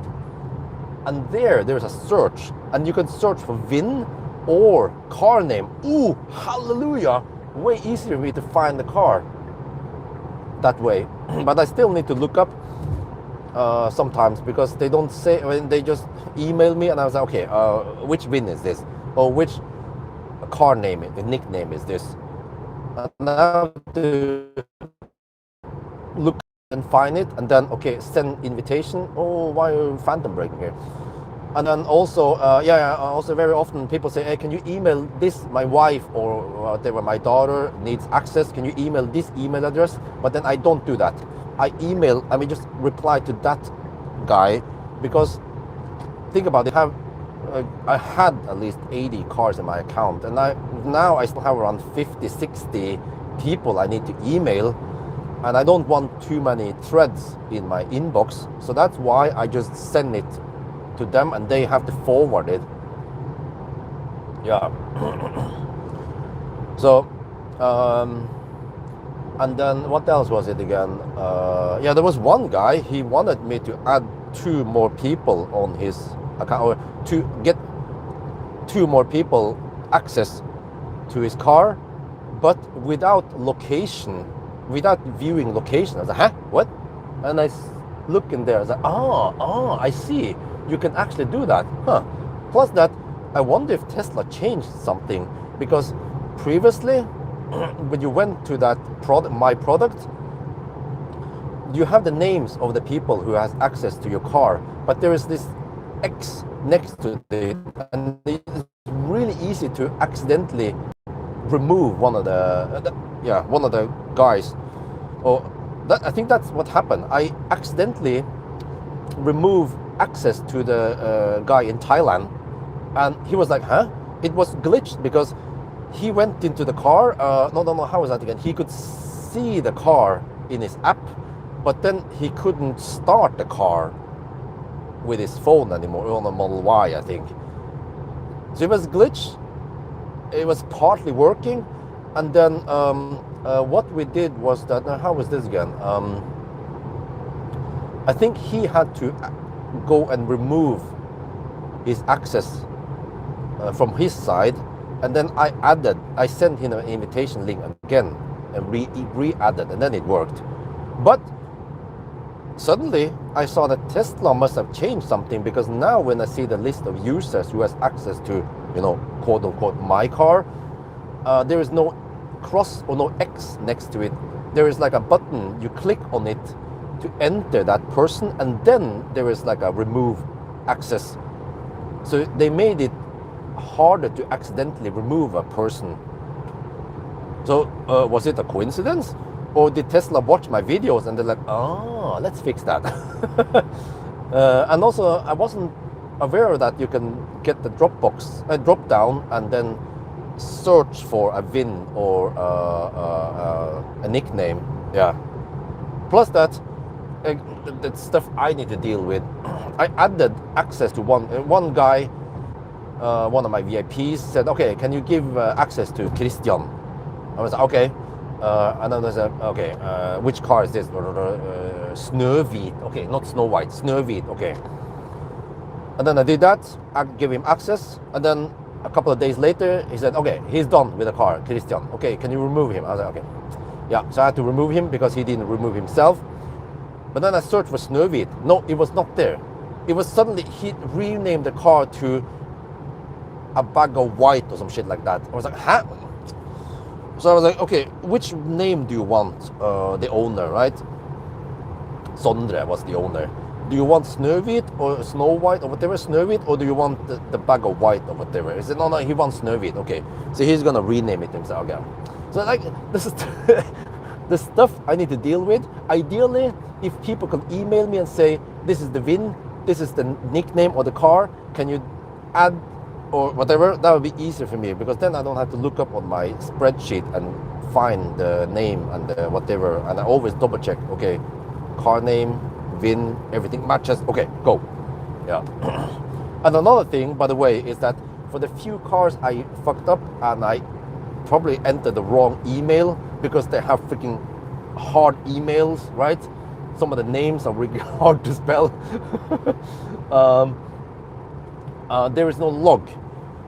Tesla emails me and says, okay, request to remove car has been sent, but they don't say in the email which email or which account I shipped it to. So there's no trace unless I screenshot and save it there, right? Like that. So it's like, yeah, lot of quirks here and there. Tesla could maybe learn from this and make the whole user experience slightly smoother, in case someone else wants to send, or like this, let's say you actually sell the car for real, and then you ship it, but then you misspell the buyer's email because he's Thai. Freaking Thai names are Siri Porn. Udom Kitnupap. What the heck, man? Long names, right? And then you misspell it, and then you be like, is it not in your account? And he's like, no, dude, you sold me the car, but you didn't ship the car over to my account yet. I was like, sorry, and then they have to, and there's no trace of what went wrong, right? So, okay, at least I experienced some of this. Very interesting, insightful. And of course, I feel happy that we are able to consume the free supercharging, because that was the whole initiative back then, is that Tesla, I already asked Tesla, can you guys convert this into Tesla credits? At least they said, no, they didn't care. They didn't bother wasting their precious time doing something special for one person. So there was no way for me to consume it, and I was afraid it will expire. But now I feel okay, hopefully we can keep this longer, because for the longest time also I was not able to extend this, or I had some credits, but I wanted to spend the credits on cashing out on wall boxes instead of buying supercharger. I did a little bit of both, yeah, you guys will know that. But this also makes me wonder, I'm not the only one. The truth is out there.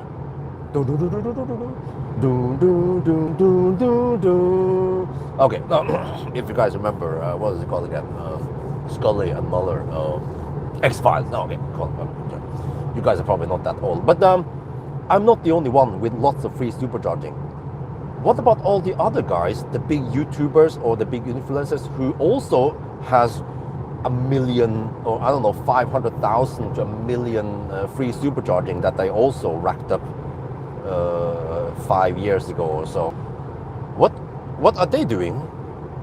Can they get out of the closet, can they sell the supercharging, or what did they do? Because it is a lot. Like, there must be somewhere else. I mean, someone else out there with a shit ton of free supercharging like me. How did they spend it?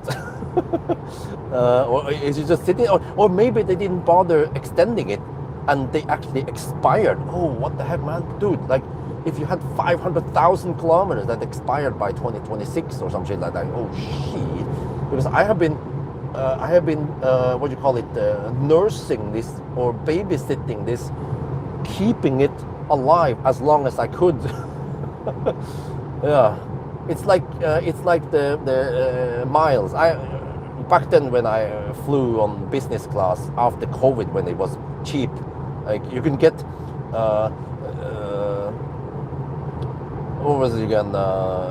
Finnair. Yeah, Finnair business class tickets to Thailand for 20,000 NOK, or less than 2,000 euros each, like round trip. Like, oh, so cheap, man! Shit, go for it. And I got lots of miles, but then I didn't bother. I was careless, and plus that I didn't fly that much with Finnair. I transferred some stuff, some points, and I changed them into tier points. Well, I don't remember, man. Yeah. But some of that stuff expired. Same with the Thai Airways expired. So maybe if people didn't care too much about the free supercharging, they might have expired. So yeah. Anyway, now I'm gonna go to the supercharge. No, to Ionity. I'm gonna supercharge. I mean Ionity charge here. Always go deep. So I think that's gonna be it. Update for now. And we'll see. But sorry guys, I am not accepting more people into the account. I will move people out. So again, if people feel like they want to move out on my account, just let me know. Email me, and we can always move you out. No problem. It was insightful experience, but also felt great to be able to give something back to the community. So that's going to be for now. I hope you guys enjoyed this video. As always, thank you for watching, and talk to you later.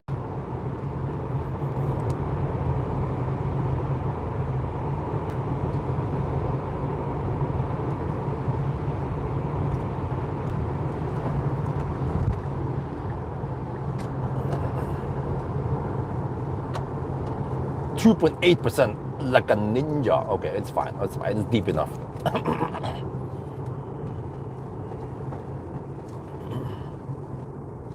Oh shit, that one is kind of low. Okay, did we charge here? Oh, I didn't charge. Oh shit, I didn't charge.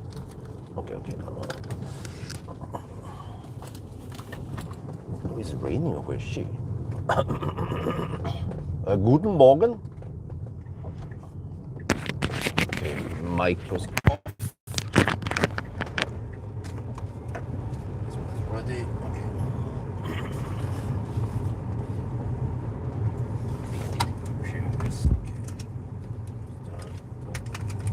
Charge things.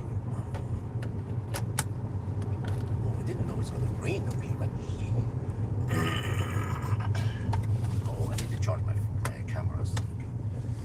It's fine. Oh, usually this would be the last charging stop, but I think this is gonna be the second to last charging stop. Shit. 21.69 here also. Damn, man. Cheap fuel. Okay, I know what to do. I need to hoard fuel. Oh, wait. I got an idea, man. Dude. How I'm gonna finance the Millennium Falcon. I can buy fuel here on the 1,000 kilometer challenge, and then sell it in Norway. Shit, man. How much can I bring in? Jerry tanks. I need to bring jerry tanks.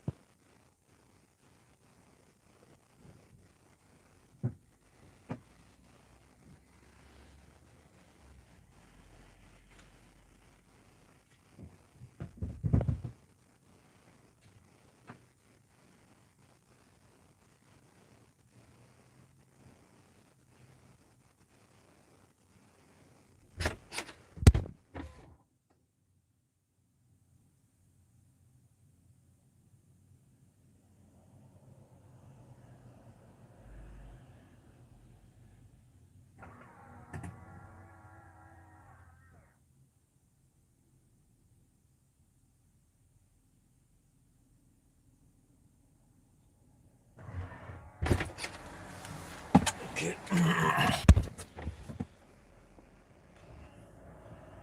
This.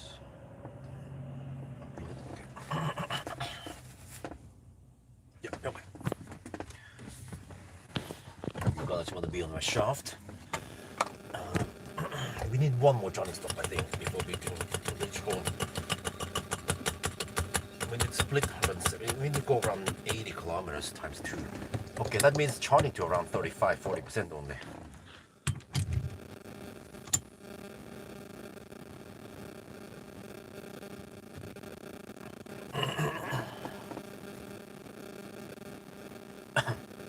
Rygge, how about that? We can stop at Rygge. There. Go.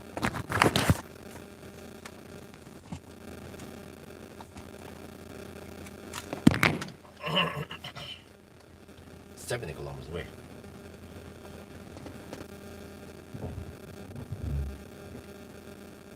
We are now at Strömstad, and normally this would be the last charging stop, but not for this car. 130. Don't look at that. Ionity power, yeah. Premium use. Okay. Right. But anyway, okay. Look here. This car overreports by 1.3%. So we had to count to 1,013. That means another 180 kilometers. I don't remember. Okay, but whatever. We're probably gonna stop at the Rygge. That is only 70 kilometers away, and then we go for the finish line. Freaking crazy, man. Oh man. Yeah. Okay. This is pretty cool. Look at this. The car says minus 17% at arrival. Why can't other cars in 2026 do this? If they will tell you, oh, you can't make it there, you wanna add charging stops, oh, or like, oh no, you can't make it to the place you navigated to. Dude, we are charging now. What do you think we're doing? We are charging, and then don't bug me about this. And also another thing is that if I go out, go to the toilet, and then come back to the car, I don't need to demonstrate this. Guess what? The navigation still stays there because I still want to go there. You know, just because I went outside, take a poop, and come back doesn't mean that I'm not gonna go there. I navigated. Many cars will forget about this navigation. Some cars will ask me, "Do you want to resume the navigation?" Of course. It should be more like keep it on, and then you can always, if you don't want to go there for some reason, then you click cancel, and then you don't go there, right? Like the logic, man, in many modern cars are not that great, really, compared to this old car. Yeah. Okay. End of rant. Yeah. Now we just wait.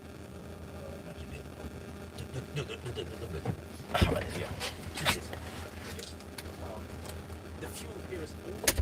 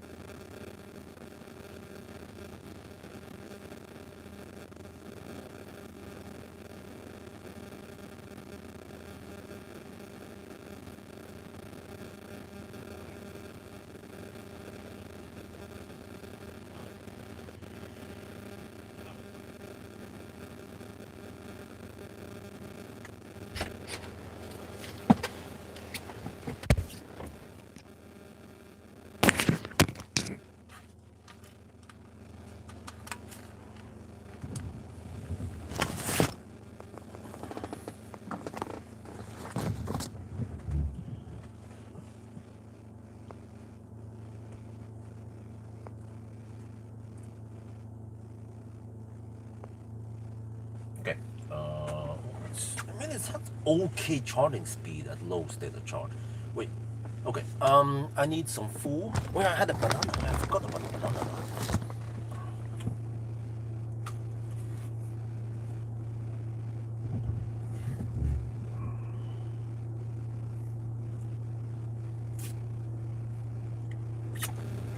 We're at 70 kilometers. Wait a minute.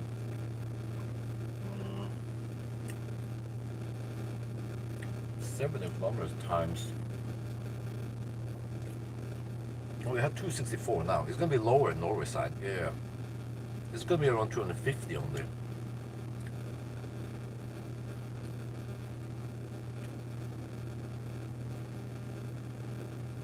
Huh? I only need 25% to reach Riga. I almost have enough now. Okay, I like that idea. But if I go, but if you want to go all the way, then I need around 50%. Okay, that's too slow. Huh? If I charge it 30%, we can go for it. We can go to Riga. But there's so many other superchargers. Now Riga is fairly quick.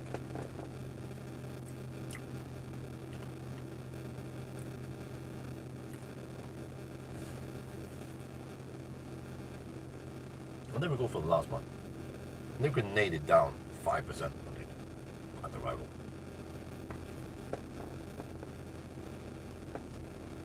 Otherwise, Sunday, I asked for it, but it's not ready yet.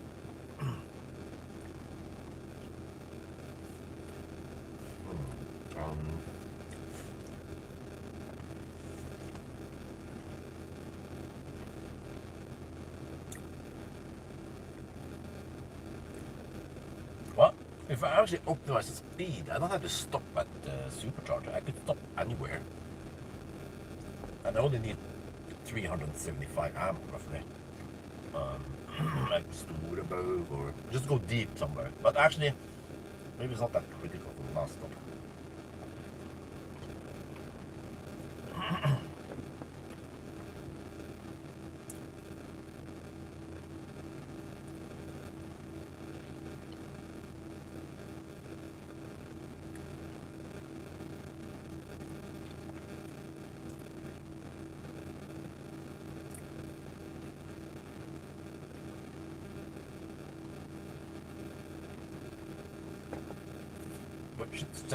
We are at the 9-hour mark now.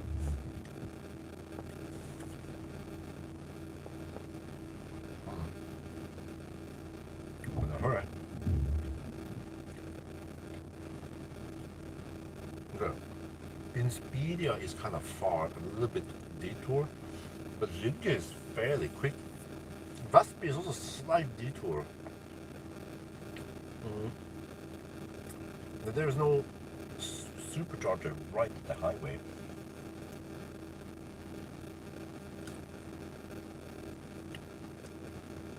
I mean, it's still fine, right? Okay, we can do this.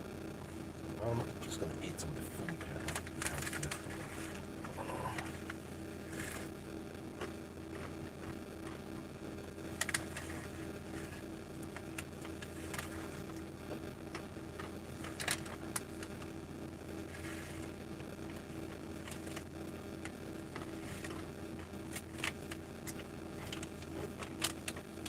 Good. Wait.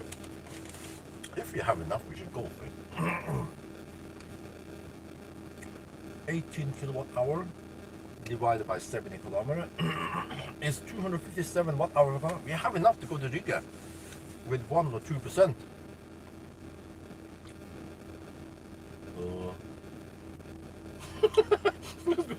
Charge it 30% and go.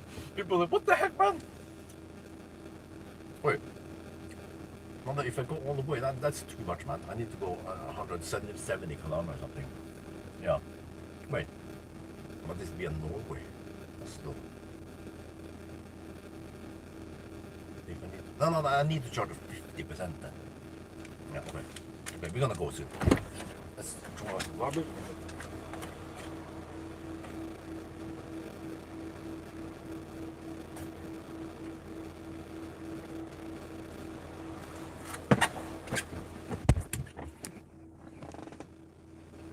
Yeah, not even gonna bother going to the toilet here.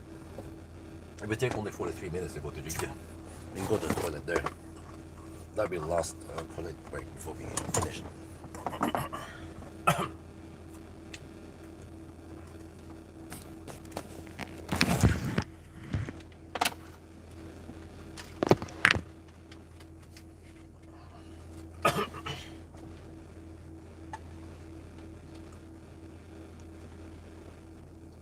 Dude, we have 29%. I have 20 kilowatt hour available here. The car claims I will ride with 2%. And if you do the math here, okay, if you count slight losses to 20 kilowatt hour, 20,000 divided by 70 kilometers to Rygge. Dude, 285. We can make it there. Let's go.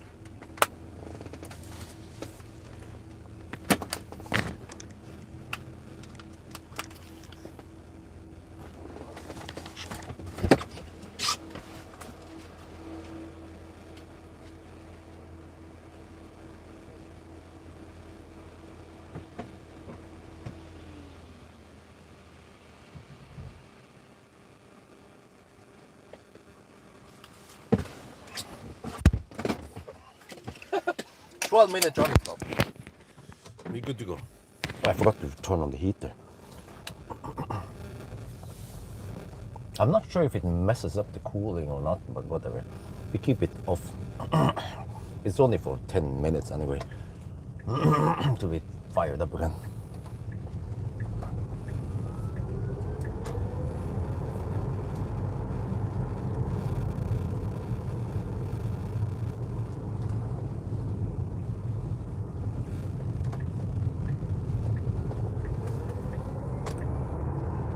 Can we charge at 31%? And then we go to Rygge. We're supposed to arrive at 5%. Holy shit balls. Okay, whatever. No big deal. We probably charged only 25% at Rygge, you know, before we finished. Okay, I don't know.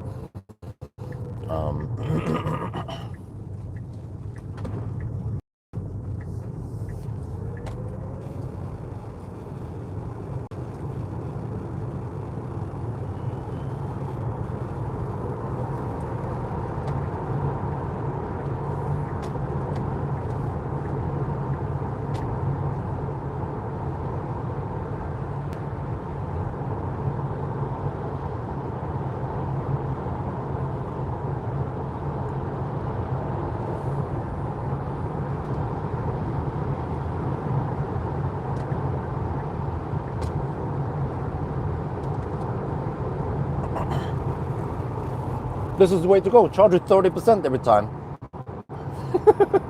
We'll see how many people are gonna hate that. Björn, I like your videos, but you charge only 30% of the Tesla. It's cheating. Well, I mean, even at 30%, I can go 70 kilometers. Okay, now the car says 4% at arrival. Okay, whatever. I think it's fine. I don't have to go 0% every time. We could probably just stop at Rygge since it's free supercharging over there. And just run over to Circle K or somewhere, McDonald's, maybe it's closer. Just to pee and then we go for it. Well, I want to keep track of the time also.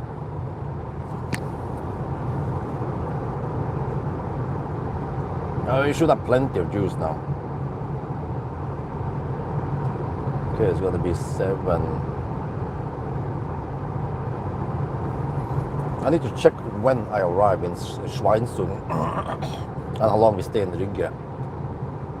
In case there are some major delays, we can correct for that.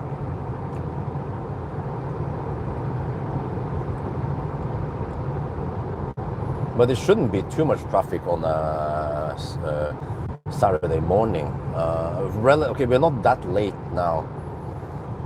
It's gonna be around 9-ish by the time we reach Oslo. Yeah, that shouldn't be too heavy on traffic.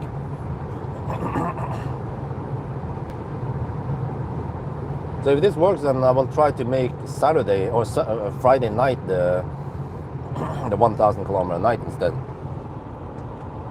Because I'm actually not that tired. I was a bit tired around Göteborg, but then I kind of woke up a bit and yeah. I actually haven't finished all the energy drink yet.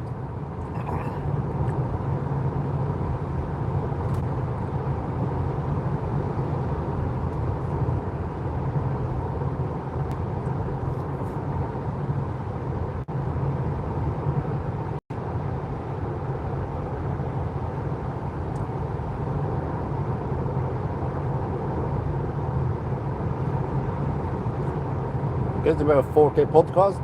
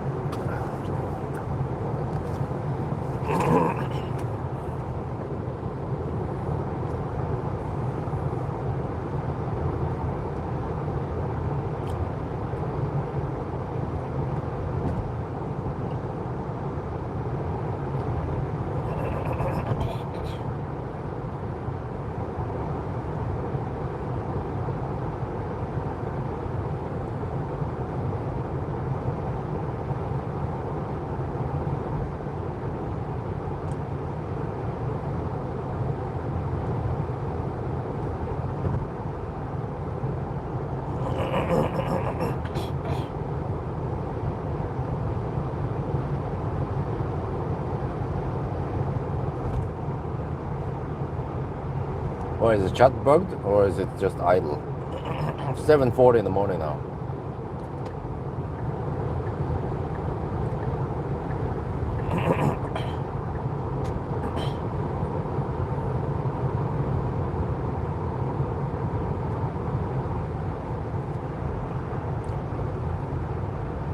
$264 watt-hour per kilometer so far. 849 kilometers before corrections. Yeah, from here it's roughly 170 kilometers left.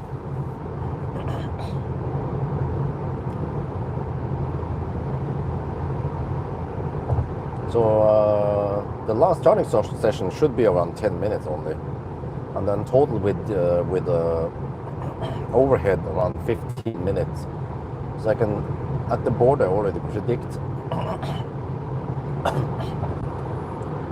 when we should arrive or finish.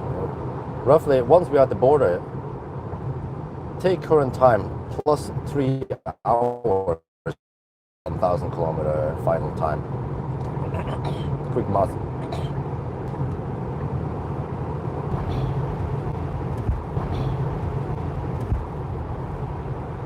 Okay, seems like the live stream is just inactive. No chat bug. Oh, wet road. Well, I have more than enough juice. 4% at arrival, no problem.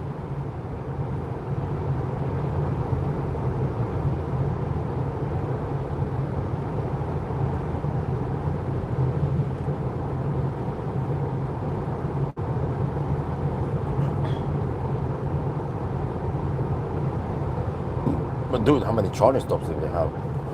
Ljungskile, Varberg, Mellbystrand, Falkenberg. Oh, wait, not Varberg. No, wait. It was Ljungskile. Wait.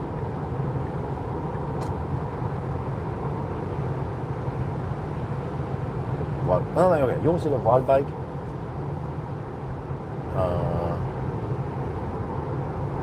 Mellbystrand, Falkenberg. Oh, from Falkenberg. And then Spekkerud, 5. Strömstad, 6. You get 7 charging stops. Damn. Modern cars with decent range and so on, you do it in roughly 4 charging stops. This is 7. Yeah, okay, who cares as long as we get a good time? That's what matters.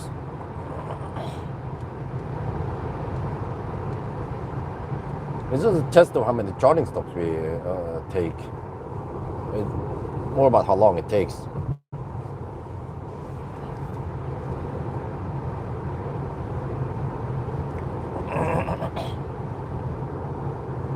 It's like in a sprint, one guy uses shorter steps, but the other guy uses longer steps. It's like, oh, no. You want to use as few steps as possible during a sprint. Who cares? It's the guy that crosses the line first that wins. Okay, 7:44, or maybe 45. We'll see.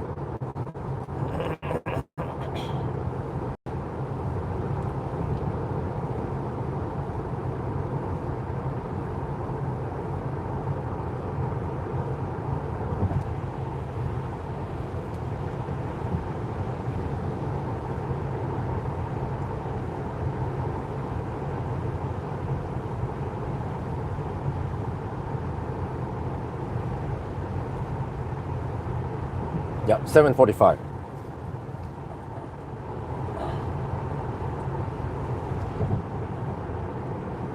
Whoa, dude, the heck, man.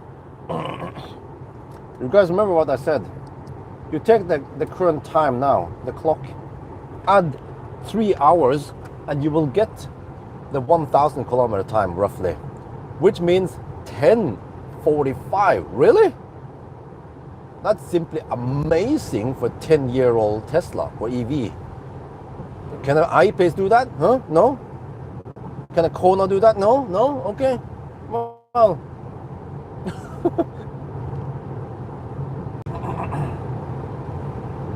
And this even has a shitty charging curve. What about, oh shit, we need to bring out the the 90 or the 100 packs. Someone can lend it to me. They can get some free supercharging. How about that? Oh. Wasser.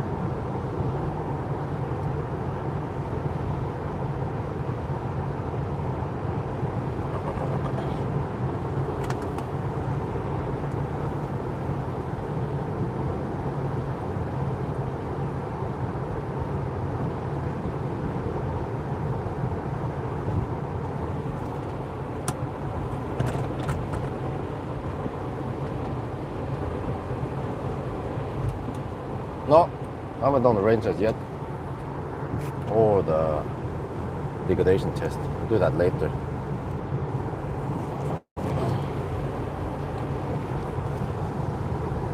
But man, let's say, for a car without air suspension, oh shit.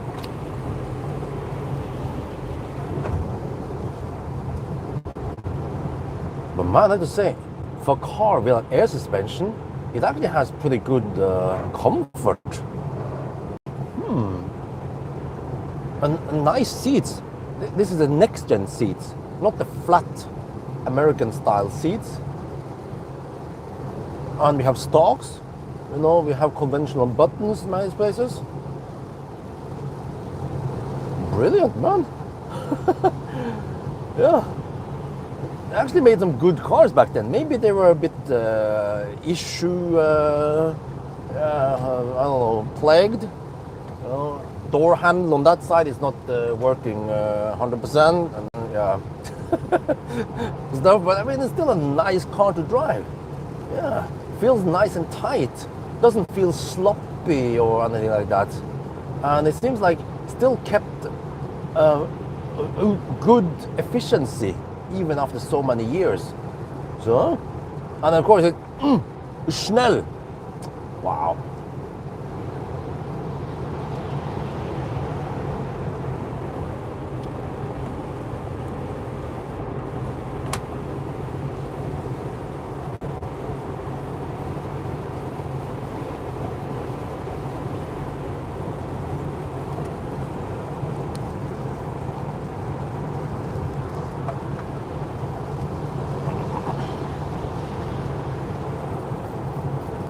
Okay, a little bit of water, that brings up the consumption slightly, but that's fine. I have a massive margin, 3% at arrival. All good. We haven't hit any significant traffic yet. This is just a quick, small rain shower. Most of the remaining challenge will be dry. Okay, 7, yeah, almost 8 in the morning. Not too much traffic yet on a Saturday morning.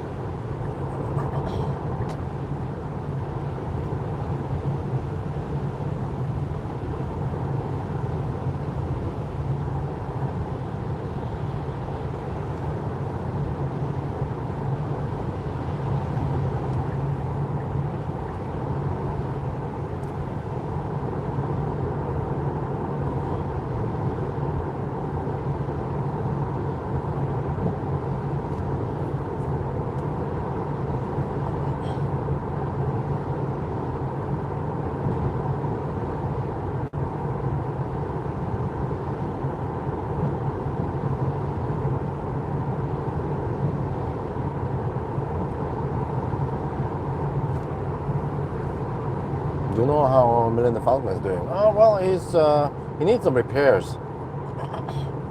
And the owner who lives in Søgne, near Kristiansand, will bring it to Valdemar. And then probably he gets a loaner and he stays there a couple of days, and I will film what is wrong and stuff. That's gonna happen soon, I think, within a week or so. So I'm gonna be a bit busy also. But then on Monday, I will supposedly pick up a Deepal S05.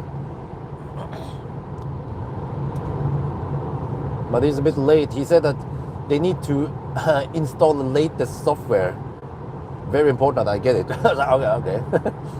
So the car might be late. At first they said Monday by 10. Now they're like Monday by 3 in the afternoon. I'm like, holy macaroni. I'm gonna get stuck in Stau. I can pick it up on the Tuesday morning then. How about that?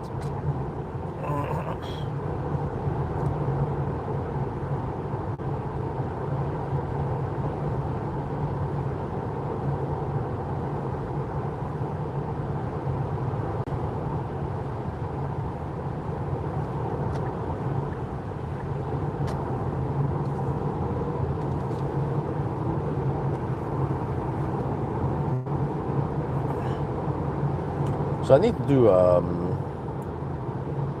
I'm not sure if I, wait, huh? Well, maybe I can do a range test. I could do a range test and the degradation that's in the same run. Just make sure that the 120, 120 test doesn't last too long. Just like a 60-kilometer loop or something like that. Yeah. Then I'll be making 2 videos in one go. Or I can probably just combine, say it's a range and degradation test. Yeah.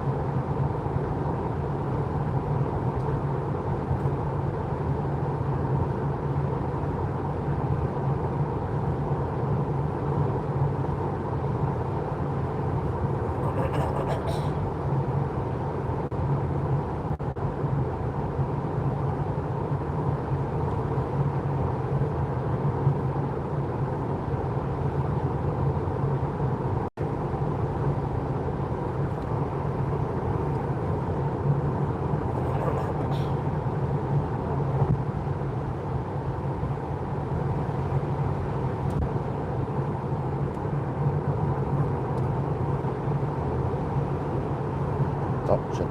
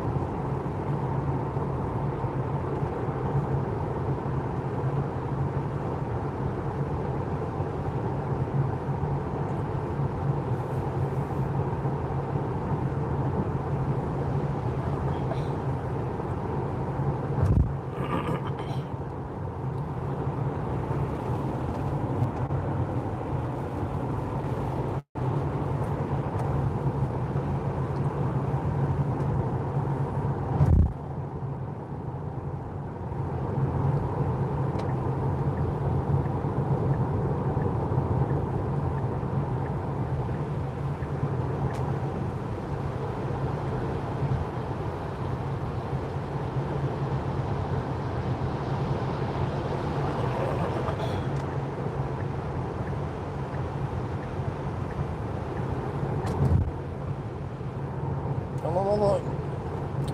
We're getting old the bottom, but shit.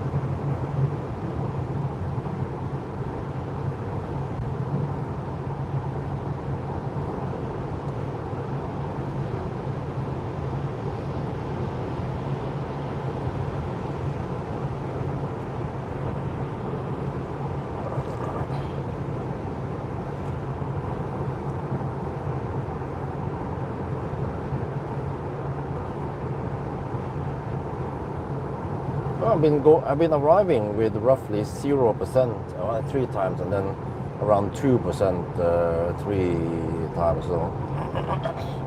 So I've been going quite deep. The average arrival is probably around 1 to 2%, which is quite nice.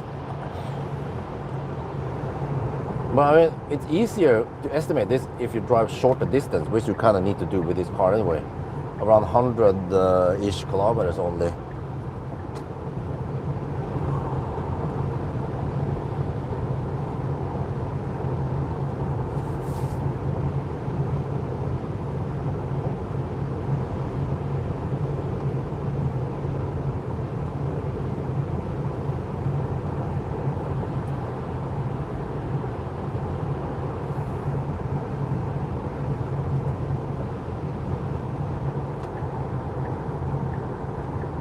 Oh, you can even do the lane change in the curve. What the heck, man? Even Neo can't do that shit.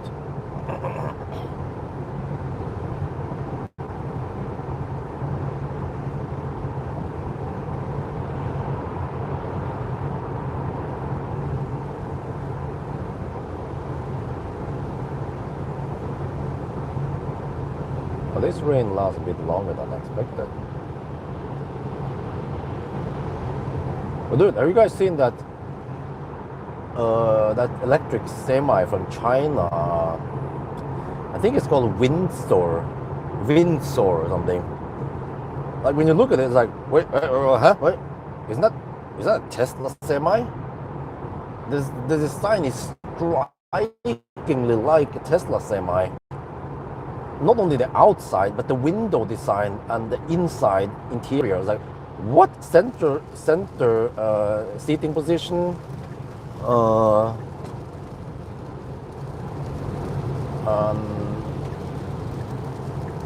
whatever, and I was like, huh?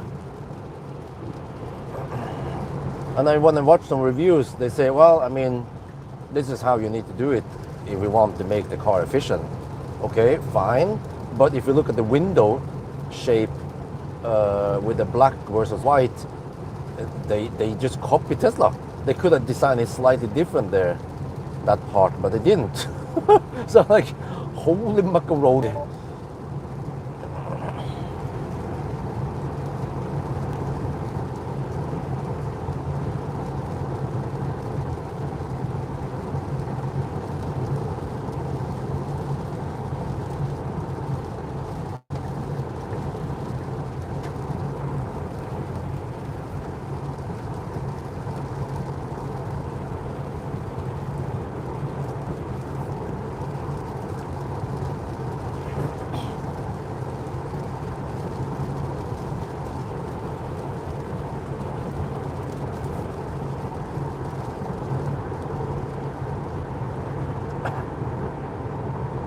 In the morning. Okay, still low traffic, that's good.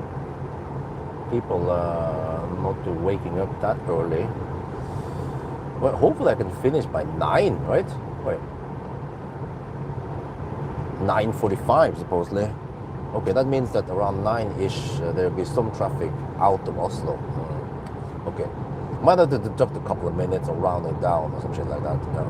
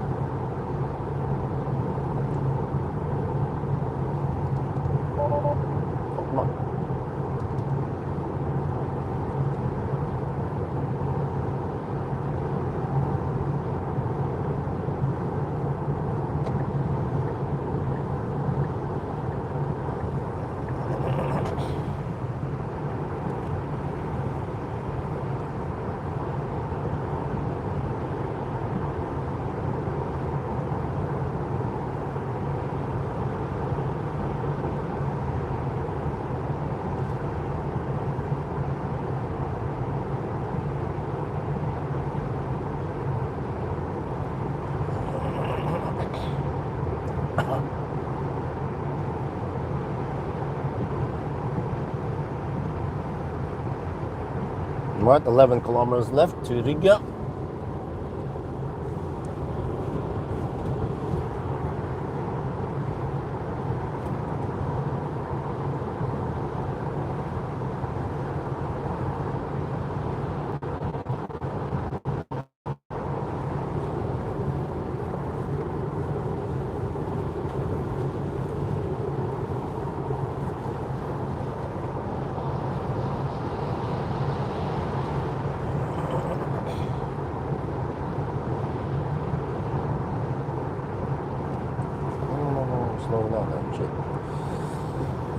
Okay, I will arrive at 3%. Yeah, that's fine. Deep enough. Last stop.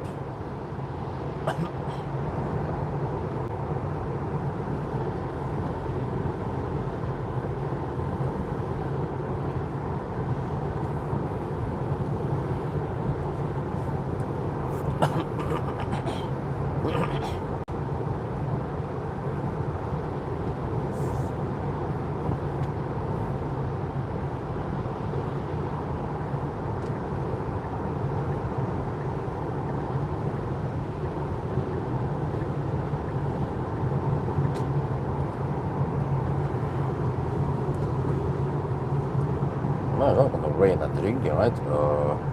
Only in 8 kilometers. Yeah, battery's been nice and warm. No cold gate, no rapid gate.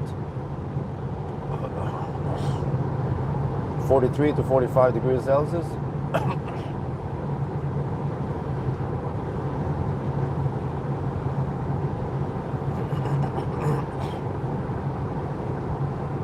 Well, I have to say the traffic on Saturday is wonderful. Almost as good as Sunday. But ideally, I should have been home by now. Yeah. So I want to try to avoid at least past 10 or something. That would be kind of late. But at least past 9, that's kind of late also. Might have made a video about that, missed. But what happened to the Tesla Roadster? I don't know. We're still waiting.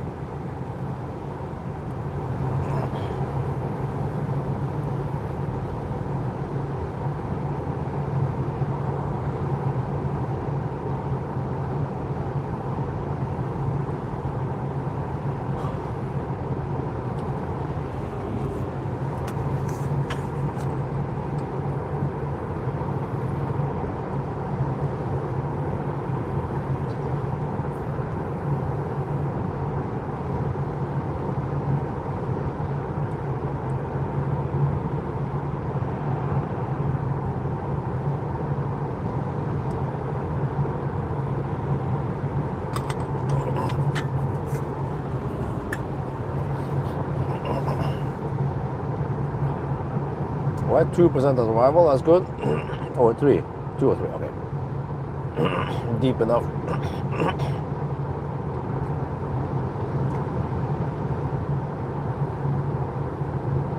I think I have to prioritize going to pee and then calculate roughly how much I need for the remaining.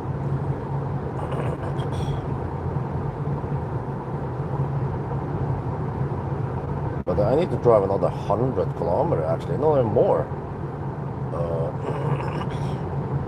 110-ish? 105 roughly, okay, from Riga to finish this.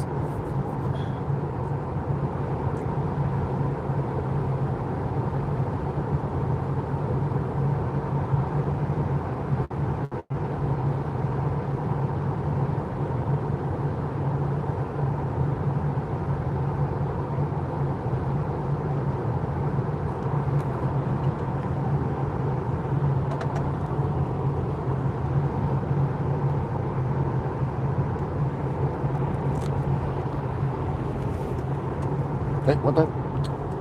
Why did it stop?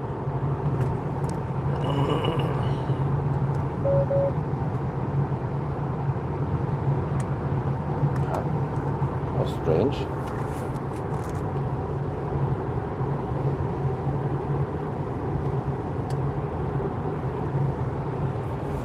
Okay, now it's good.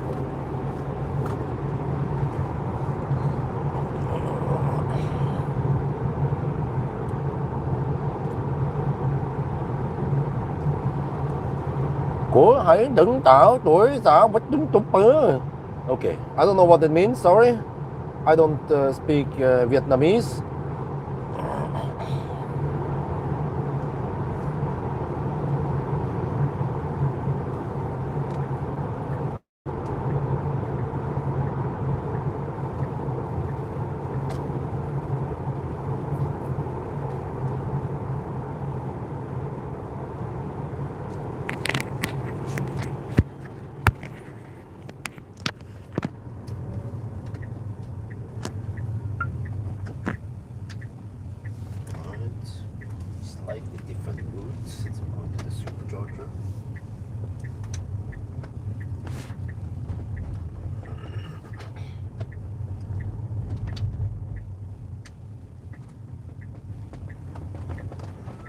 2.6%. Okay, deep enough. Always go deep. Hey, we have a native supercharger. We don't need the adapter. 375 amps, right? Should be full speed, yeah. Okay, we can take this quite snel. 8A. Okay.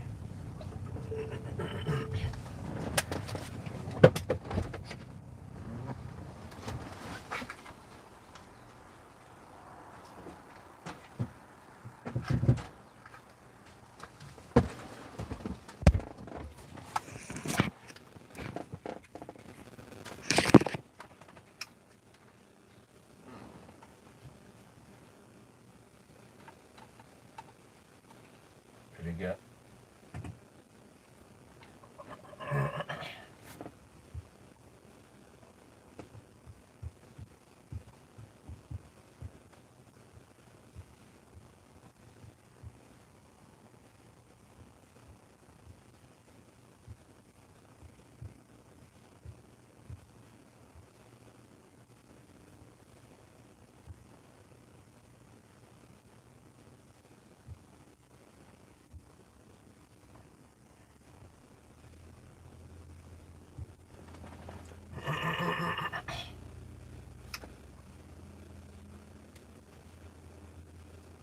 $361 amps, okay.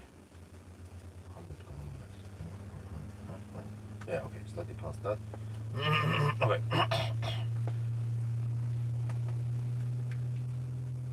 This is it, the last charging stop. For once, we are at the native V2 supercharger, so I can just plug in straight now without using the adapter. Okay, anyway, we're getting full speed. Yeah, you see, it takes 360 amps on. Wait, dude, why did it drop? Oh wait, are we sharing? Shit! Let's move.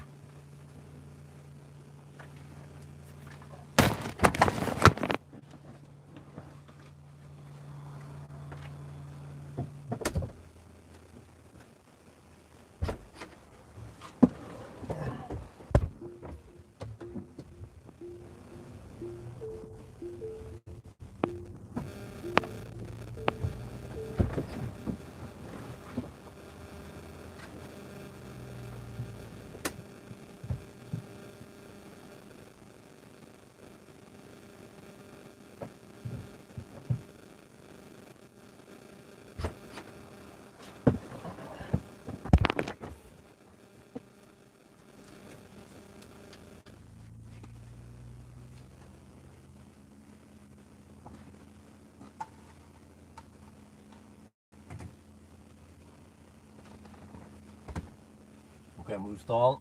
I don't know why it dropped to 60 kilowatts. Where the V2 stalls, they're sharing some stuff here. Okay, that's better. Come on. I want to see 120 kilowatt again. Oh yeah. Okay, so we need to go to 913 whatever, right? Okay, that means that here. Oh, all right. If you go here, you see, like I said, it remembers the navigation. We look over there, slightly past yes home and back again and home, and that will be 1000. And then we just have to wait and we have enough juice. Last charging stop, 6 degrees Celsius something. Okay, and here, throughout the challenge, we have not had any cold gate. The battery would arrive, would start charging at around 40 degrees Celsius. We will not rapid gate. It's just super consistent. Consistently slow, right? Past 40%. She.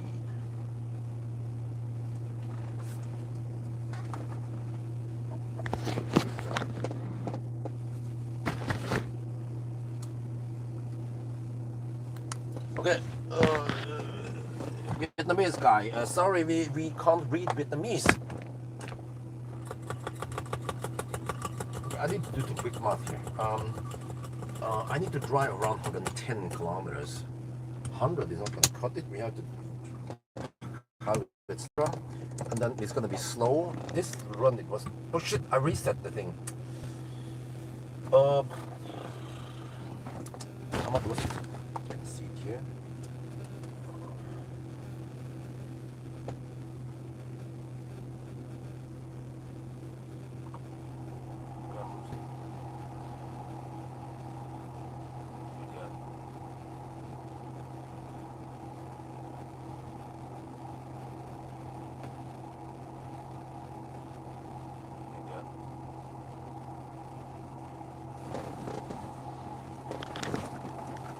Inte så jättesmakande. Men fine. Nope. Okay.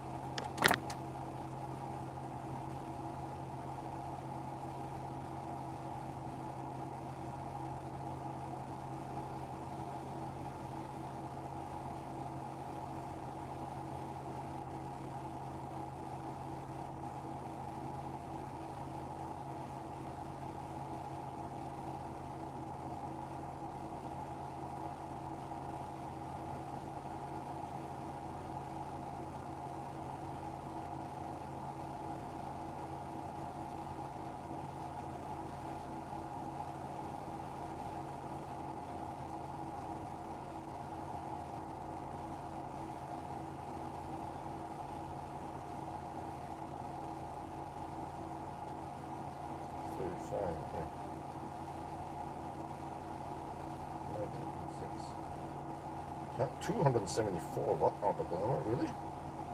What? Is that what I'm seeing here? 19.6 divided by 71.7.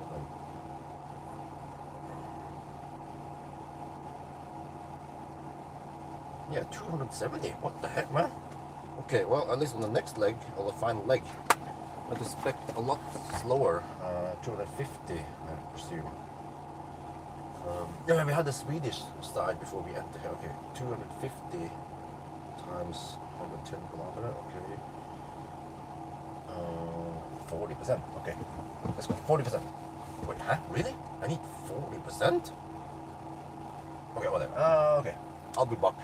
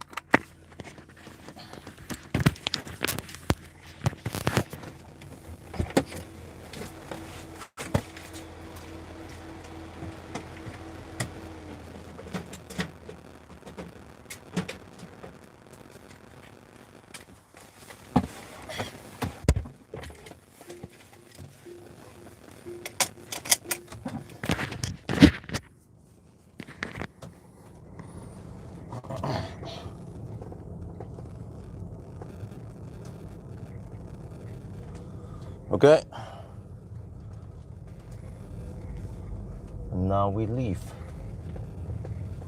There's a BFBD CLU here. You just have to go around there.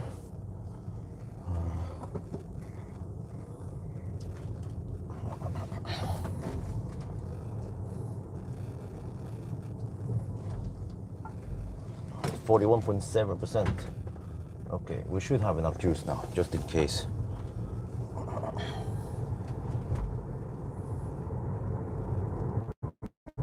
This was actually slightly longer stop than I first anticipated. So it could have balanced it slightly better if I went to maybe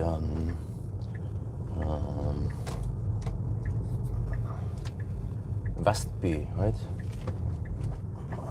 Yeah. So I could have charged to 35%. It was like, I charged to 30 and then 40.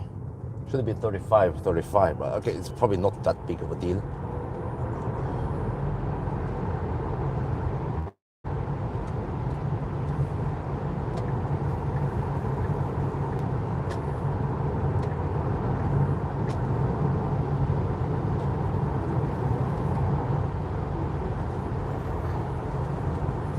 iX3, I'm still waiting for BMW to provide me a car. They don't have a press car yet. But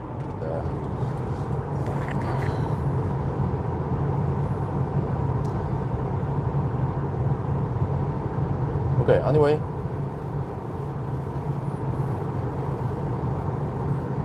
The car is 75k.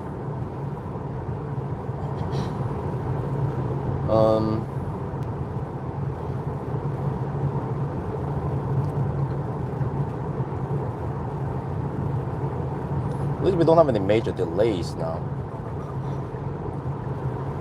I'll try to count if there's any.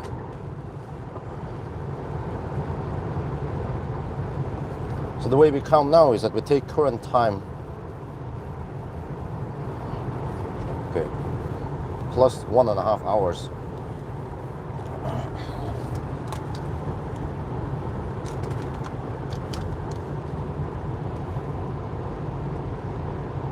Well, this is it, the last run. So the way we count now is that we take the current time plus 1.5 hours, and that will be the 1,000 kilometer time. So we are already past the 10-hour mark, and we have to go another 100 kilometers roughly. Oh, but this is actually looking good, because first I thought that we were doing it in around 11.5, but it seems like it's right around 11 hours. Wow, it seems like if you go deep, you faster. Wait,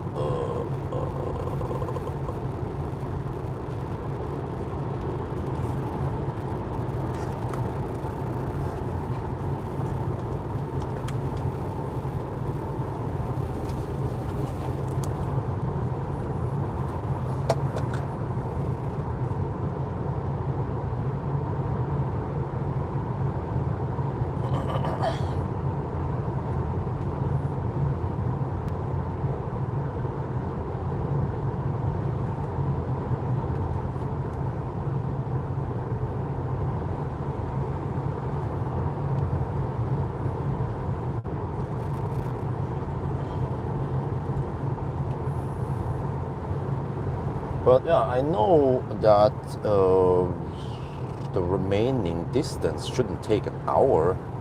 We already, huh? Wait, is it going to be faster than 11 hours? Damn! It might be around 10:50, which is amazing.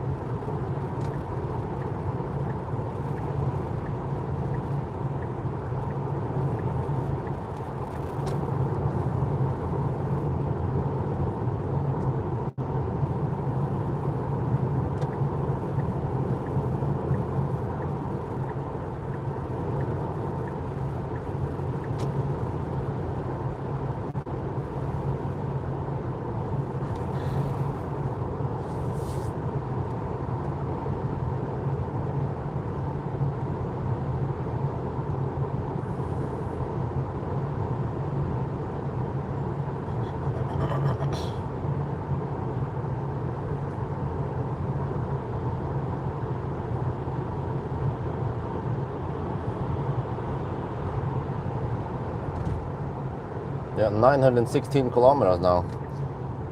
So around 97 kilometers left.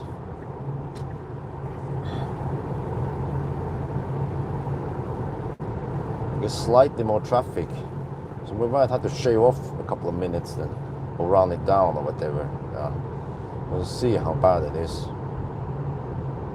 We'll finish around 9:30, which is not super optimal for traffic. Ideally, I should have. I mean, ideally, I should have started around 9, not 10:15, like yesterday.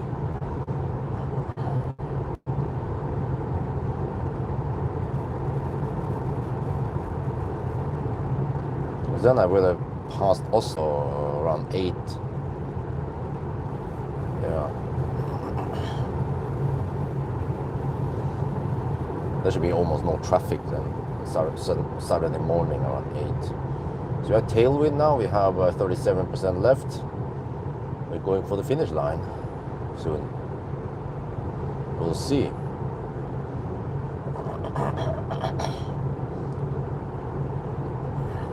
My calculation was based on arriving with 10%, but actually with these Teslas you can arrive lower. Like we did 0% quite accurately, 1%, whatever, 2%. And that yields better time. Maybe the car was more efficient than I initially thought.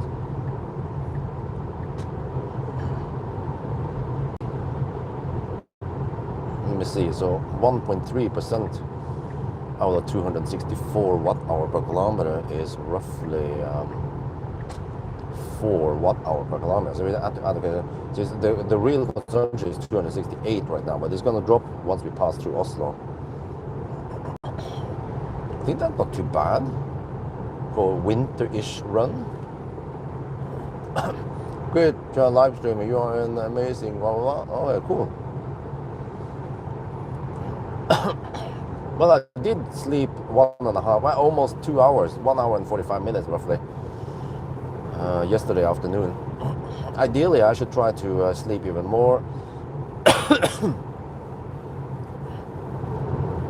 But, I mean, Friday, yeah, I need to plan something that doesn't take too much time, so I can sleep around noon until 4. But yesterday I slept 1 hour and 45 minutes in the afternoon. That actually helped big time for me to stay alive. Staying alive, staying alive.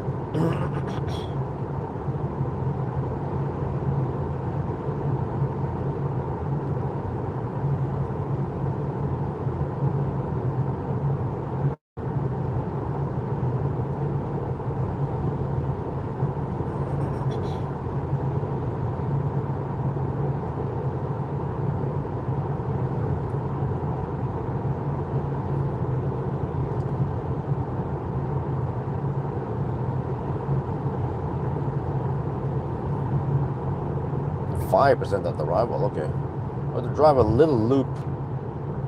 Probably gonna do the summary at the supercharger at the Yemen, so I can gain some juice, free juice before I go. Or maybe it doesn't matter. I can just go home and I can AC charge. Yeah, we don't wanna get too much DC fast charging here. We wanna take good care of the battery. I have Norges pris anyway, they're cheap. You'd like to buy the Highland, huh? Because it's smart for business, what? Huh? I don't know. I don't have enough money to buy Highland.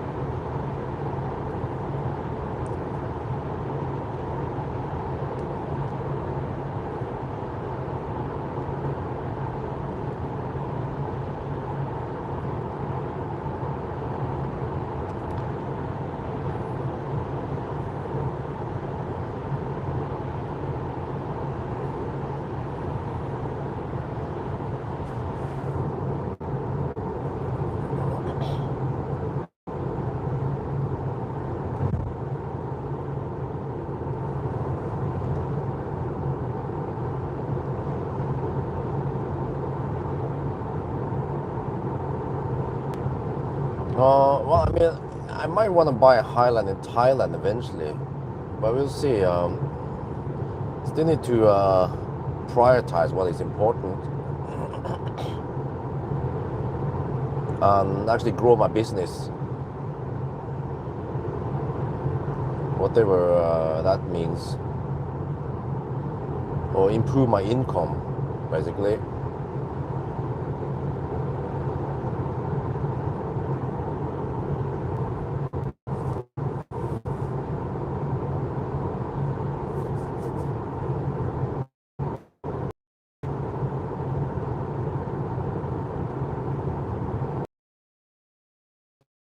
Stade is 929 kilometers.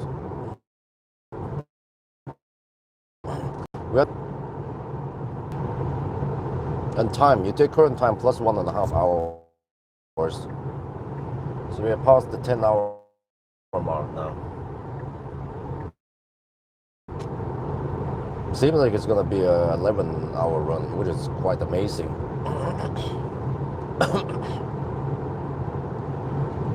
For a 10-year-old EV Tesla. Yeah, I wonder what other cars from 2016 can match this time.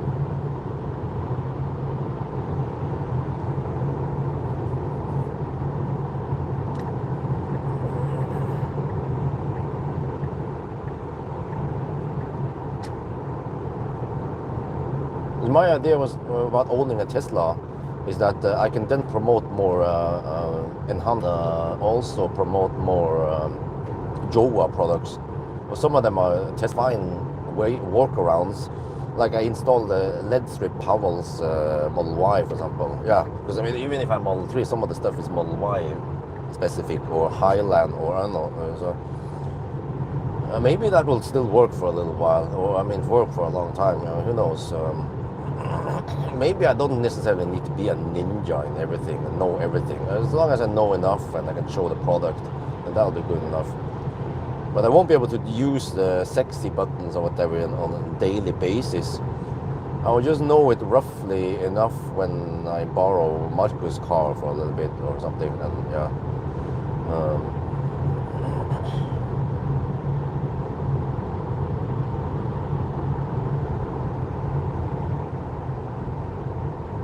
I also wonder, you know, on the other hand, how much can I show and sell and stuff.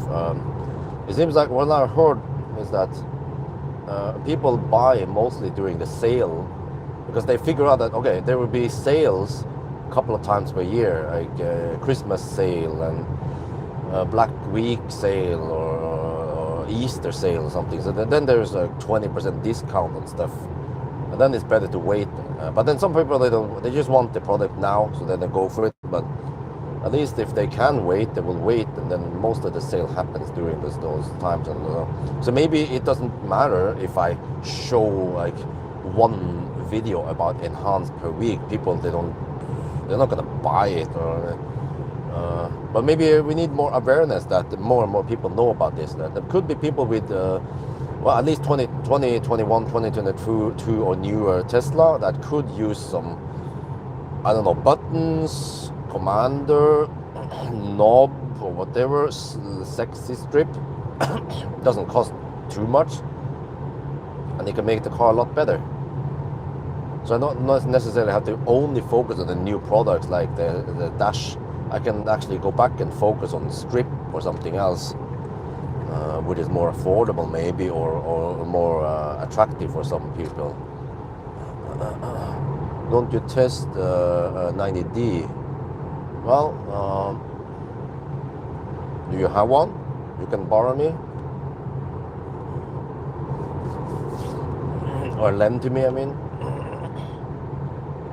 I can borrow from you, you lend it to me. That's how English works. You teach something, I learn something from you. Yeah, that's English. In Norwegian, lære is the same. Låne is the same.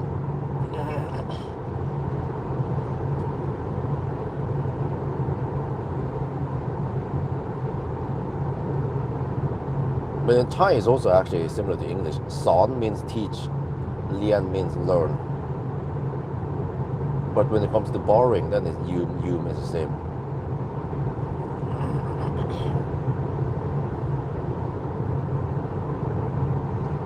You'll make some extra views with try the worst Temu Tesla, huh? No, I don't care about that. It's probably pointless. And also, if I don't enjoy it, then it's gonna go on there. But I actually like reviewing, testing out the Jova products because they're actually quite good quality. I like it. Because I like the technical part. I try to review it differently. You will see soon. There is like this Model 3 or Model Y rare USB hub. And it's interesting because you plug it into the existing USB ports. It takes the two outputs, and then it creates 4 outputs out of it. You think you probably just split it? Like, no. The strange thing is that when I measure it, each Tesla port can output 60 watt.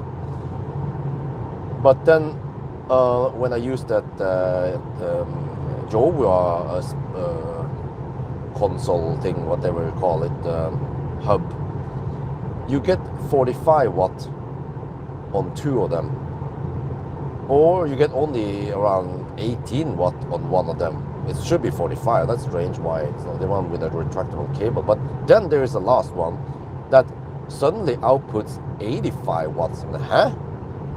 What kind of voodoo magic is that? Does it take the 2 Tesla USB, combines them, and then output higher power? I was like, whoa, that is pretty cool. Yeah, so that means that if you're charging a laptop or whatever, right, and you think that 60 watt is too langsam, then you can get this thing. Probably doesn't cost too much, like maximum 50 euros, and then you boost it up to 85 watts. I measured 80 watts roughly on my thingy, my equipment. So that was already quite a nice boost, man. So I need to get more equipment. I need a USB extension cable, like USB-C extension cable. Wait, I'm not sure how I'm gonna measure it.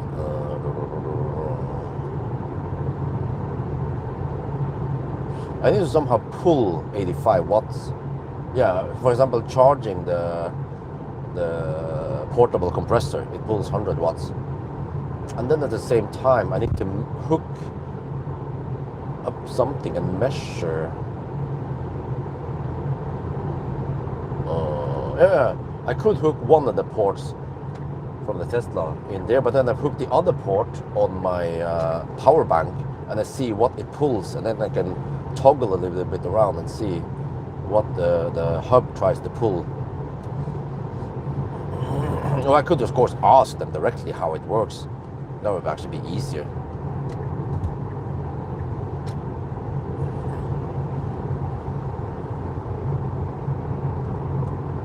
About all Teslas, I've never seen Tesla Model X cars from. You will see one in a couple of days. For me. They also use USB-C cables with current indicator. Okay. Yeah. Well, but for me it's more universal. I use that power bank, and it displays voltage also. I have those cables, USB-C cables, that shows power and watts, but that's only watt. So the power bank is super useful because it shows volts and amps and power. So I learn a lot by poking at it. I can see, this cable is limited to 2 amps.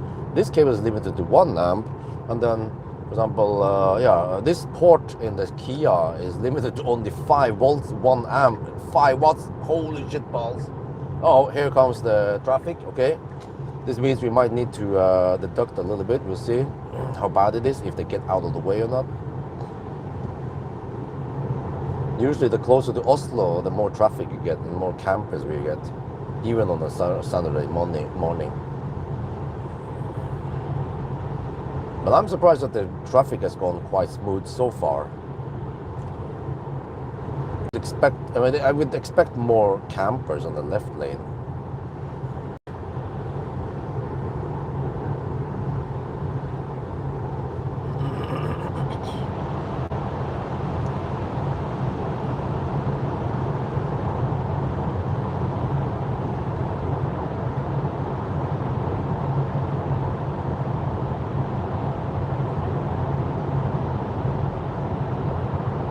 on, the car now claims 7% on arrival. My charge is almost 42%. Might be too much, but I estimated we might spend almost 40%. Or 35, 38%. We'll see how much we spend. How much we end up with.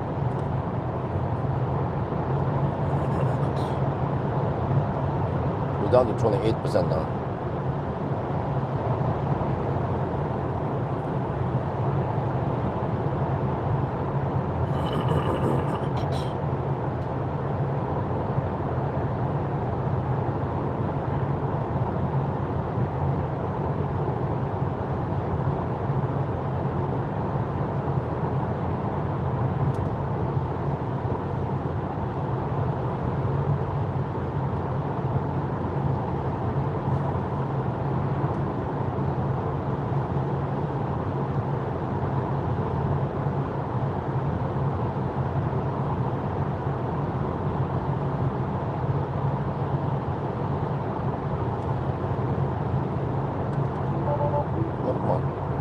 Resume.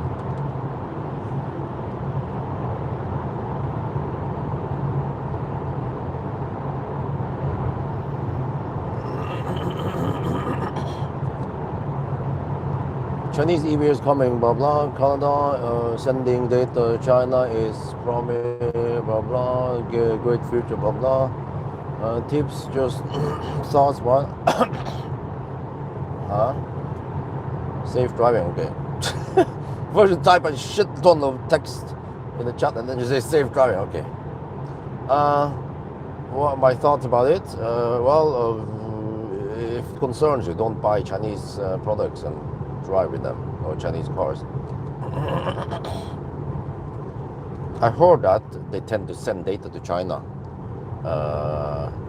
And what was it again, that some of the Chinese buses, I don't know if it was BYD or some of the other one, Wutong or whatever, supposedly the Chinese, they can shut down the bus. And also there was something, my friend Son at Bilkomponente, he was using some kind of something from China. I don't remember what the heck it was. Car stuff, I guess, accessory.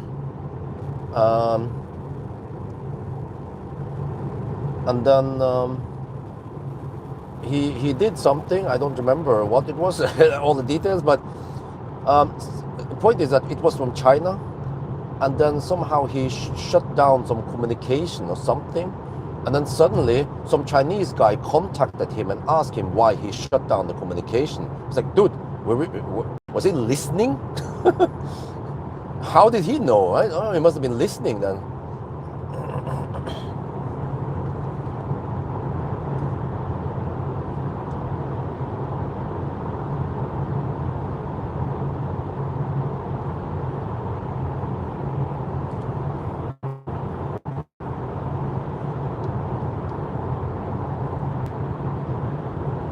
Well, I don't think anyone can shut down my soul remotely. He has no communication.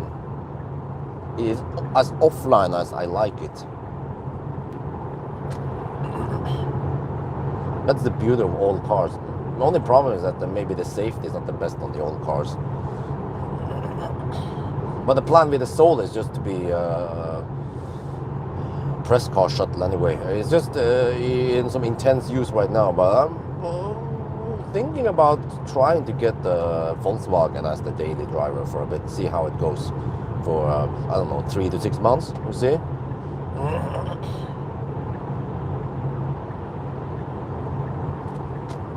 Okay, what is the Soul using the modem for anyway? Does it actually send analog signals? Oh, the BZ4X, I requested to borrow it, but I don't know what's up with Toyota. They haven't provided me a car. I asked them about this. I also asked them about the Urban Cruiser, and they're like, the consumption is too high during winter. We're going to wait until spring. Oh, okay. Lol.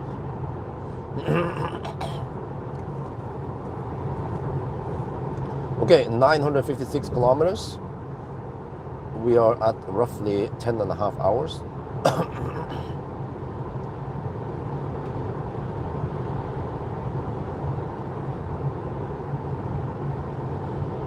They probably know how it goes. I'm gonna talk about the punishment points, and I do 1,000 kilometer challenge. I'm like, gee, and I was like, what the heck, man? It's still massive delta between min and max temp in the battery, and so on. It has some small improvements. It has bigger battery. Okay, probably takes longer before we hit the punishment, the throttling. So, but I mean, they probably know about this. So it's like, okay, shit, man. Okay, they of course they can decide whether they want to lend me the car or not. But you know, see, I talk about this to my partner, business partner, that if I had more, if I just could increase my income, we need to increase the revenue somehow, so that if I can get 50K more per month after everything has been paid, tax and all that shit, then I have way more flexibility. I could just like, okay, you don't want to lend me a car, I'm just gonna buy a car or rent a car and then test it, if that gives me enough views, right? Or we could just do a project. Like now I feel like, okay, I can't afford it, but it would be fun. But like, we want to buy that golden classic Ioniq and then maybe do some upgrades with it and stuff. I feel like, okay, I can't just do that and buy car parts online and play with the thing. But if I get enough views, if I have big enough channel and it grows bigger, then that would be fine. Like similar to Rich Rebuilds. He's so big that he can do stuff, buy a car and repair it and do whatever, and he gets enough views so it pays for itself. But we just need the snowball effect, and it's not gonna work for me yet. Hybrid, waste of money, way too complex, way too expensive to repair, inefficient, bad uses, it eats up space, you know, like the worst of both worlds, the biggest scam ever.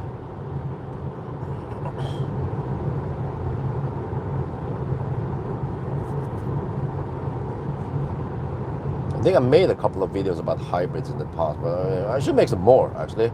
Should team up with Vanya. He has plenty of stuff to say about hybrids. Man, a bummer that I didn't make more videos, because he could probably show some stuff, lots of stuff. He has lots of experience about repairing hybrids. Those are shite, man. Like 10 kilowatt hour battery costs the same to repair as a 100 kilowatt hour Tesla battery. You know, it's like, the fucks. It's a scandal. He discovered that Mercedes, okay, this has nothing to do with the hybrid, but Mercedes has a timer and a counter on many of the cars, the EQ, whatever cars, that counts how many times you start it. And if you start it enough times, it's going to throw an error, and you have to go to the service center, and they will say, oh, okay, we're going to fix this, and then they charge you money, and they reset the timer or some shit like that. It's like, the fuck, man, how can they get away with that? Because nobody knows. Just like Dieselgate, nobody knows about it. But there are ninjas out there who figure out this, and then it hasn't been exposed yet. He talked about this many years ago, and I was like, oh, the fuck, man.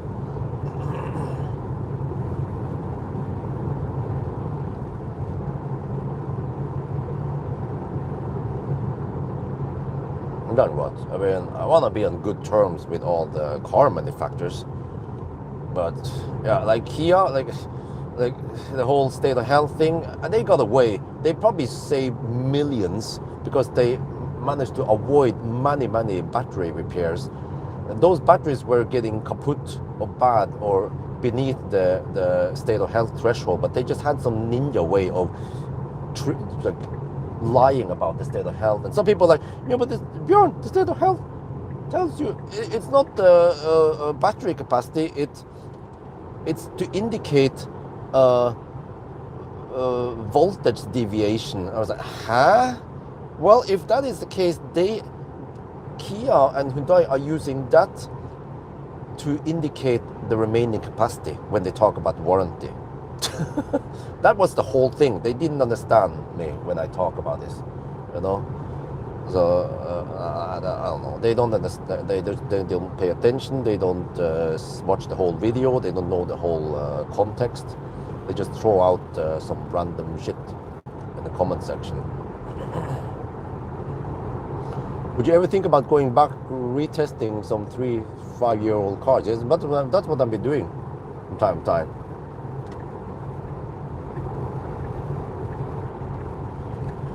When I do some range test, for example, whatever, degradation test.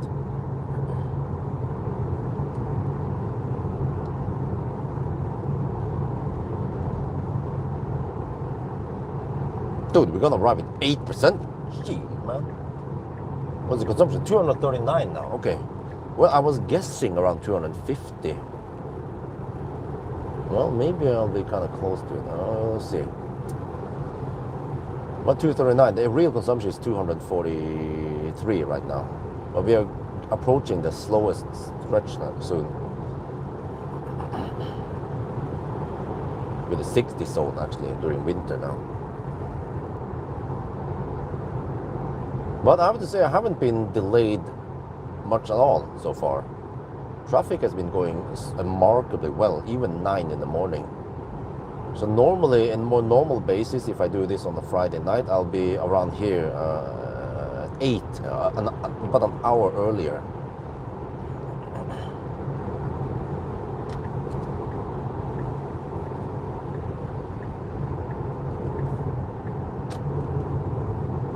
But yeah, so do I want to be on the car manufacturer side, like Mercedes, Kia, Hyundai, or do I want to be on the consumer side, my followers?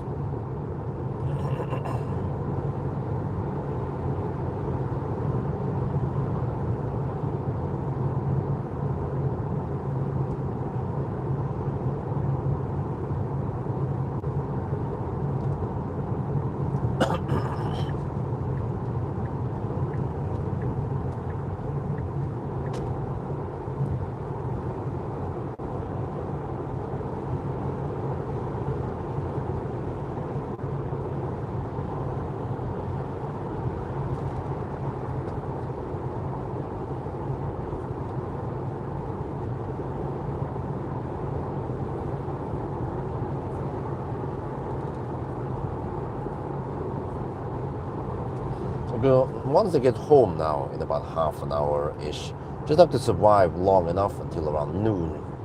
Then we pass out for a bit. And the kids are asleep until 2 in the afternoon, roughly. And then maybe we go to Jessheim Storsenter. Yeah, well, you know, Jessheim Storsenter will be renamed to Thon Center Jessheim. And then Strømmen Storsenter will be renamed to Thon Center Strømmen. Okay, I didn't know that Thon owned everything. Also, when I took a shit at that new hotel in Falkenberg, they were like, "Oh yeah, this is nice hotel, you know, welcome back if you need to stay here." I was like, "Okay, thank you." And they said, "Yeah, by the way, the owner is Norwegian." I was like, "Huh, okay." Petter Stordalen. Oh, yeah. It's either Thon or Stordalen. They own everything, not only Norway but also Sweden. Gee, man. I don't drink coffee. It gives me bad stomach. Not sure about if it's the caffeine or the beans, but yeah.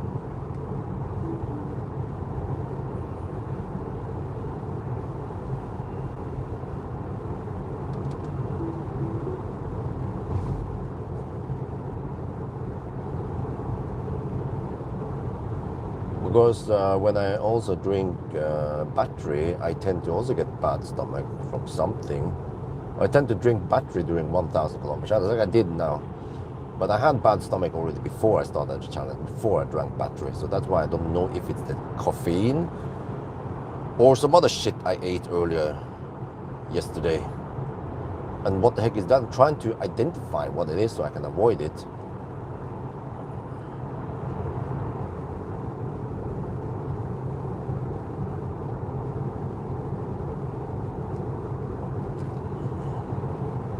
Your test Mazda E was news next move, blah blah. General problem LFP. No, it wasn't really a problem if they just. There are plenty of LFP batteries out there. As long as the software can mitigate the problem, then it's fine. But it didn't. It didn't preheat. It didn't scavenge heat or do anything. This car can even scavenge heat. You know, it's a 10-year-old car. Millennium Falcon is 13-year-old. It can also scavenge heat from the motor and put it in the battery. Keep it at 25 or 40 degrees. Right. Yeah. Having the same ownership does not provide consistent shitting experience. What are you talking about?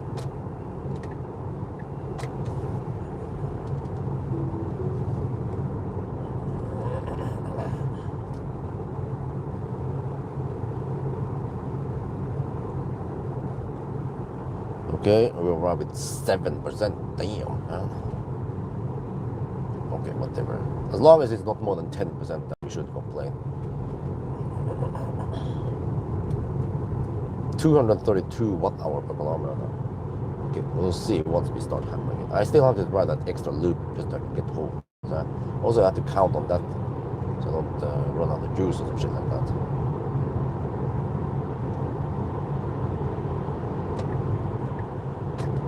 I mean, this mother trucker just want to camp on the left lane here.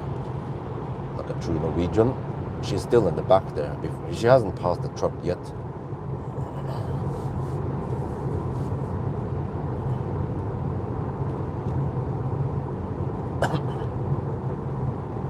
Yeah, but actually, I requested to borrow Mercedes E-Vito Tourer, it's called the passenger version. But then it wasn't available. They had the van version. Oh, okay. Well, the only problem is that if I borrow it, I requested to borrow it sometime in April. Then the Kia Soul will be parked at Bergmosten, and then somehow I need to shuttle the kids to kindergarten. So yeah, I either need to borrow an EL6 maybe from Neo if it's available, or maybe I need something else. So I feel like sometimes, yes, I kind of need a kindergarten shuttle. Or if I must, I can always bicycle them, and I just have to dress enough. I think I have enough clothes in case it rains and shit like that. Just that 1 week, I do it. I can just put them in the I can put them in the cargo compartment in the back there. Yeah, it's barely legal. Shit. Chinese still have issues. Yeah, well, actually, wait. I heard about this. That Xpeng, they pull out from the NOF test. Probably when they found out that, oh shit, it's gonna be minus 30 degrees Celsius outside. Or I don't remember which brand it was that pulled out. They backed out because it was extremely cold during the test period. The world's biggest range test done by NOF and Motor or whatever.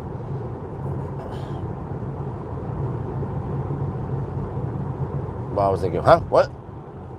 I have hundreds of records in my range test data. I thought that was the world's biggest range test. Okay, no, it's not.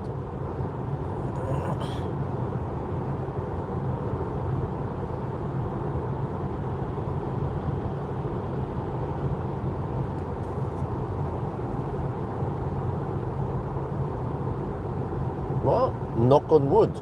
Well, there's no wood here. Still, I haven't been stuck behind any left lane huggers yet. I have to drive slightly slower because of the winter range, but I don't know if you need to correct for that.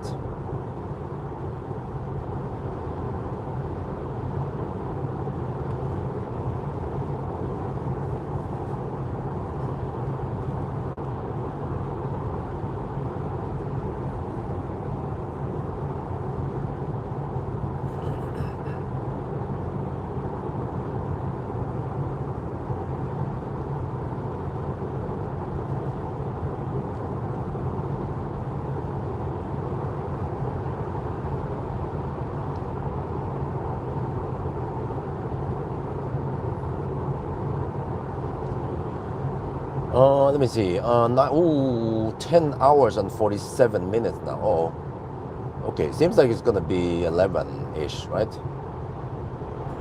Well, yeah, I guess that's fine. Still okay. 981 kilometers now. We have to go to 1013. So we have roughly 30 kilometers left.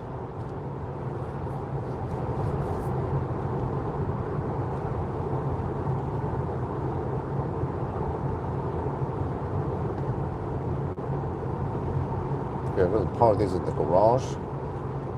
And then, well, or could park it outside. Okay, maybe I just empty out all the equipment and park the thing here outside instead. Keep keep the soul in the garage. Soul has been camped outside now during the night.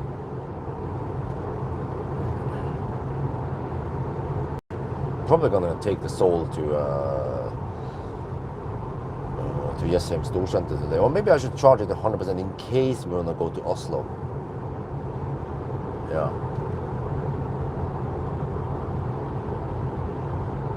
Or Leos or some shit. Well, it was one day, yeah. Well, that day when I went to the Volvo EX60 event, I charged 100% from Jessheim, and then I drove 50 kilometers to Fornebu, and then 50 kilometers back roughly, and I still had juice left. I wonder if it was 20% left. I thought, wow, this is good shit, man.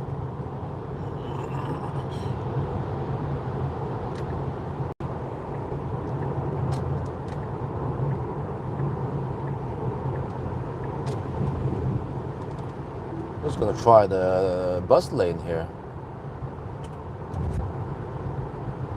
Don't have to worry about left lane huggers. Since it's Saturday morning, then I'm allowed to drive on the bus lane. And I don't know, other people might not know that I'm Norwegian because they see a Swedish registered EV or car. But yeah.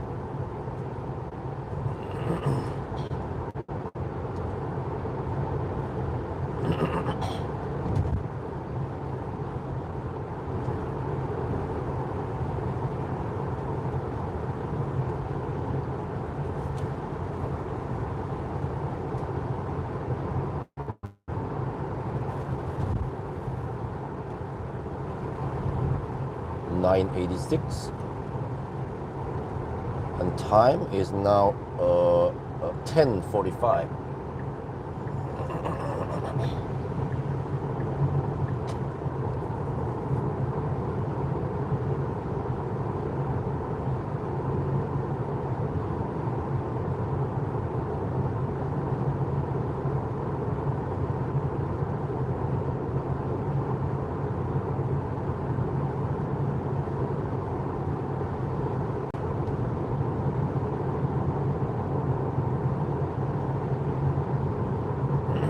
So the other cars probably think I'm Swedish. Yeah, since I'm driving around with a Swedish registered license plate here. That guy, is he gonna hammer it or is he gonna be on board?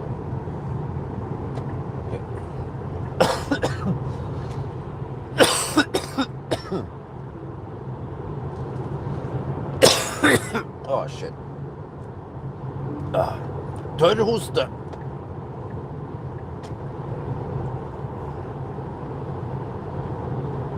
I wonder if the Stellantis fossil cars are as bad as the Stellantis EVs.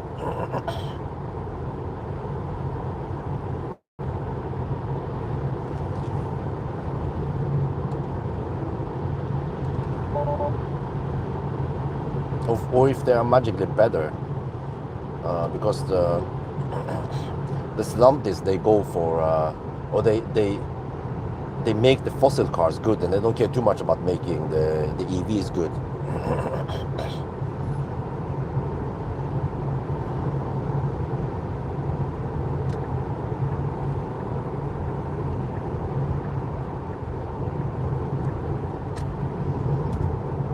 All right. Well, okay. Now the consumption goes up, yes, as I expected.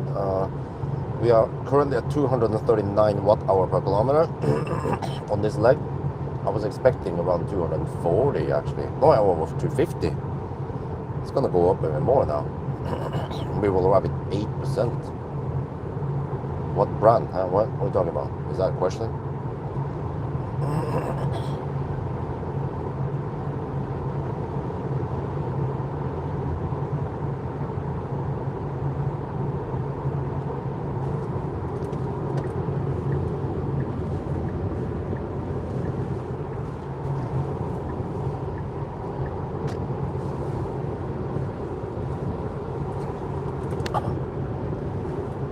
Down to 13.7%. That's fine. What? Fog around Yes Home again. Okay, that's normal.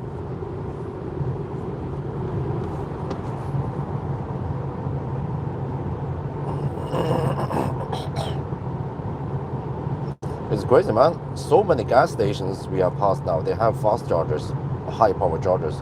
We don't talk about fast charger and HPC anymore. It's just chargers, fast charger, yeah. There was a time when we called 50 kilowatt fast charger and then 150 kilowatt lynlader, lightning charger. But now it's like, okay, whatever.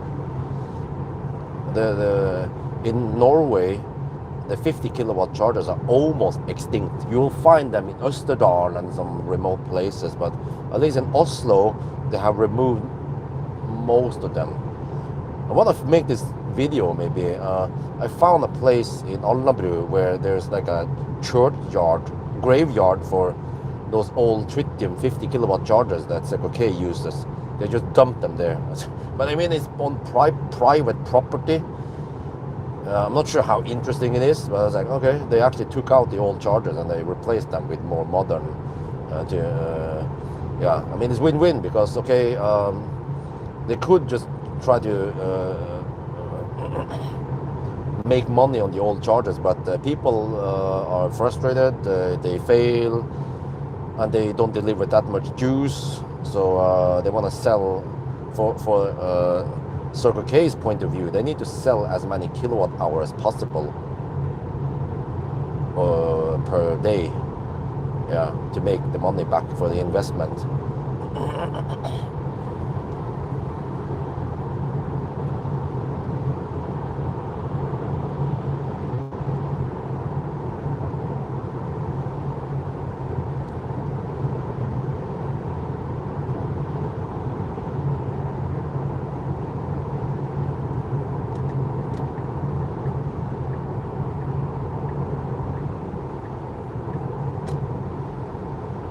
I'm down 12%. Liz came finally. Okay, fairly deep. Yeah, if you go deep, you come faster. Right? That's what I said. Maybe I should print that on a T-shirt.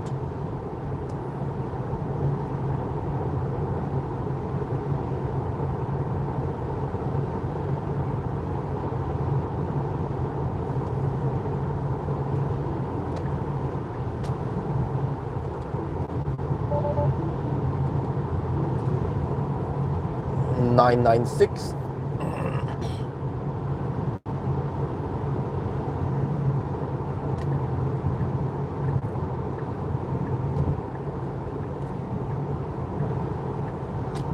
Yeah, correct. I was also a Renault fossil driver. Cars like next week, Deepal S05, and then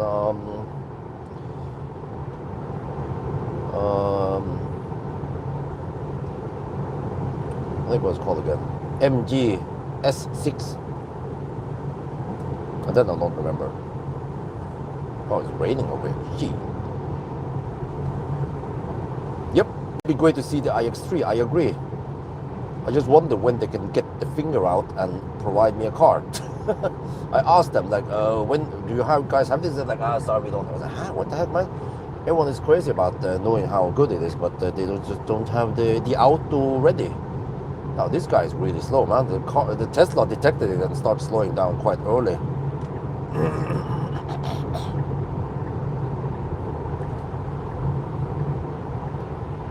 Which BMW? 525D E61 2000 and Oh, what was it again? I don't remember.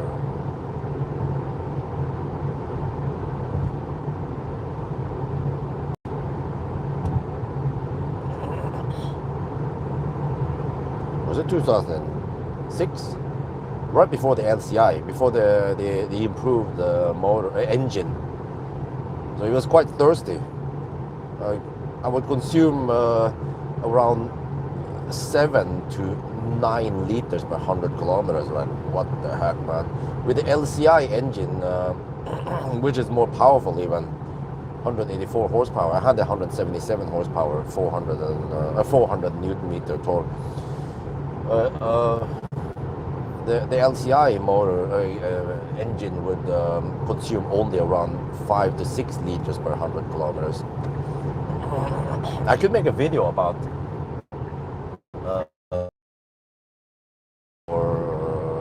per 100 kilometers. I think I already did, but people don't get the idea. Because for fossil, it makes sense because you talk about liter, you talk about volume per 100 kilometers, even though it would have been easier if you said well, centiliter, milliliter per kilometer, but okay, they just defined it like that. But it doesn't make any sense to use the same unit for electricity, because we are not talking about volume versus distance anymore. We're talking about electricity energy, which is measured completely different. So then it doesn't make sense to say 100 kilometer per 100 kilometer, because you don't use that as a unit.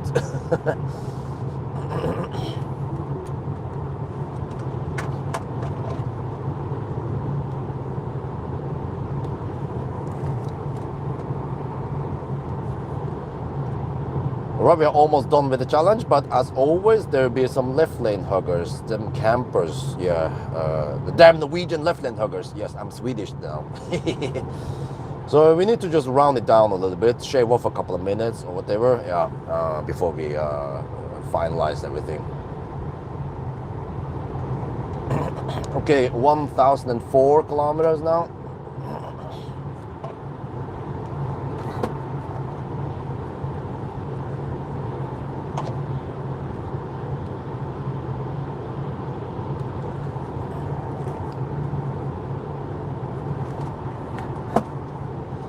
Six, but it's gonna be there. Oh, okay. Is when that counting. And then we have blah places, full grid. Okay.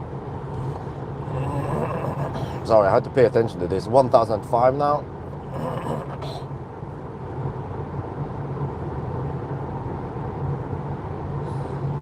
Yeah, but how often do you do that, right? You take the consumption, multiply battery size. Most people don't do that. Well, because you want to find the range, but is it relevant?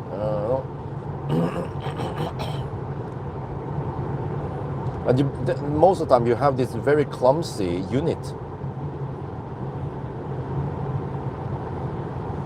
Man, are these guys gonna move or what? But the problem is that you end up with 100 kilometer as a unit, you know? Okay, so if you have 80 kilowatt hour and you have, how much is it again? I don't know, let me see. If you have 100 kilowatt hour and 20 kilowatt hour per 100 kilometer, it's quite simple math. You take 100, if you 100 kilowatt hour net, right? 100 kilowatt hour divided by 20 kilowatt hour, you get 5. But 5 what? 500 kilometer unit.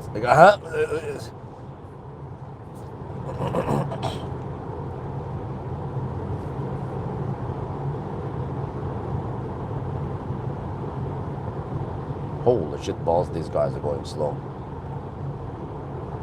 Okay, whatever, we just deduct for this.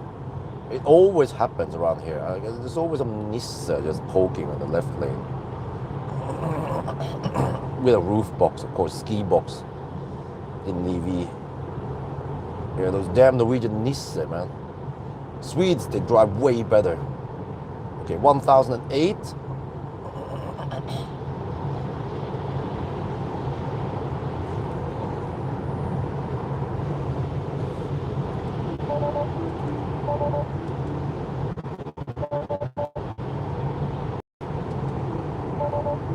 can you just activate cruise? Okay, it's struggling a bit to activate the.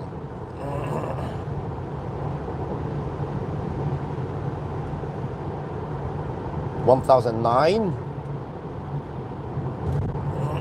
Well, we're down to 7%. That's kind of deep, isn't it? Oh, so AP1 struggles a bit on the rain to activate it. 1010. Almost there.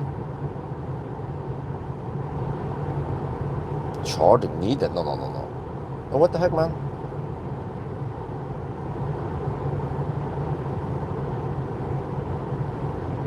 Okay, time. 9:30. Oh, okay, it's gonna be 11 hours. All right. Or do we run it down to 10:55? Okay, we'll see. There, 11 now. Almost there.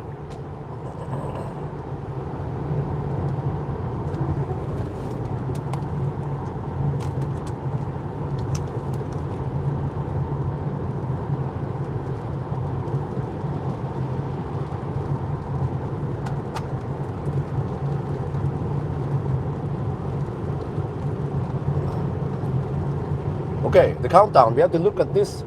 So it's 9993, 9994, 9995, 9996, 9997, 998, 9999. Oh shit, 1000. Wait. Come on, 13. There, 1000 times 929. That means 11 hours, or do we round it down to 10 hours and 55? Okay, we're gonna discuss with the live stream, the jury here, and then we go for it.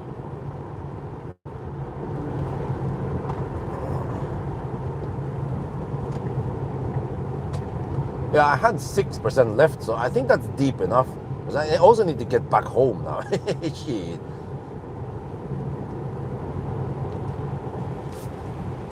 Okay, guys.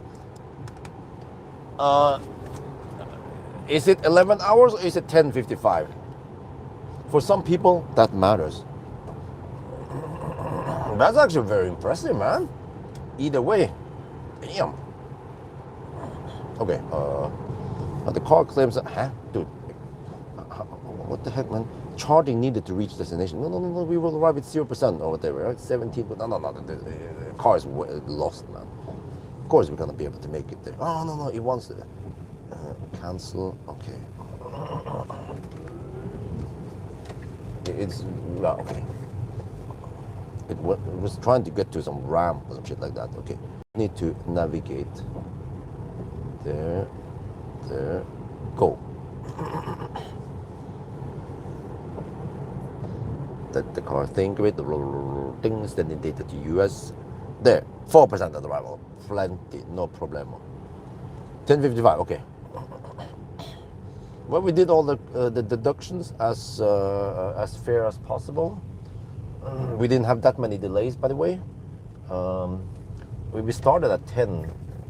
Okay, what did we have? We had no sleep over, something like that. We had a bit of a delay here and there, and what was that again? Yeah, a little bit of Baustelle around Falkenberg. That was 4 minutes total-ish. Doesn't have to be spot on. What did I deduct for again? 5 minutes. I had actually a little bit of handshake problems, but I didn't care about deducting it. I might have lost 1 minute or 30 seconds. Once or twice, I don't remember. Now we're just gonna wait. I don't need to charge 100%. I can just charge to around 80% or something. There. Wait, it doesn't say how many percent. Okay, whatever. 80%, I think.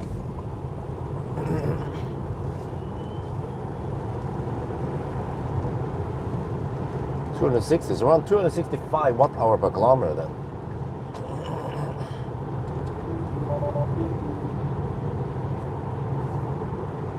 2016.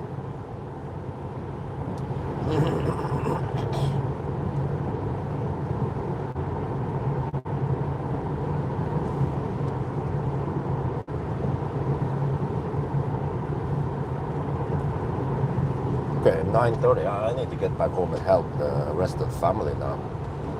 Not sure what's going on over there, but they might need my assistance. The kids.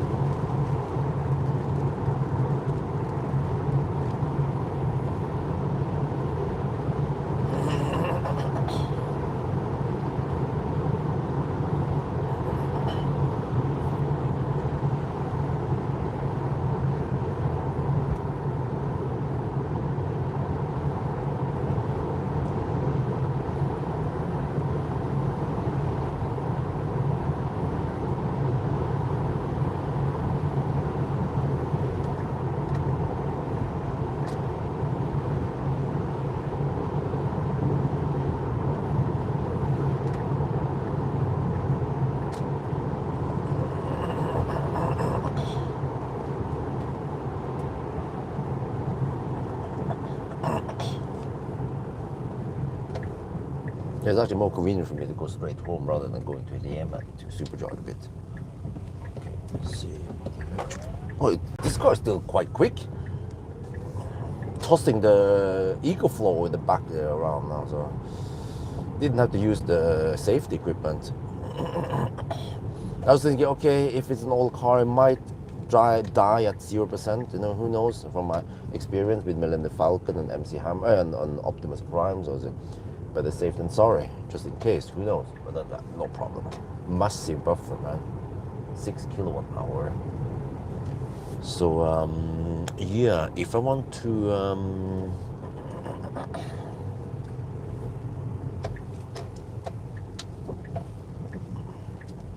do more tests, I'm not sure when I have time. Can I do tonight? I could do a degradation test tonight. But no, I probably want to. I need to sleep. Yeah, a degradation test, man, that's gonna take a while. So, okay, but I can combine this some other day. Maybe Wednesday. Let's see. Oh, it's actually raining over here. Okay, maybe I'll just sit in the garage and do the end shot.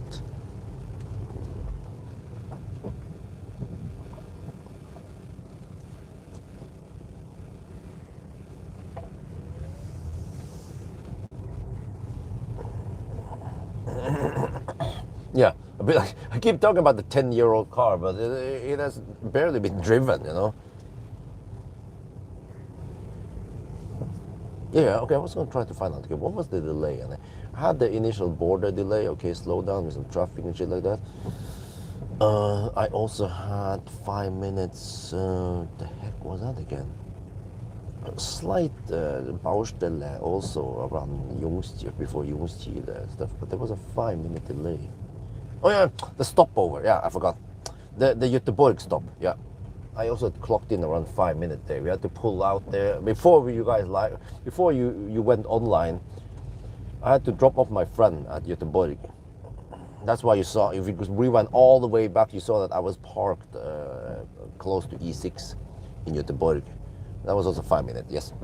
So fair and square, 10 minutes there and another 4 hours. So that's roughly 15-minute delay only. So yeah, I've double checked, triple checked everything, cross checked, and that's it. 11 hours or 10:55, 75k.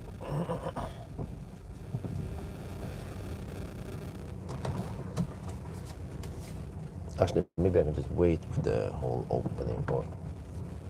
Okay, let me just close the door first. 3%, I can still run HVAC for a little bit, no problem. There. Actually, the soul came from that era. You know, the soul in the background there. Okay, guys, can you guys list what kind of cars did we have in 2016? Okay, we had Leaf, they are cheaper, of course. You have the cheaper cars, the poor, no, not the poor, some of the cheaper cars like a Leaf or Soul, i3, they have smaller battery, but they are cheaper. But the more premium cars with bigger battery, wait, Ampera E, right? Are they? Okay, well, I'm not gonna mention all the small cars, but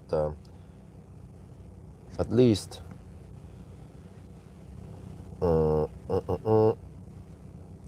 Opel Ampera E.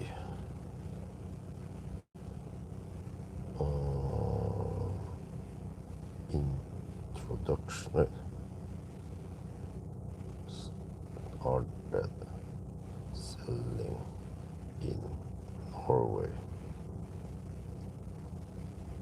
2016, there. Okay, Ampera E. What about Jaguar?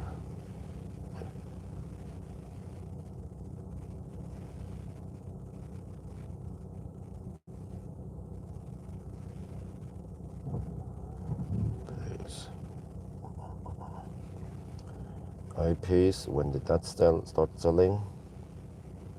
Oh, 2018. Jaguar I-Pace came way slower. Ionic, yeah. Wait, dude, that means that in 2016, there weren't that many. No long range EV. Only Ampera. Ampera was the first to enter the market, and then I think, what about Kona? Hyundai. Kona.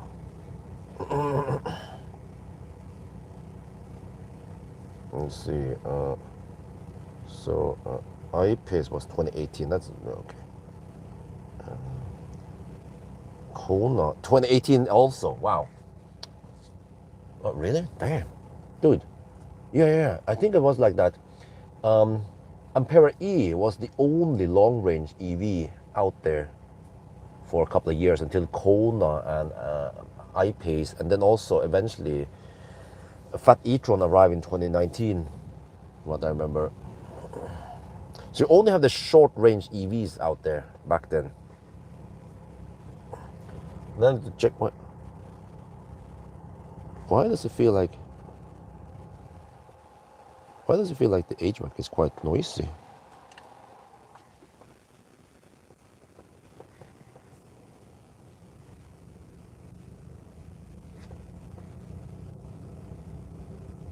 That sounds a bit weird.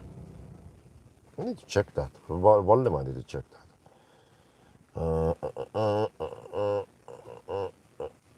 Okay.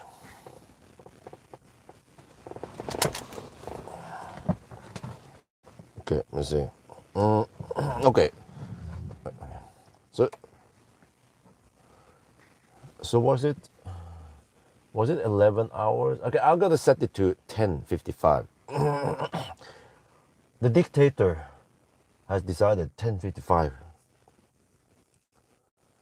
Oh, roads. That's Tesla. Yeah, okay. But yeah. So in 2016, there were mainly just short-range EV, except for Ampera E with 60 kilowatt-hour battery. But we already tested Ampera E. I have it here. Let me see. Ampera E. Ampera. It was quite slow. One of the slowest. Ampera E did it in 1350. Holy shit balls! It was even summer. It was May. Gee, man. Damn. Okay. Anyway. Almost 14 hours because it was charging so slow, only 55 kilowatt. Okay, wait, fire the heater for now, and then okay, around 11 hours. What we got there? Mazda 6, Mazda 6e did it in 11 hours.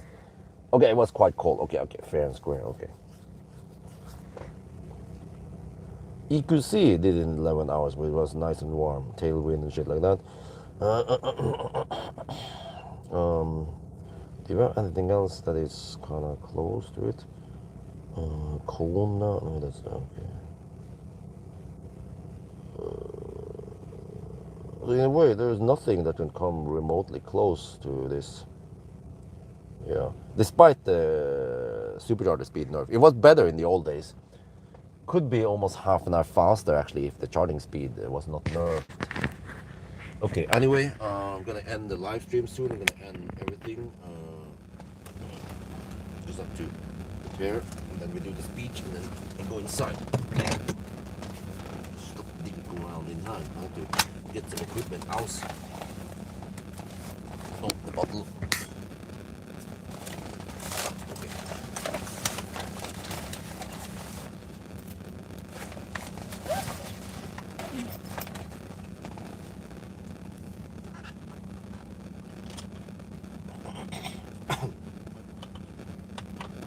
Well, I mean, 11 hours is still okay. It's a decent time, even compared to today's standard. But just wait and see. I will invite someone who has a 90D or a 100D or even a Raven. Yeah, well, Raven is a long way. Yeah. If someone wants to lend me the Raven or whatever in Oslo area, that would be great. We could test it. Because that one should really kick some ass for the Lord. Because it has a way better charging curve. And they are also around 8-9 years old. Actually, this is right before the facelift. This is right before the 90D came out. The 90D, there are some 90D that's also roughly 10 years old. The 90D kicks some serious ass, man.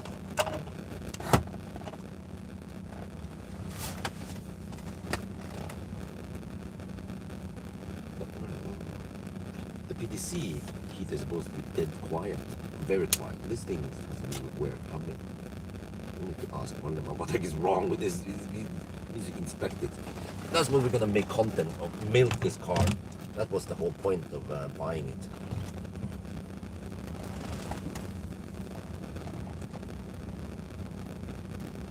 But also very useful user like advice, right?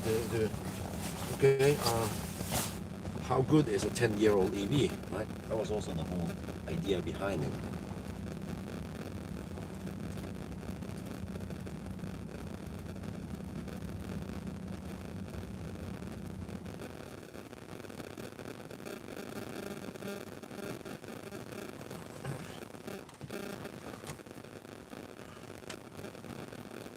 Well, thank you for joining.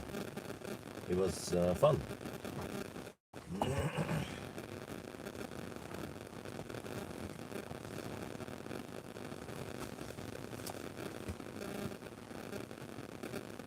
Boston.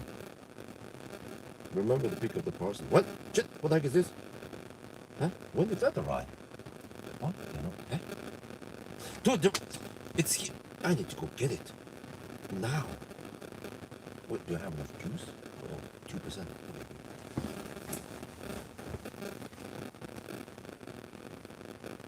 Okay, we can get it later. Super rush. Huh? There was 2 parcels that arrived. Oh, I didn't see the other one.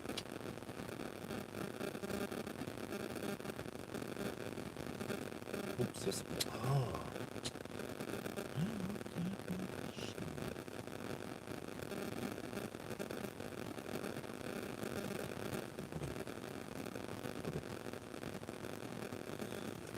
Right, let me get prepare my speech here.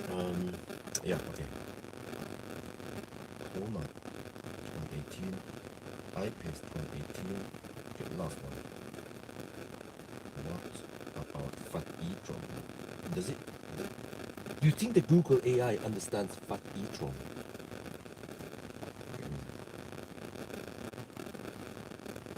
About how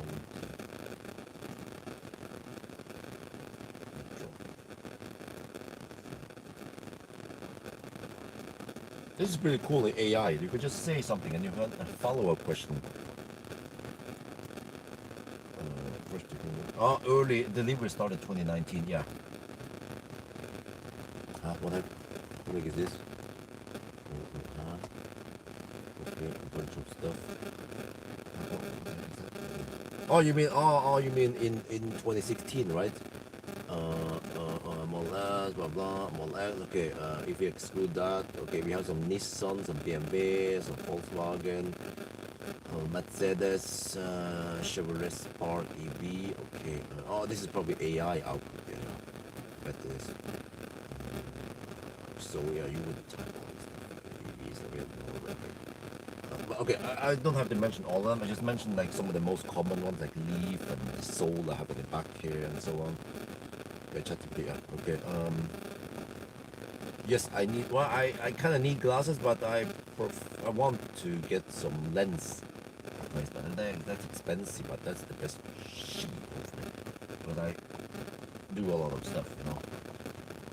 But I can't afford it now, so I just have to live with this for now. And even good glasses, progressive glasses cost a bit. So I was like, it's a bit oh, it killed the. I hope it's charging.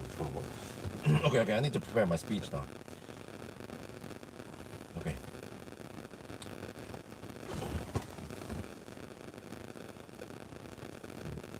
This.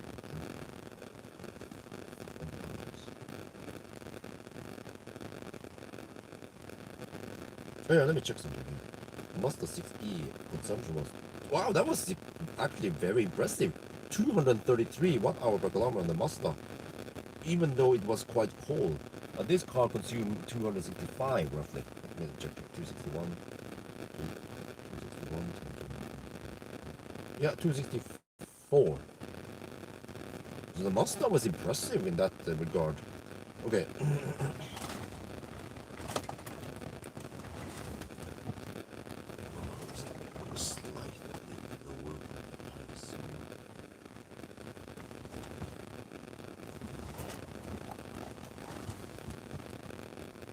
We're back home now. So, after thinking of it, as the live stream, we agreed together, or the dictator decided that it's going to be 10 hours and 55 minutes because of some of the delays and stuff. Yeah. Well, okay, it doesn't matter, 5 minutes, right? So 10 hours and 55 minutes, that is actually quite good. Because what other cars did we have in 2016 back then, right? Okay, we had Leaf, quite common, 30 kilowatt hour. We had a Soul in the back here, roughly 2016 also, 30 kilowatt hour, right? And then we had some i3 BMW, but Eagle, okay, all those cars I mentioned, they have roughly 30-ish kilowatt hour only, and can go around 150, maybe 200 kilometers. But this car has more than double the range and more than double the charging power. So even when it was nerfed many years after, it still kicks ass for the Lord. Yeah. And then, okay, what about the other cars? There must be some other cars. Yes, I mentioned maybe I-Pace. I-Pace came in 2018. Kona came in 2018. That's 2 years after this car. Fat e-tron came in 2019. There was one car that came out in 2016 that has somewhat decent range. In December 2016 was the Chevrolet Bolt or Opel Ampere E, 60 kilowatt hour battery, but around 57 net capacity, and it charges dog slow, 55 kilowatt roughly, and there's a somewhat shitty charging curve. And it did the 1,000 kilometer challenge during summer or in May many years ago in 13 hours and 50 minutes, almost 14 hours, or roughly 3 hours slower than this car. Okay, Ampere E is a lot cheaper, yes, but I'm just showing you that in comparison, when you talk about performance without caring too much about cost, then this car was the best back then, and even now, 10 years later, it can still match more modern cars. Okay, it's kind of funny. At the 11-hour mark, we have the Mazda 6e. This car was like, okay, you 5 minutes faster, or roughly the same time, right? But the Mazda 6e had a cold run, yes. But actually very impressive that the Mazda, it's like also a sedan-ish, right? Sedan, something like this. But the Mazda had lower consumption despite that. It was colder outside. Yeah, very impressive for Mazda. I can't wait to test it in springtime. I already booked it again. Sorry for my voice, I'm close to the limit, but compared to other cars, way newer cars, this car can actually do it quite well. But this is my request to Norwegians out there. Okay, maybe I can give you guys free supercharging. If you have a 90D that also came out by the end of 2016, or a 100D, or maybe Raven, right? Long range 100 kilowatt hour. Those cars kick some serious ass for the Lord, because first they were nerfed, you guys know the D rating, but then they unnerfed it, and the charge is actually quite flat, 140 something, 140, 145 until 40, 45% something. Wouldn't that be awesome to test it? 1,000 kilometer challenge. Yeah. Yeah. Okay. Anyway, so far this car, great, impressive, but it has not been driven that much. But it seems that the battery is still in good shape. So this is what I've been saying in many years now, that it's not the time that kills the battery, it's the number of cycles. As long as you don't use the car that much, then the battery is still in good shape, around 94% state of health. Very good. Yeah, very good indeed.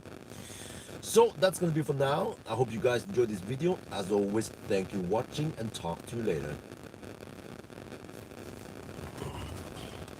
Okay, I think that's good enough. It was a 4-minute wrap-up content. Try to not stick around too much, talk about stuff. 2015, yeah. I mean, yeah, but it just happened to be a 2016 car, right? But, okay, 15, 16. Okay, whatever, people can discuss that in the comment section. Restore. Okay, let me see. T or the thing here. Dude. Huh? Dude, are you serious? What is this? What is fat e-tron? I thought it was the number E, but what is fat e-tron?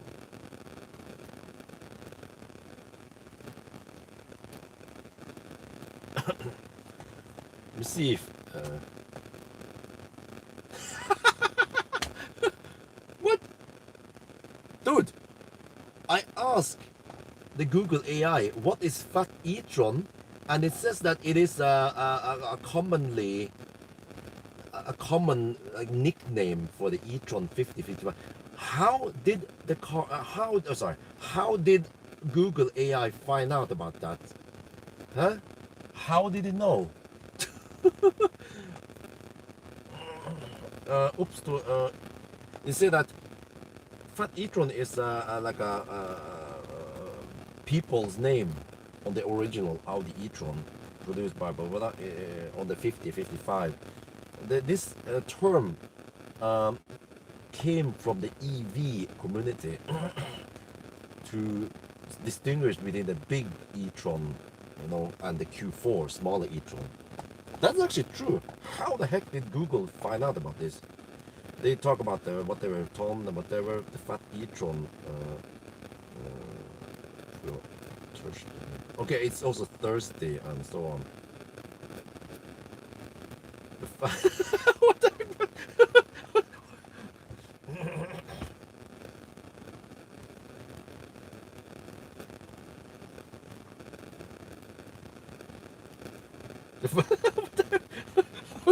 How did I know I was the one who invented fat e-tron. Next Friday, I don't know, probably next Friday for the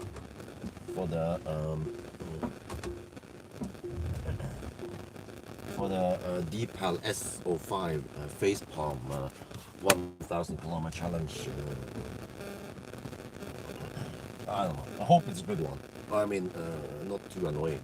Hopefully the software update will make things okay. Not okay.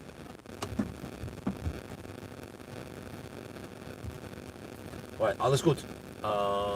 There. Okay. 56%. Okay, guys, that's gonna be it. Thank you so much for watching, and then talk to you guys next week.